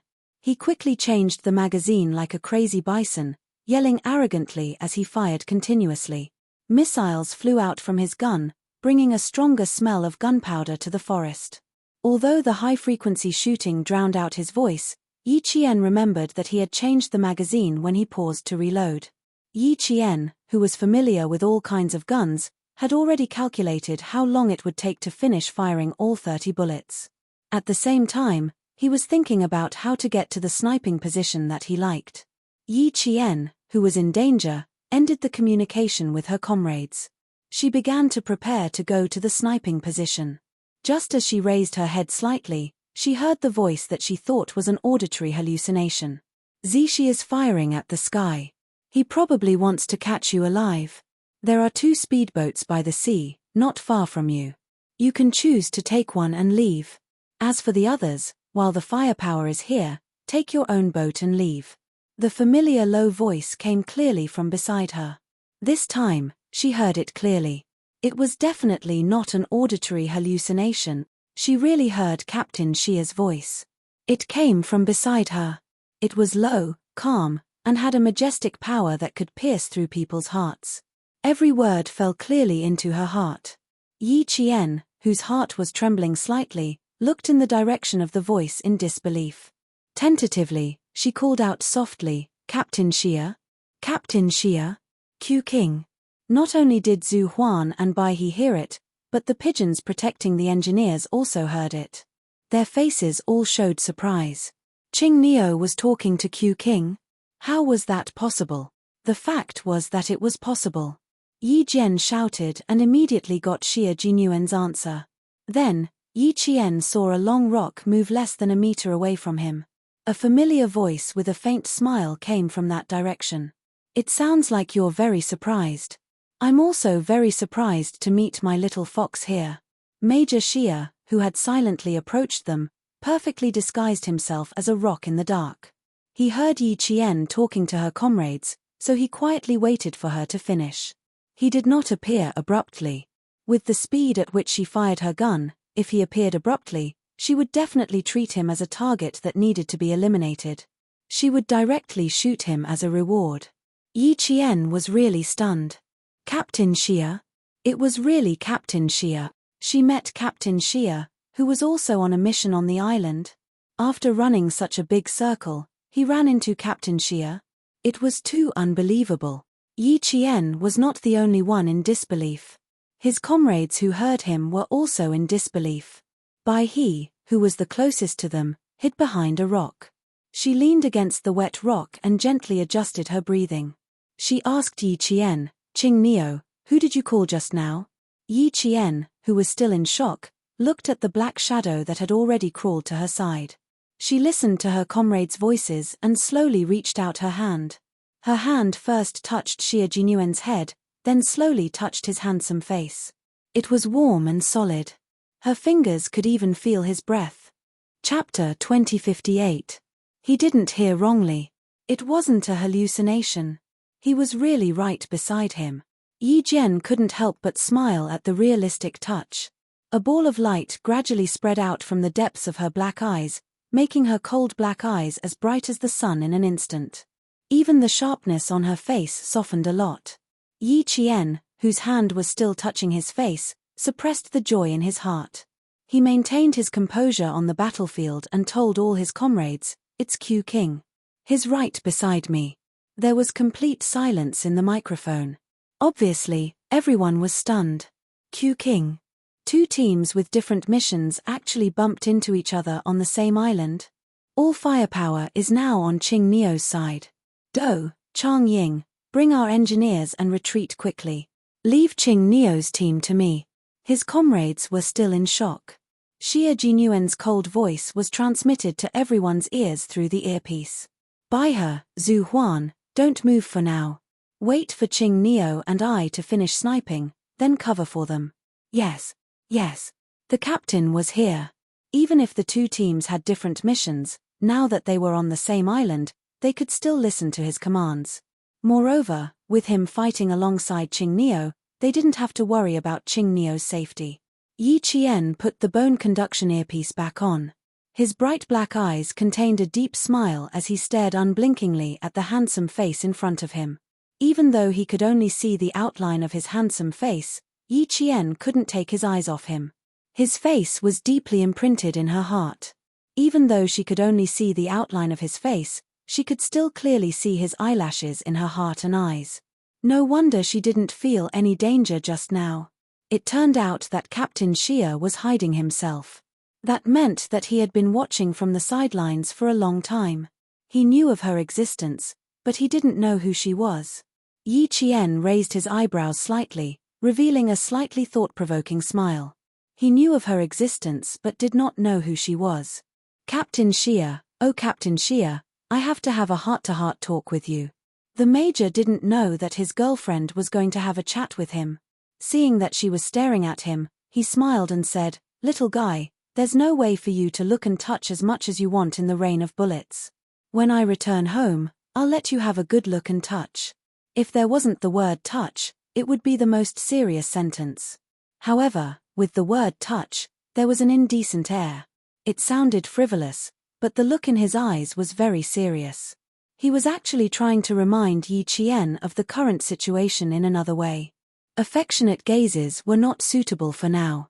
Yi Qian heard a hint of seriousness in her voice and immediately looked away. When the smile in her eyes returned to her heart, the coldness returned to her face. She turned sideways and pointed at the crooked tree parallel to them. She asked him, "Sniping position, how about it?" The position was good. From here, the line of sight was wide, but from the front, it was blocked by a rock and became a blind spot. There was a slope below, and the crooked tree that grew out of the cracks in the rock was indeed a good sniping position. His little fox could always quickly find the best sniping position. She had the instinct of a hunter to quickly find the prey. This instinct was also a talent that allowed her to find a way to survive in a difficult situation. Without the help of night vision equipment, Xie Jinyuan was responsible for shooting from the back. He would shoot wherever Yi Qian shot. It was time for them to make a move. A rifle was not a sniper rifle. Although Yi Qian said that he had completed the sniping, he only fired one bullet and immediately retreated. After all, the opponent was holding a submachine gun and had been shooting at a high frequency. If she didn't retreat in time, she would have become a live target. Chapter 2059. The Snowfield Brigade's counterattack began with Yi Qian's shot. Through the night vision equipment, she saw a man in front of her with his phone facing outside, as if he was talking to someone. He wanted the person on the other end to hear how loud the gunshots were. It was just a submachine gun, not a machine gun, and not a heavy weapon. Did he really think that he had succeeded in suppressing the enemy with his firepower? Arrogant and conceited enough. Being arrogant and conceited on the battlefield was equivalent to underestimating the enemy. Yi Qian's lips curled into a smile, like a begonia flower blooming in the rain. It was beautiful, but cold enough. Bang! The gunshot blended with the high-frequency gunshots. It was not sudden at all, and it did not immediately attract anyone's attention. The Mercedes-Benz man who was shot in the head maintained his posture of holding the phone in his right hand, lying motionless on the wet rock. Red and white liquid slowly flowed out of the hole in his head into his dark eyes, and then slowly flowed all over his face, completely covering the conceit on his face. The person who was with him finally realized that something was wrong with his companion. He shouted his name but did not get an answer, so he hurriedly reached out to push him. This push ruined everything. The firepower on one side began to slowly rise after Jane's counterattack. The special forces were no longer suppressed by the firepower, and the imbalance was no longer tilted to one side. Yi Qian and the others would fight their way out of the predicament and turn the situation around, finally achieving a suppressive victory. The Snowfield Brigade's counterattack began. Bai He and Zhu Huan were the vanguard, and the two of them held up their rifles and pressed forward. Yi Qian and Xie Jinyuan cooperated well and advanced all the way from the rear, rolling, running. Every time they advanced 1 meter from the hail of bullets, it was a display of the professional skills of the special forces. The one-sided high-frequency gunshots became high-frequency gunshots from both sides, and the Mercedes-Benz who were all asking for credit from their boss were caught off guard. Amidst the intense gunfire, someone trembled as he dialed a group number on his phone. Mr. Antonio, we need backup, we need backup. The words that were repeated a second time were forever stuck in his mouth, and he would never be able to say it again. Even though his entire body was hidden behind a rock, a bullet directly pierced through his throat and through his cervical vertebrae, bringing with it red blood and white bone fragments as they fell to the ground. These people had received a certain amount of training, but after all, it was not long-term training.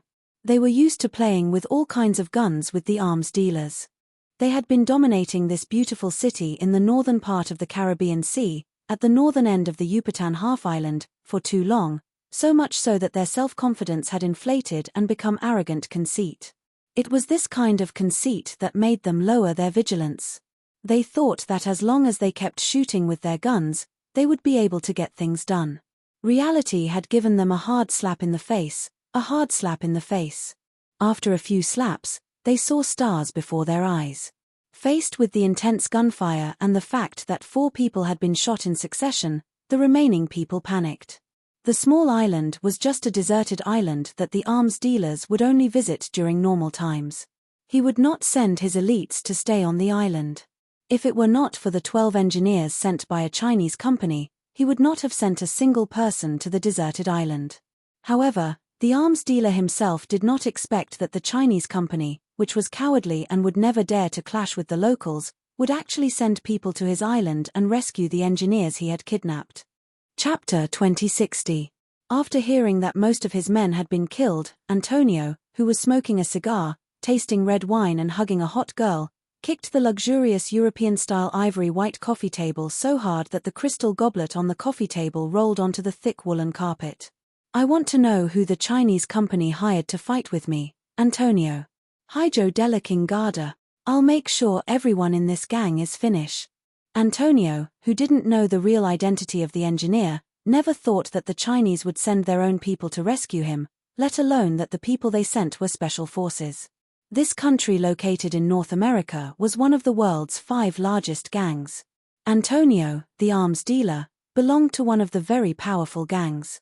He smuggled arms, and his number of people, weapons, and equipment were even comparable to the country's police and army. Although the Chinese military had investigated Antonio thoroughly, they had never thought of eliminating him. He belonged to another country, and the Chinese would not overstep their boundaries. They also wouldn't go against an arms dealer for no reason. They carried out the rescue in secret and secretly found out who exactly had arms dealings with Antonio. The fact that the Chinese had only come secretly and not openly showed their attitude. Antonio didn't know that the Chinese had sent people, so he didn't know their attitude. Now, his anger wasn't because the Chinese company's engineer had been rescued, but because he felt that his dignity had been challenged and seriously insulted. "Tell the people on the island that I will give a lot of money to anyone who catches him alive. Find out who the fucking bastard is going against me, Antonio." This was a result that even the low-key Chinese company didn't expect. In order to give Antonio the impression that the Chinese company was weak, he didn't expect the Chinese to send their own special forces to rescue him. He didn't know who took the blame, but it was expected that the already chaotic city would become even more chaotic.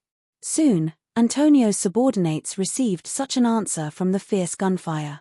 He only felt waves of despair. How could they catch someone alive when they needed reinforcements? Maybe it would be his turn next. The people around him fell down one by one. In the end, there were only 3 people left, and 2 of them were injured. The suppressive firepower had reached its end. Pigeon and the others had successfully boarded the ship and left the island with the Chinese engineers. Yi Qian, Bai He, and Zhu Huan, who were now completely relieved, stopped attacking under Xie Jinyuan's signal. The 4 of them no longer fired at the same time. Instead, they fired individually. Keeping the bullets flying in the air was enough. "The 3 of you go to the beach and leave as soon as possible. Leave the rest alive." Xie Jinyuan took Yi Qian's bone conduction headset and said in a low voice, "Get the embassy to arrange for everyone to leave tonight, including the engineering team. Let them all return to China. The one who exchanged fire with you is Antonio, an arms dealer who is famous for his brutality. His armed forces are more powerful than the armed forces of the government and the military. Now that you have rescued them, he will definitely make a big move. Go back to your country tonight. No one is allowed to stay." He arranged for his people to leave, but he didn't think about whether it would be dangerous for him to stay. Yi Qian bit his lip and asked him softly, "What about you? Will you be okay?" "Don't worry, I'll be fine. Aren't there still a few survivors? I won't let Antonio vent all his anger on me." Xie Jinyuan could hear Yi Qian's uneasiness. Under the cover of the night, he held Yi Qian's hand. She was wearing a combat glove, so he could only touch her fingers. "Don't be afraid. I have a way to divert his anger." That meant that something would definitely happen when they returned. Chapter 2061. Xie Jinyuan's answer didn't reassure Yi Qian. Instead, it made him even more worried. They had coincidentally bumped into him, who was also on a mission. He didn't need to think too deeply to know that he was now in hiding. In a situation like this, only he and a few people who had intentionally stayed behind could return alive. What kind of consequences awaited them when they returned? Yi Qian couldn't calm himself down. The moment he held her hand, Yi Qian gripped his hand even harder. "What ideas do you have? Can you share them with us?" "That's right, Q King. What ideas do you have? Let's work together to perfect them so that you won't be too implicated in this matter. He was also very worried, but he knew that worrying was useless. He also knew that his comrade was already deeply involved in this matter and couldn't completely escape. He could only try his best to not be implicated. Xie Jinyuan had already understood Yi Qian's worry from the sudden tightening of his hand. He curled his lips into a faint Xie Jinyuan smile. He was calm and revealed the confidence of a strong person. Antonio is an extremely arrogant and conceited arms dealer. His arrogance is so great that even the local government can't afford to offend him. At the same time, he's also someone who looks down on us Chinese and Chinese people. He loves to say that Chinese people are timid and cowardly. This has already become his catchphrase. A person who looks down on Chinese people? Wouldn't Captain Xie be in even more danger? Yi Qian even held his breath. Her emotional changes didn't escape Xie Jinyuan's eyes. He gently patted the back of her hand with his free hand. She was too worried about him. He could feel her nervousness even through the combat gloves. He looks down on Chinese people and Chinese people. He thinks that all Chinese people are timid, cowardly, and afraid of trouble. He never dares to lie to himself. Even the people around him are affected. He naturally thinks that Chinese people are timid and afraid of trouble. He spoke softly, but there was an unconcealable sharpness in his words. Yi Qian and the other two couldn't help but clench their fists when they heard this. An arms dealer looking down on their country, this was something that couldn't be tolerated as soldiers. A strong country with a strong army.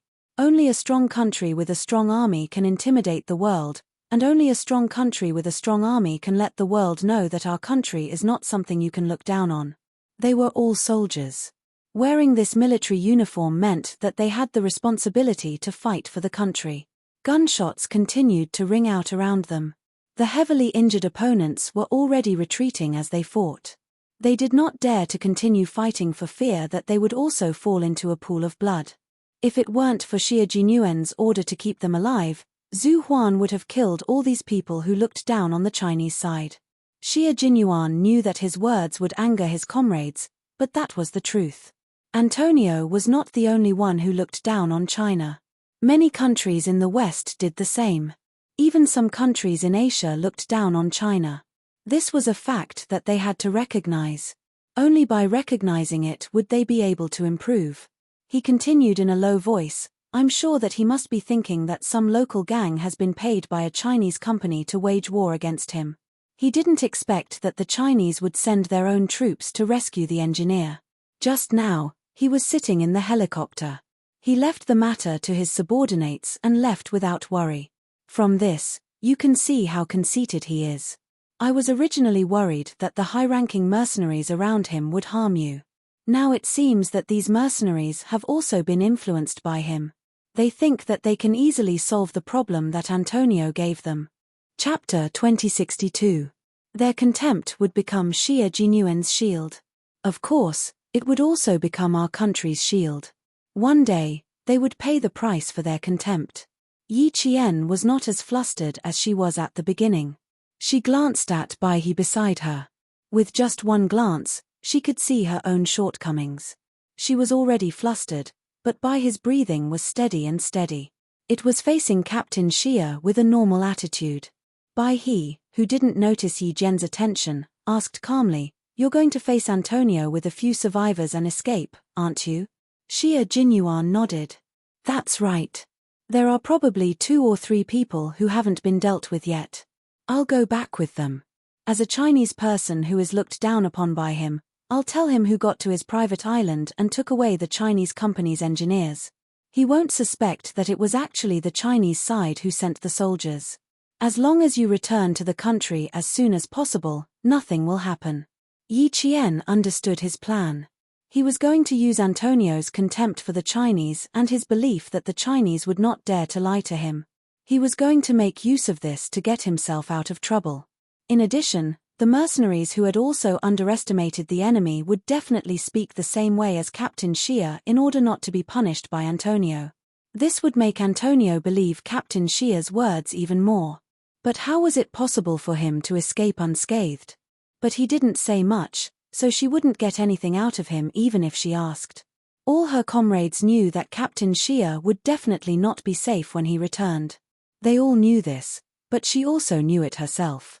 This was the ordeal that any Special Forces soldier would go through. Everyone was the same. There was nothing special about it. How to protect oneself in the enemy's camp depended on one's own ability. And this outstanding soldier in front of her was not worried about his own safety.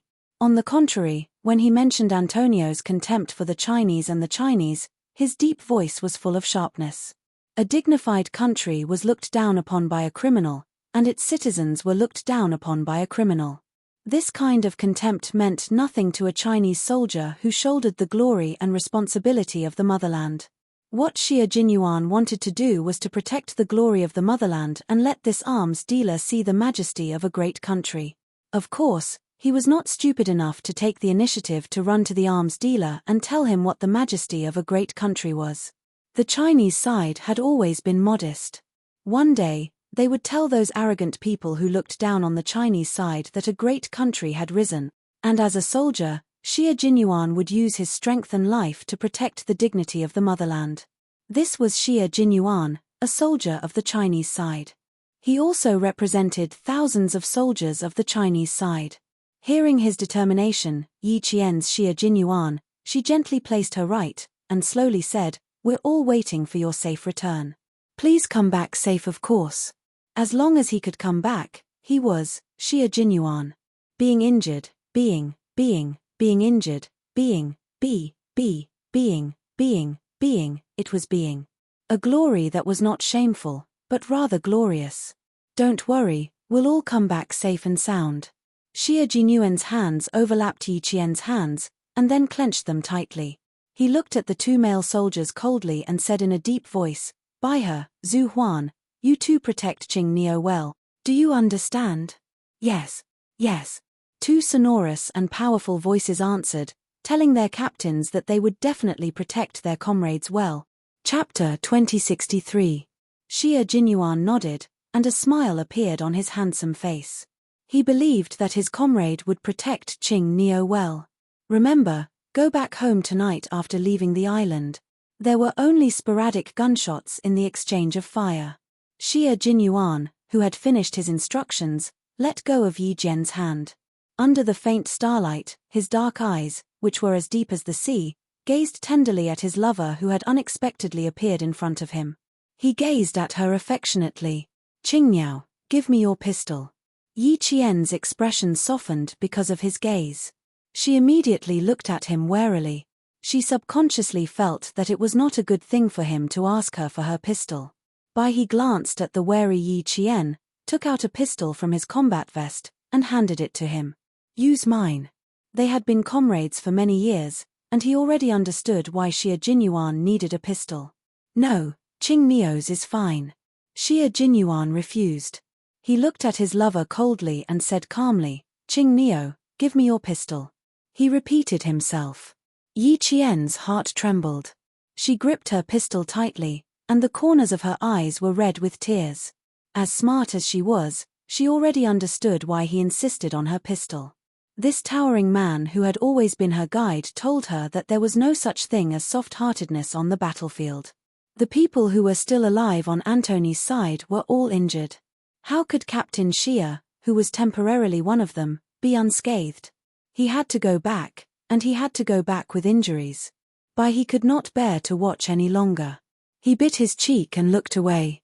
Zhu Huan, who was still firing bullets, growled, "Give it to him, Qing Neo. This is an order. This is an order." A soldier's duty was to obey orders. Finally, Yi Qian reached out her trembling hand and handed over the pistol. Under the combat gloves, she gripped her right hand so hard that her knuckles were contorted. The skin on the back of her hand was white, and even the blue veins were clearly visible. She had no choice but to hand over the pistol. Her grip was so tight that Xia Jinyuan did not manage to take her hand back. It was not until he grabbed her wrist and tightened his grip that she let go. "Qing Neo, sometimes you have to make the best choice for yourself. I once told you that the battlefield is always full of cruelty that you can't imagine." He took the gun that fell from her hand. He was calm and even had a slight smile on his face. He was so gentle, yet so cold. It's not difficult to make a choice on the battlefield. You just have to remember 2 things. Before he could say the 2 points, he shot himself in the arm as Yi Qian watched. Yi Qian knew that he was going to hurt her, but she wasn't prepared for it. She thought that he would at least finish his sentence before he started. Because of his sudden gunshot, Yi Qian clutched at her chest. Her delicate face was full of pain. The smell of blood wafted over. Xie Jinyuan's calm voice sounded again. You just have to remember 2 things. 1. The right choice. 2. The right choice. Remember these 2 things, and you'll be able to quickly make the right choice that benefits you the most in the future. As long as Xie Jinyuan found her shortcomings, he would only make one choice, to tell her seriously and teach her. A low gunshot rang out. Compared to Zhu Huan's gunshots, the sound of a pistol with a silencer was as soft as a stone thrown into a pond. However, it sounded like a clap of thunder in Yi Jian's ears. Chapter 2064. It was such a small gunshot, but it shocked Yi Jian so much that her heart hurt.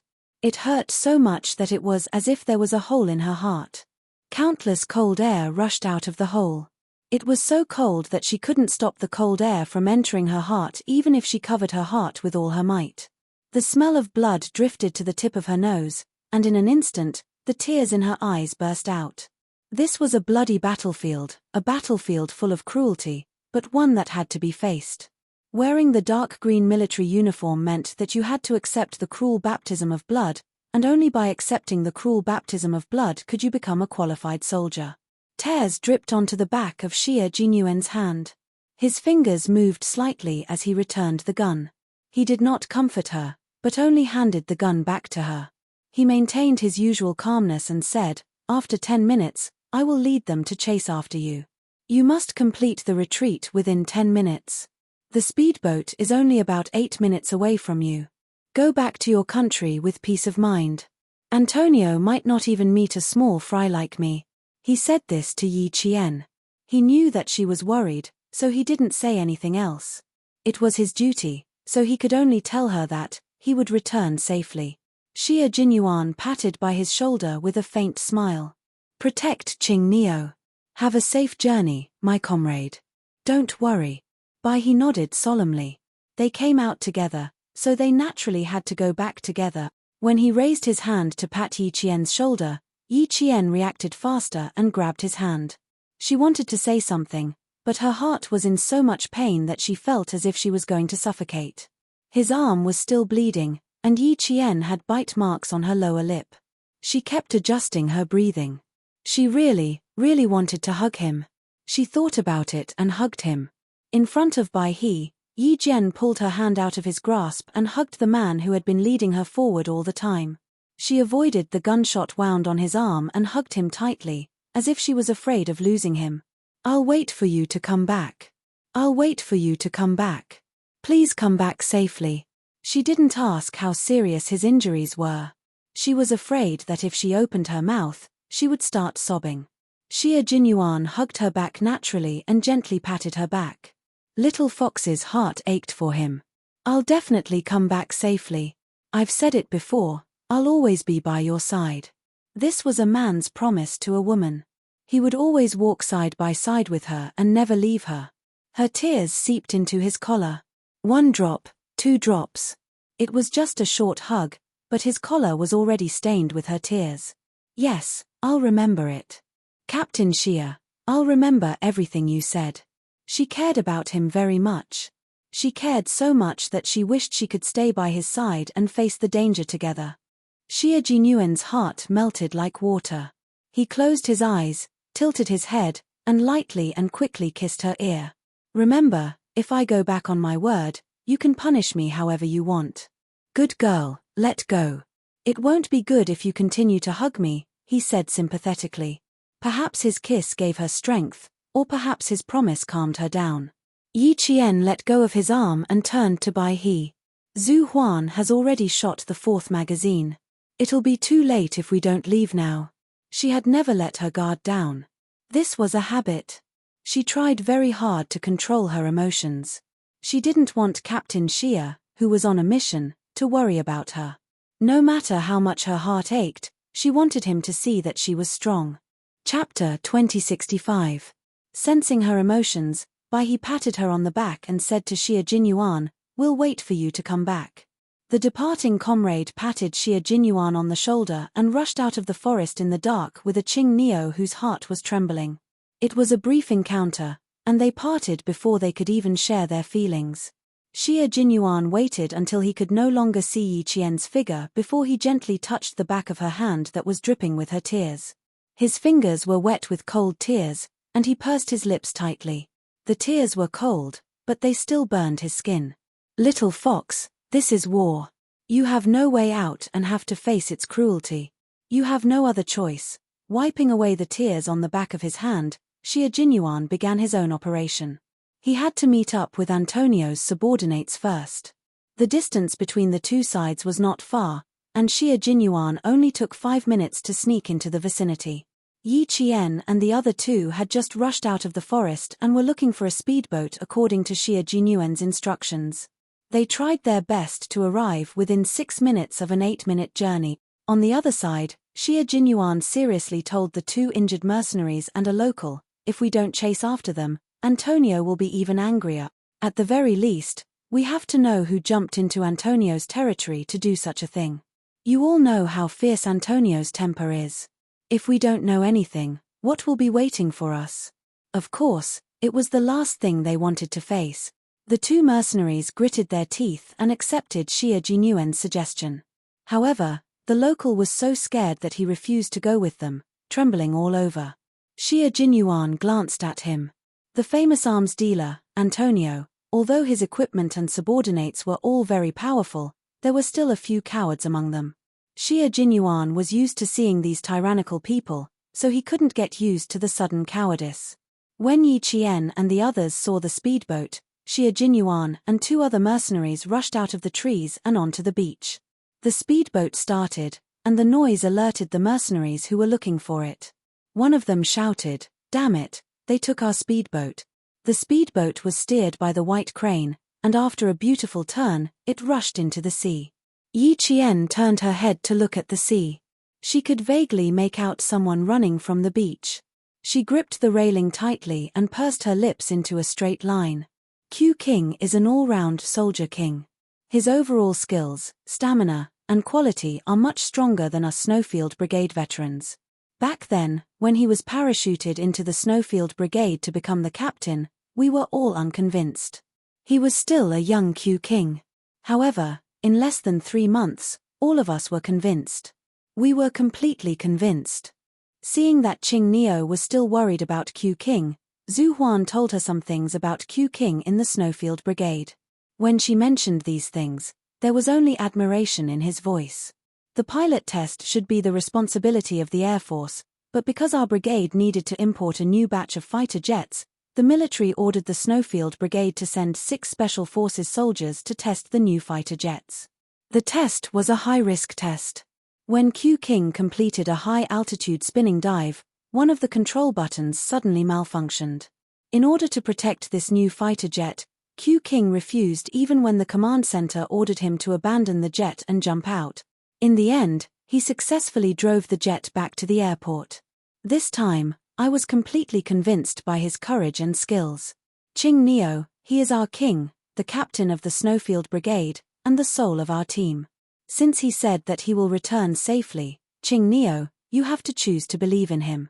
Because he is the soul of all of us, he is one with us. We have to believe in him. This was a lesson from a veteran to a new recruit. Chapter 2066. We have to believe in him. Yi Qian looked at the small island that was getting further and further away from her. She retracted her gaze and softly told Zhu Huan, "I know we have to believe in him. I just feel sorry for him. He wasn't a god. He also needed someone to dote on him." She felt sorry for him because he had to face so many difficulties. She felt sorry for him because he had to be at the forefront of everything he did. He wanted to protect her, but she also wanted to protect him. Zhu Huan heard something strange, but she didn't know what it was. Qing Neo felt sorry for Q King. Why did it sound so strange? For a moment, Zhu Huan didn't know what to say. However, he knew that Qing Neo wasn't at ease.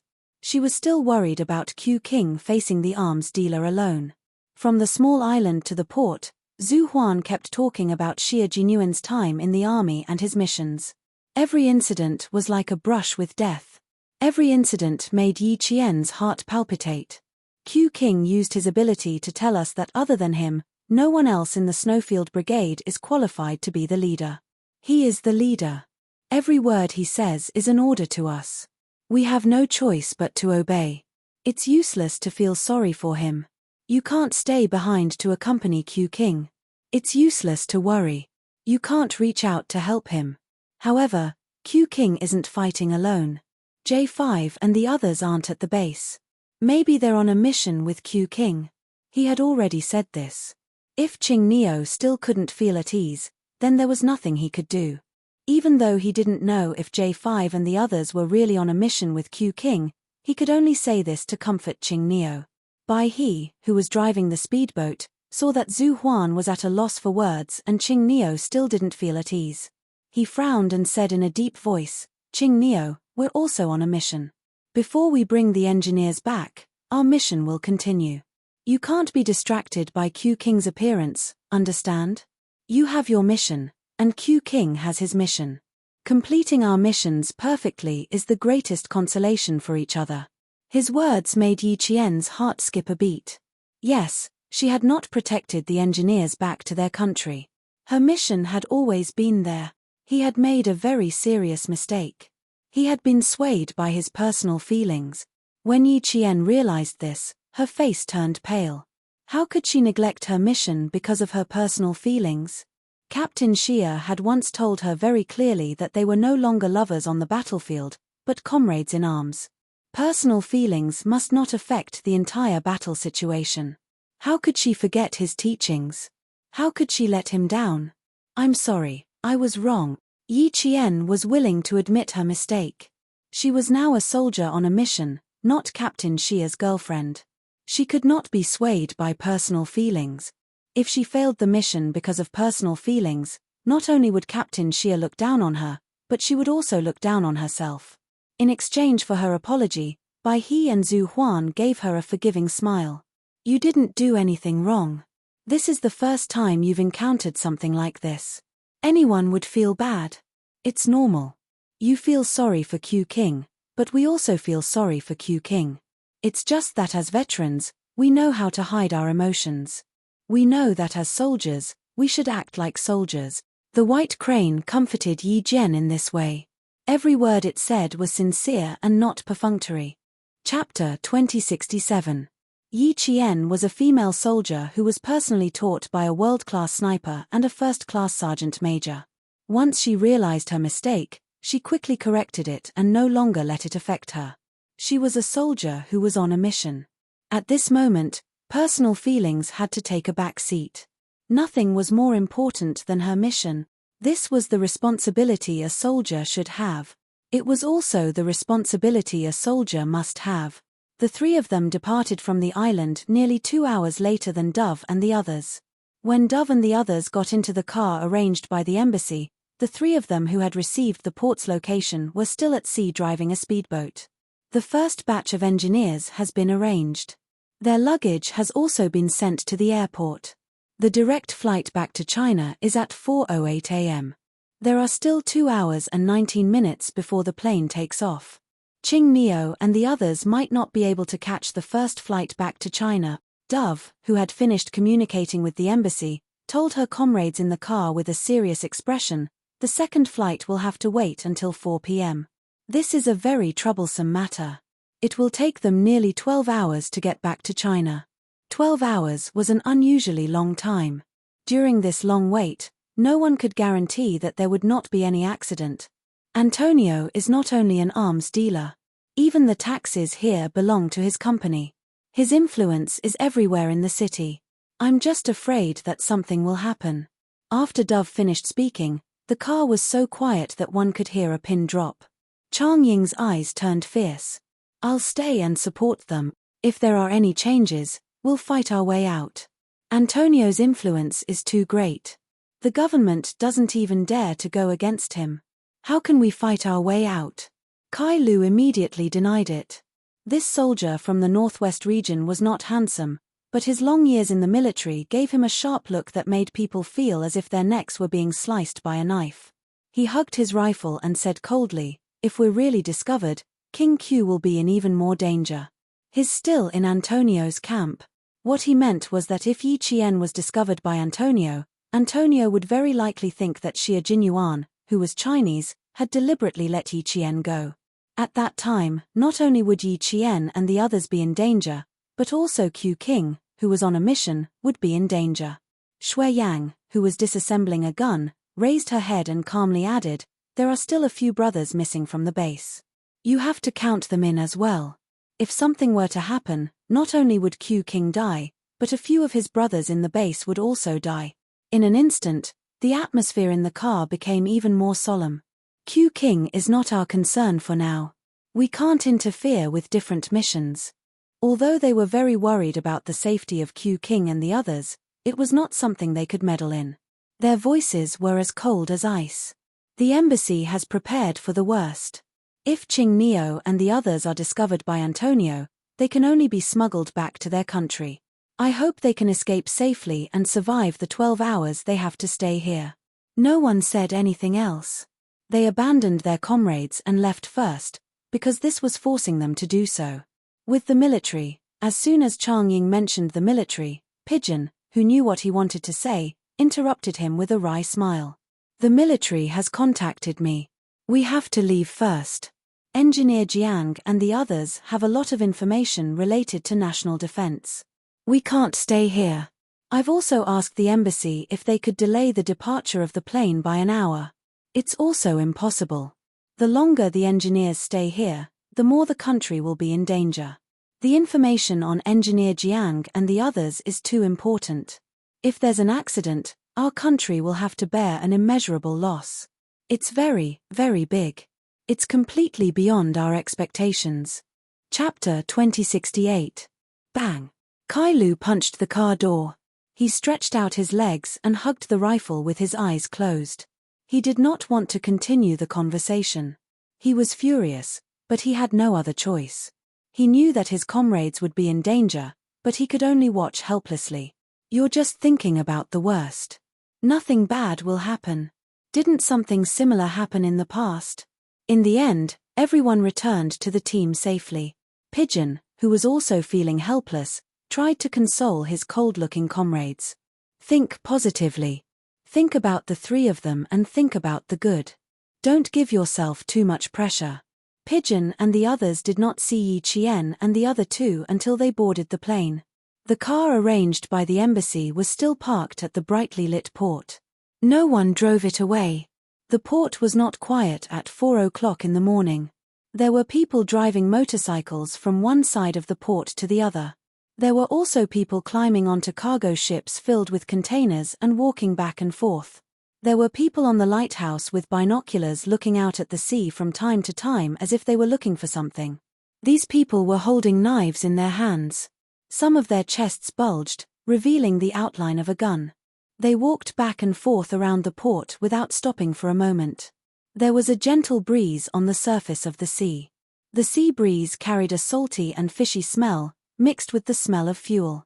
The rumbling sound of the speedboat drifted faintly from the dark sea. It gradually got closer and closer until the figure of the driver could be seen clearly from the port. They did not dock at the port. After making a 180-degree turn, they sailed back into the sea. There was not only one speedboat on the sea. There were 10 speedboats. They circled the area and moved forward, then moved closer. From time to time, the people on the speedboats would shout at the top of their lungs. They were all looking for a speedboat, as well as the people on the speedboat. "Expand, expand. Expand the search area. It's too dark.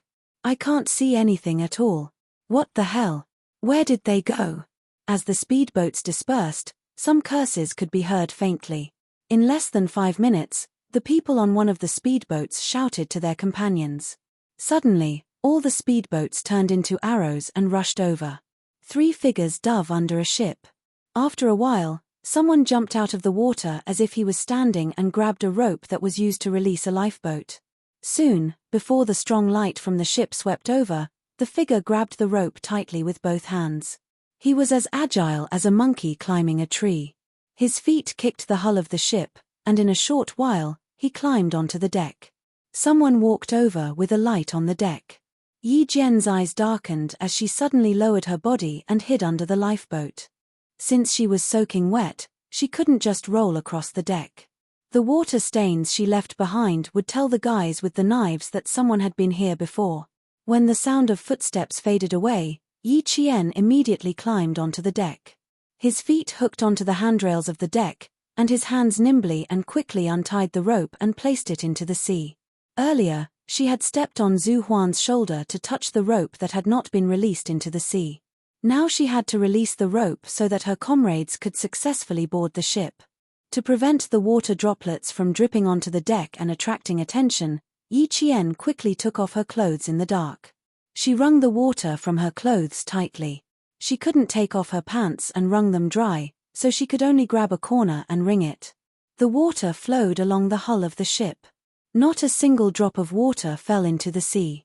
Soon, Bai He and Zhu Huan came up and used the same method to tighten their clothes and pants. When a few men with knives came over, the three of them were long gone. Chapter 2069. Xia Jinyuan told Yi Qian and the other two that Antonio's power was so great that even the government's army couldn't compete with it. He wasn't lying at all. The three people coming out of the port couldn't drive even if they passed by the cars prepared by the embassy. The entire row of cars, regardless of whether they were big or small, had their wheels all locked, and the name Antonio was sprayed with red paint. It was blatantly telling the owners of these cars that the one who damaged their cars was none other than Antonio. Abandon the car, go find the embassy. Bai He saw the car lock and the red paint, and decided to go find the embassy immediately. According to the agreement, a comrade in the car would pick them up and go to the airport together. Now that there was no one in the car and the car was locked, it was obvious that Chang Ying, who was supposed to stay behind, had left with them. Chang Ying's departure undoubtedly told the three people who didn't leave that the situation was dangerous and they had to leave. Yi Qian, who was in charge of security, saw the 5 people who had just walked past him coming back from the front. The strong light that could illuminate 20 meters directly shone in their direction. He whispered, "Hide." The 3 people's backs seemed to be equipped with wheels, and each of them slid under the car's chassis. Most of the cars parked at the side of the port belonged to tourists who were going to the island for sightseeing and accommodation. These people didn't seriously search under the car's chassis. They just kept sweeping around with the strong light, looking for suspicious people.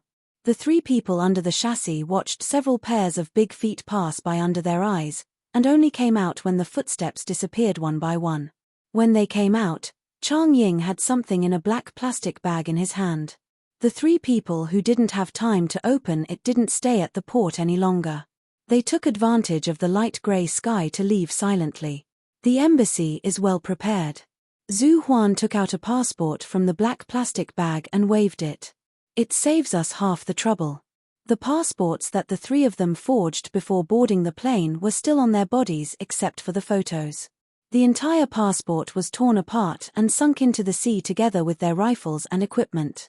Now, they had nothing on them except a pistol, a GPS tracker, a dagger, and the clothes they were wearing. The things prepared by the embassy solved the problem of their passage. The bus card, cash, mobile phone, passport, and immigration card were enough for the 3 of them to cross half of the city and head to the airport. At dawn, the faint golden light broke through the clouds and illuminated the city where sin and beauty coexisted. The cars on the street kept honking as they passed through the narrow streets and arrived at the place they needed to go. Yi Qian, who had already changed his clothes, learned a little about the city he was in with the help of the convenience store clerk. Then, he came out of the convenience store with breakfast for the 3 of them, chicken rolls and warm milk.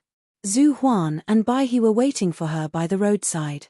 One of them was wearing a black short-sleeved t-shirt, while the other was wearing a white short-sleeved t-shirt. At this moment, the 2 of them, who were dressed casually, did not have the sharpness of a soldier. They were no different from tourists on the streets. They were holding a map and were gesturing, as if they were discussing how to proceed from here. Little Yi is out. Zhu Huan, who seemed to be focusing all her attention on the map, smiled and waved at Yi Qian. Bai He, who was wearing a white short-sleeved shirt, looked at Yi Qian with a smile and whispered to Zhu Huan, "I have good taste, don't you think Xiao Yi looks good in this?" "Not bad." Zhu Huan nodded. She was indeed beautiful. She was refreshing like a girl who came walking on the waves early in the morning. Her eyes were pure and innocent, and her smile was like a flower. She was so beautiful that just looking at her made one feel happy.